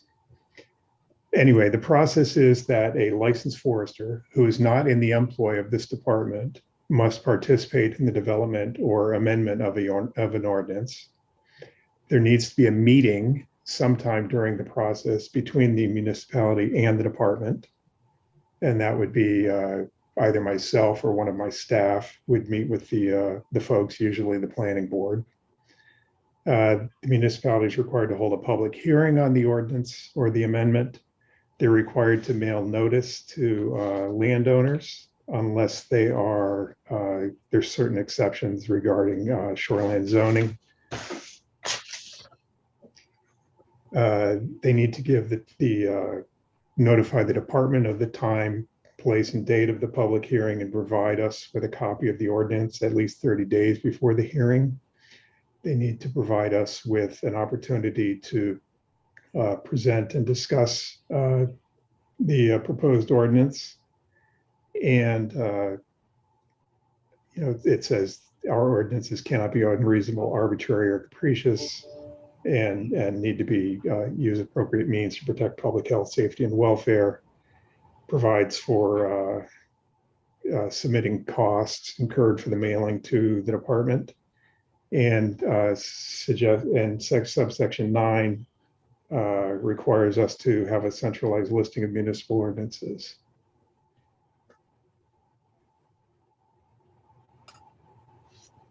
Mr. Chair, may I ask a follow-up? Sure.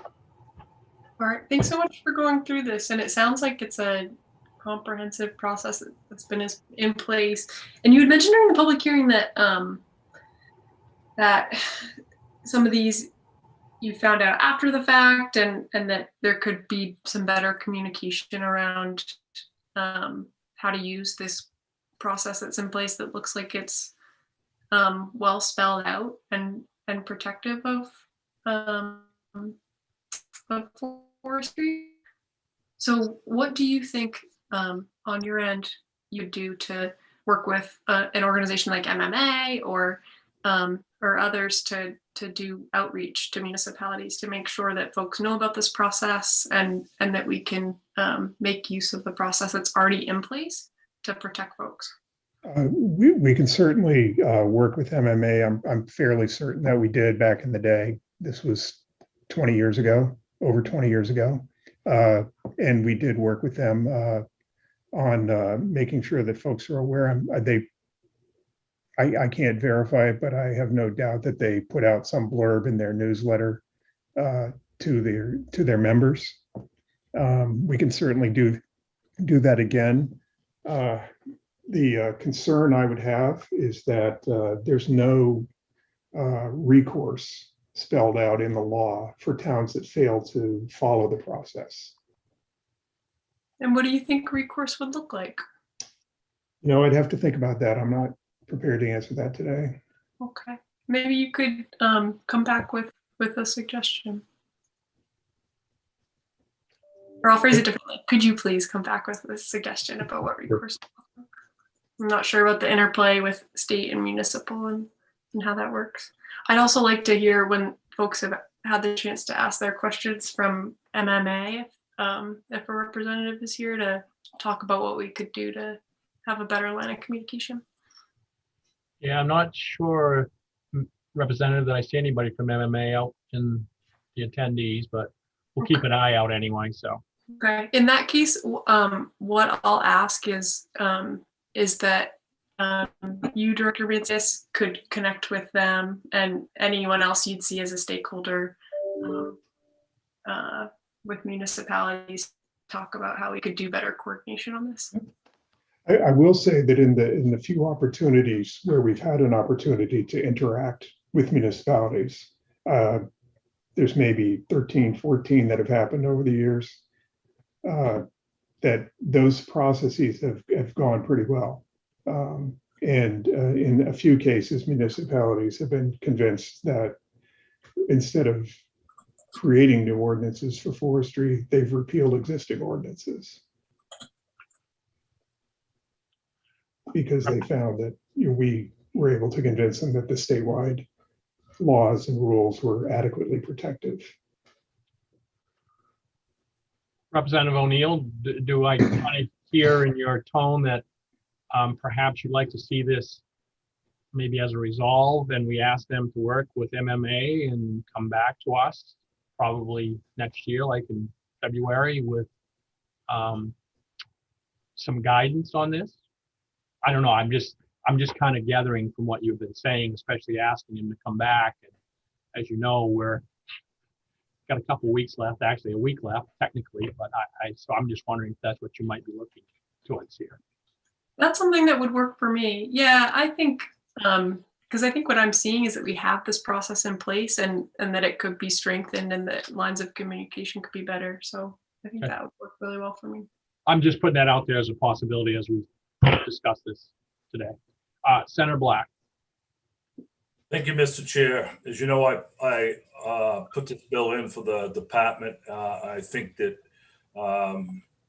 its tentacles have reached farther than what we thought it was going to with some of the support out there. But there was a need. The department felt there was a need for this, and they brought the bill to me to present. But I don't know how many people have seen it, Karen, but some of us have, they have an amendment that more in line with the Vermont bill, but I tend to agree with Representative O'Neill that I think this bill is too complicated and this too involved and too many moving parts to get taken care of within a week or two. And so, her suggestion of maybe moving to a resolve might be a good idea. But before we do that, I think Tom Doak is in the waiting room, and I would just like to hear his concerns and reasons reasoning on this bill if we could. Unfortunately, he's not there, Senator. Okay. Yeah, okay. We probably lost him during our break. Yeah. Yeah. But if the committee is willing to, I think it would be good to probably move this to a resolve and have the stakeholders work on this, and come up with something that, you know, would work good for all of us, you know, and, but that's just, I'm hearing where the conversation's going. Yeah, so we could do that, I assume, Karen, and have them report back and allow us to report out a bill at that time. Is that correct? That would work for me. Karen, that work? Yep, just what I'm hearing for stakeholders would be Maine Forest Service, Maine Municipal Association, maybe well, they're always SWAM to me, but whatever they're called now, Maine Woodland Owners. Maine Woodland Owners, yeah. Yeah, I don't know if there's any other organizations that, you know, you would like explicitly included. We could say included, but not limited to, of course, to make it flexible, but. Yep. Good, thank you. Representative McCray. Yes, thank you, Mr. Chair. On the face of this, I think if it were enacted as it is printed, I think it's kind of a blank check, a bit of an overreach. I think that if we were to come back after it has been thoroughly vetted and discussed by the stakeholders, I think we're going to come up with something that's pretty workable. But right now, I look at this and I'm thinking, holy, that takes every bit of power away from any municipality, and just whatever forest practices are good in every situation would be applied again in every situation. So I like the idea of doing a deeper dive. Representative Pluker. We're making that list of organizations that should be included. We have MOFGA, NRCM, and AMC. We're all participants in the public hearing and should be reached out to. I don't know if we want them all there, but some representation of that group should be on the group.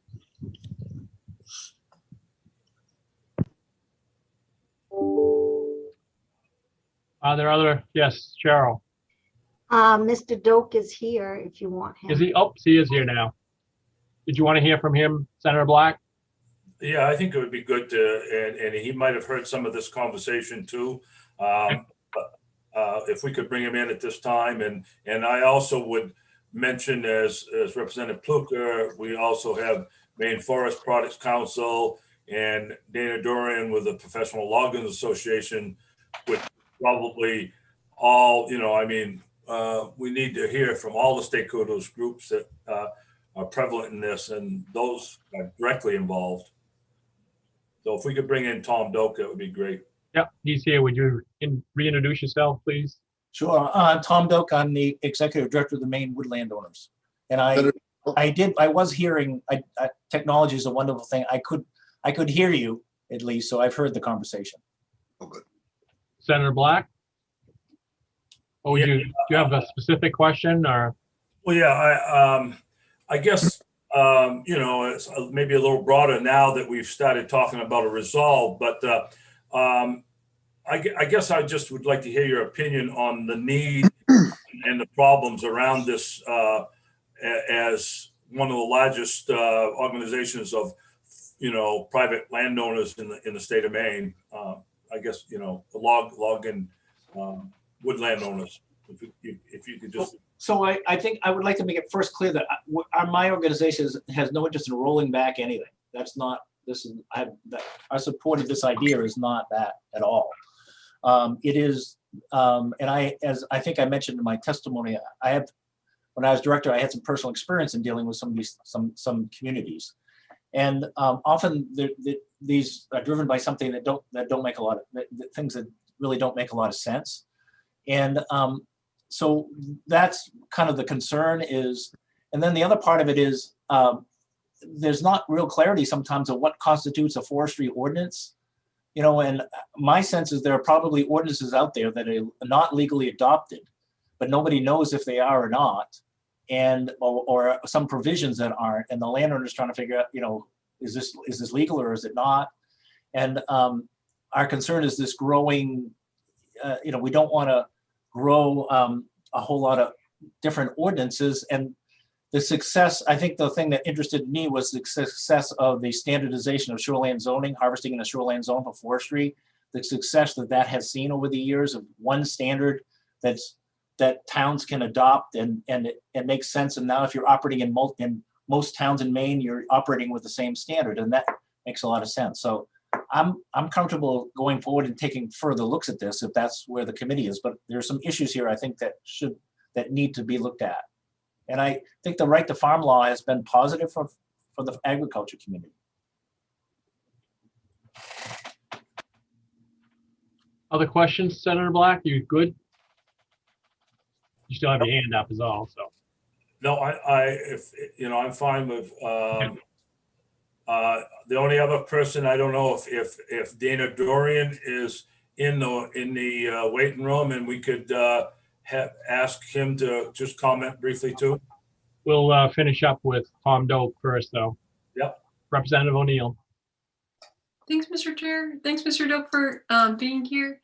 I think, all right, so it sounds like I would like for you to talk about maybe examples of stuff that you've seen, because I had the chance to connect with the commissioner, and she gave an example of a farming example with the nuisance kind of stuff, and I'm wondering if you could talk about examples you've seen from your members. Well, the differences I'm familiar with in some ordinances are opening sizes that don't make any sense. Sometimes harvesting, along roads, permit requirements that don't, that aren't based on anything. There's some things like that in ordinances.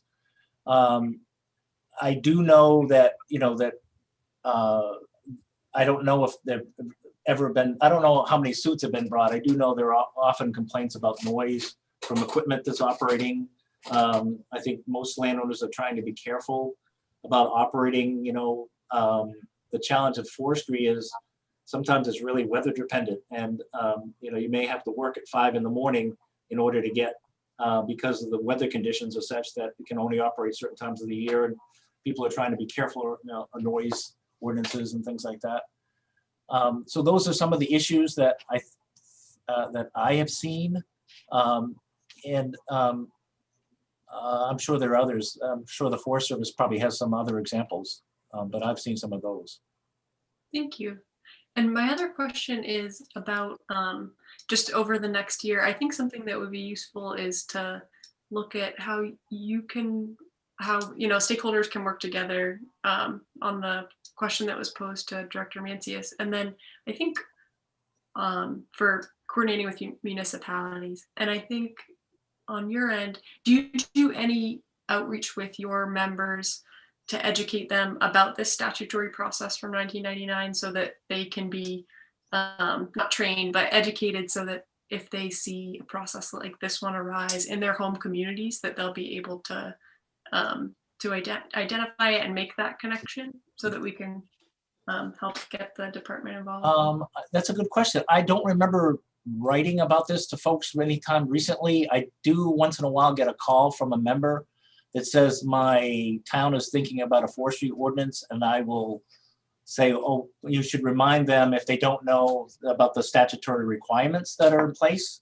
But that's the extent. So that's a good suggestion. Certainly, I could certainly let folks know that this exists, so that they would be, that they in some cases they may, and it's not, I'm not blaming the towns for it. This is something that people just don't know exists, I would guess. It doesn't prevent, the other part of this, it doesn't prevent some things from happening. It just requires the consultation.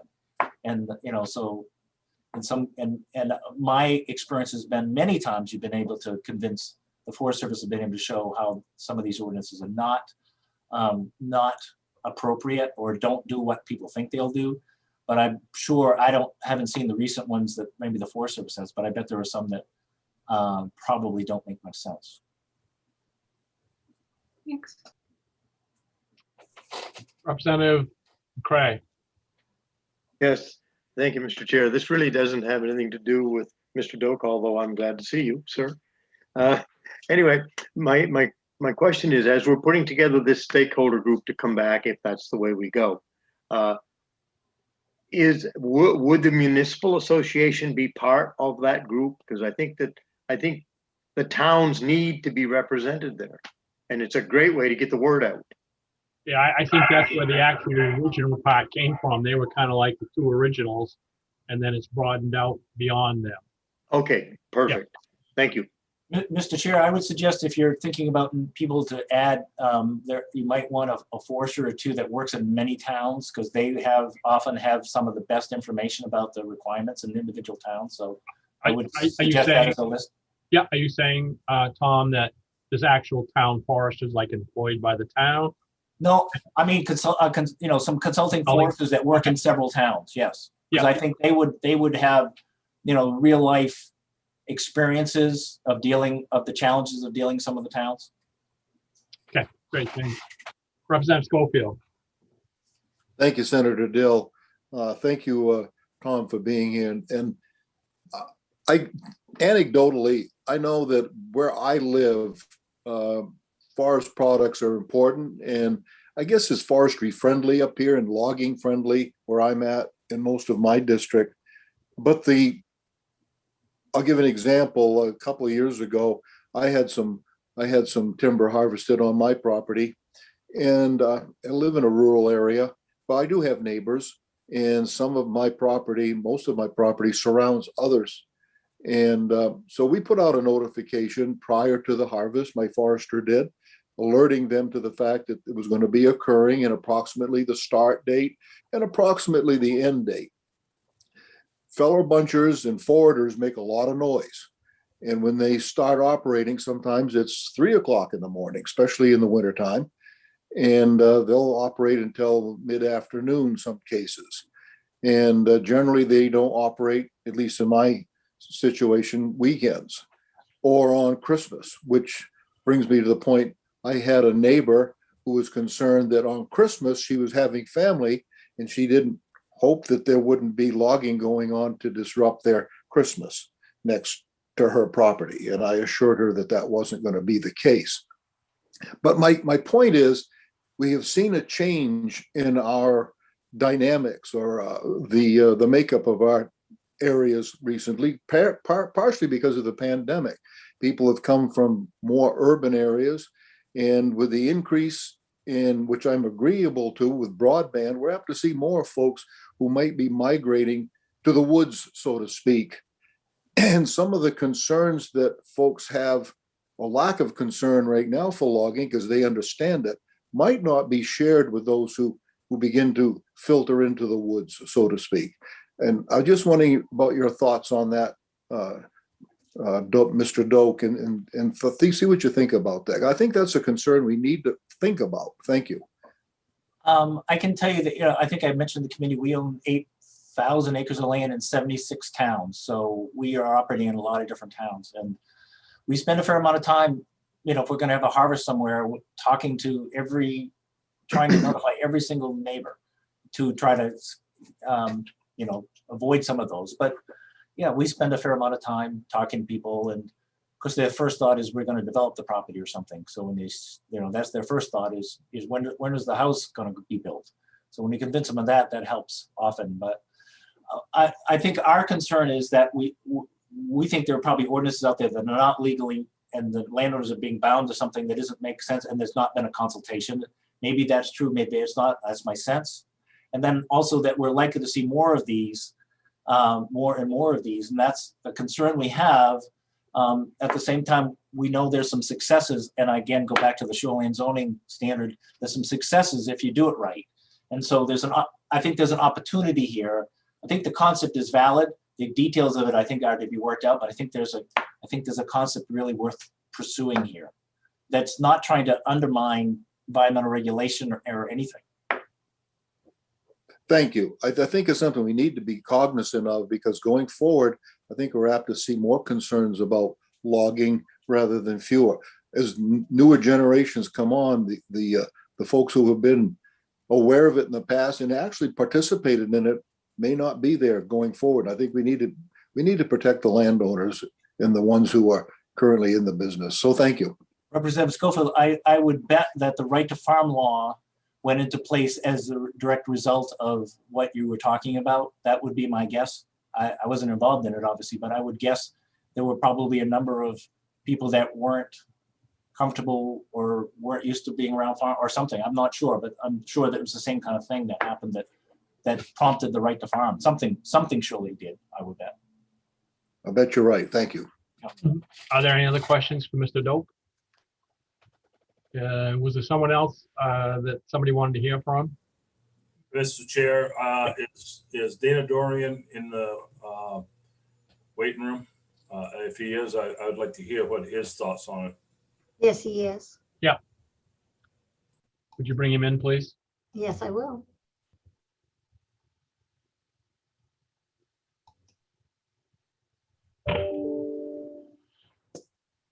Hi, everyone. Duran, would you introduce yourself again, please? Sure thing. Good to see all of you again. Dana Duran, Executive Director of Professional Logging Contractors of Maine.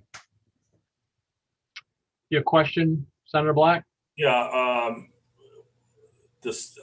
What's your feeling on the bill that was presented and where we, if you've been in the waiting room, you've heard the conversation of maybe moving forward.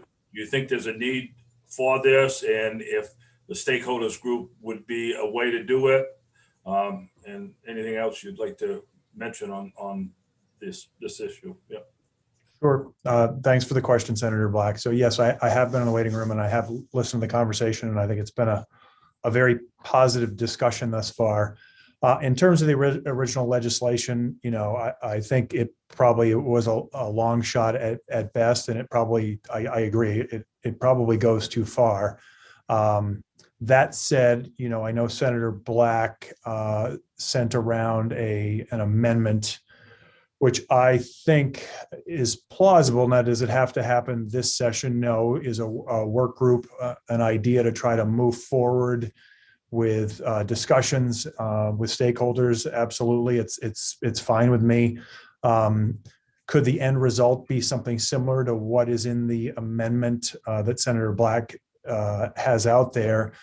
I would hope so. I think there's an argument for parity here. The right to farm law, if you compare, and I've taken a look at the current Agricultural Protection Act, and I've compared it to the amendment that Senator Black put forth, and I would say they're almost identical at this point. There's an argument for parity here that I think is very important, and so that's my perspective. But obviously, I don't expect the committee to dissect something. I will just add a couple of other things that might be helpful. So, one, with respect to Vermont, a gentleman named Sam Lincoln, who used to be the deputy director of the Department of Recreation, Forestry, and Lands, who is a logger. He's actually a master logger. He's left that position and gone back to logging, was instrumental in that moving forward in Vermont 3 years ago. So happy to provide him as a resource, whether it's to the committee or the stakeholder group, to give you their perspective in Vermont. So that's one. And then two, I know Karen just sent out the examples of municipal forestry regulations as a snapshot of what's happening across the state. And so from the logging perspective, and this is a good list, it certainly is not completely exhaustive, because I will share there are certain ordinances that have popped up in towns with respect to, let's just call it movement of round logs. At specific times of the year, contractors have to get a bond in certain towns, even in frozen road conditions, to be able to move wood. And that adds cost. And if you look at that list that Karen provided, almost every single one of those requirements adds cost to the contractor. And it's not going to be the forester that's going to take that cost. It's not going to be the landowner. It is going to be the contractor that is going to have to absorb those costs. As you just heard, and Mr. Representative Schofield pointed out, logging is disruptive. Logging is loud. We understand that. It's not something we can hide. If you could put a silencer on a fellow buncher, great. It does not exist. And it's not a sound that everybody hears every day. Farming is your neighbor. Farmers, if you live next to a dairy farm you know what to expect. You know that they're going to be up at certain hours. There's going to be certain times of the year that they're cutting hay at midnight because rain is coming. They're going to be running their tractor. You know that. When a logger comes next to you as an abutter, we always tell our folks, obviously communicate with the abutters, let them know what you're going to do. When are they going to operate? But weather has a huge role in this industry, and with climate change, frozen conditions are changing constantly, and limitations on operational conditions are existent, and it's getting shorter and shorter in terms of the duration to make a living. So I'll leave it at that. I'm happy to answer any other questions. I think this conversation's headed in the right direction, and I would like to see parity, because I think loggers and forestry should be treated the same as farmers. I don't think we should be differentiated against. So. Any other questions for Mr. Duran? All right, seeing none. Thank you, Mr. Duran. Thank you. Anyone else? Anyone needs to hear from? Anyone want to make a motion? Everybody want to go home. Representative O'Neill. Thank you, Mr. Chair. All right, I'll try to throw something out now. I know that we'll have language review, but what I'll suggest is that we direct the department to meet with stakeholders. Stakeholders include SWOM and other folks that have been here today, including MOFGA, I think NRCM, AMC. Feel free to jump in with, I think Representative Puckrell listed some earlier. And what I really like to see, because I think the conversation moved toward the nuisance law again, and what I really want to see is a conversation about outreach to municipalities. So connecting with MMA and others about strengthening outreach about the laws that we already have on the books, and making that process work. And I want, we can't direct private people. We mentioned to SWOM about reaching out to members about process and how to engage. So that would be my motion, and to have a report back about this next year, and include the ability to have a bill if we need it. Great. Seconded by Representative Landry. Discussion. Senator Black. I would pretty much agree with most of Representative O'Neill's motion. The only concern I have is the size of the stakeholders group, and if we could keep it to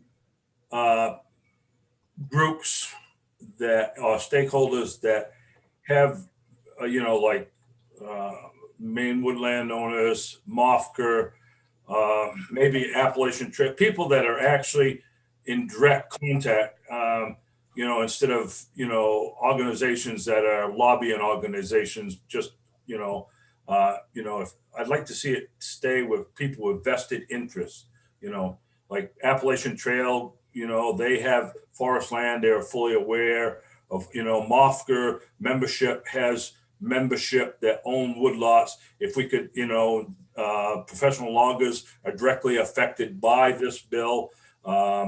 Maine woodland owners, maybe Farm Bureau, but groups that, but we've got to, I think we got to include most of those groups, but I'd like to have them have vested interest or, direct involvement in it if we could.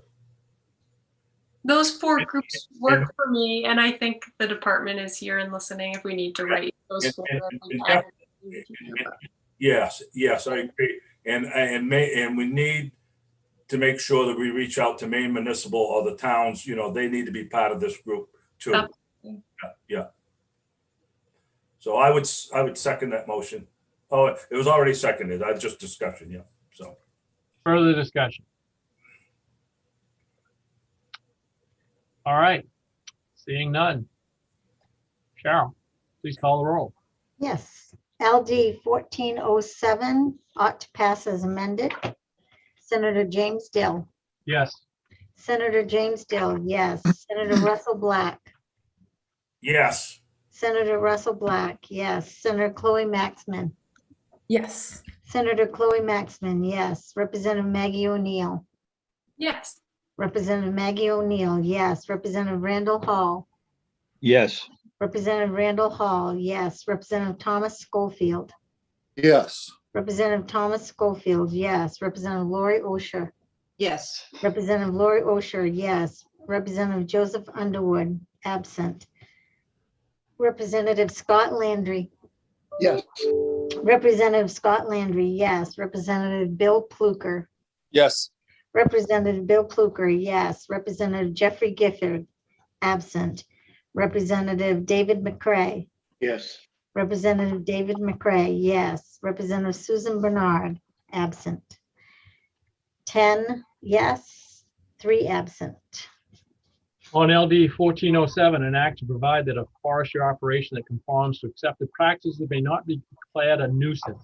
Ought to pass as amended, 10 in favor and 3 absent. I will close the hearing on 1407. I mean, the work session, excuse me. Karen, anything else that you need from us before we let people go, except for those that need to stay on for a bit? Nope, just need to talk to chairs and leads about scheduling. Okay. Cheryl, anything you have? No, just a reminder to keep your eyes open for emails from Casey Milligan and Ada Gagnon. Those are report outs that cannot be finished until you okay that what you voted is what you actually wanted voted. So though we have some that are being held up because people haven't seen them in their mailboxes. So keep an eye out. Representative Landry. You're set. Anyone else? Can I have a motion to adjourn? Representative Landry, seconded by Representative O'Neill. All in favor? None opposed. Thank you all. Chairs and leads, hang on. Cheryl will get us all straightened out. I'm going to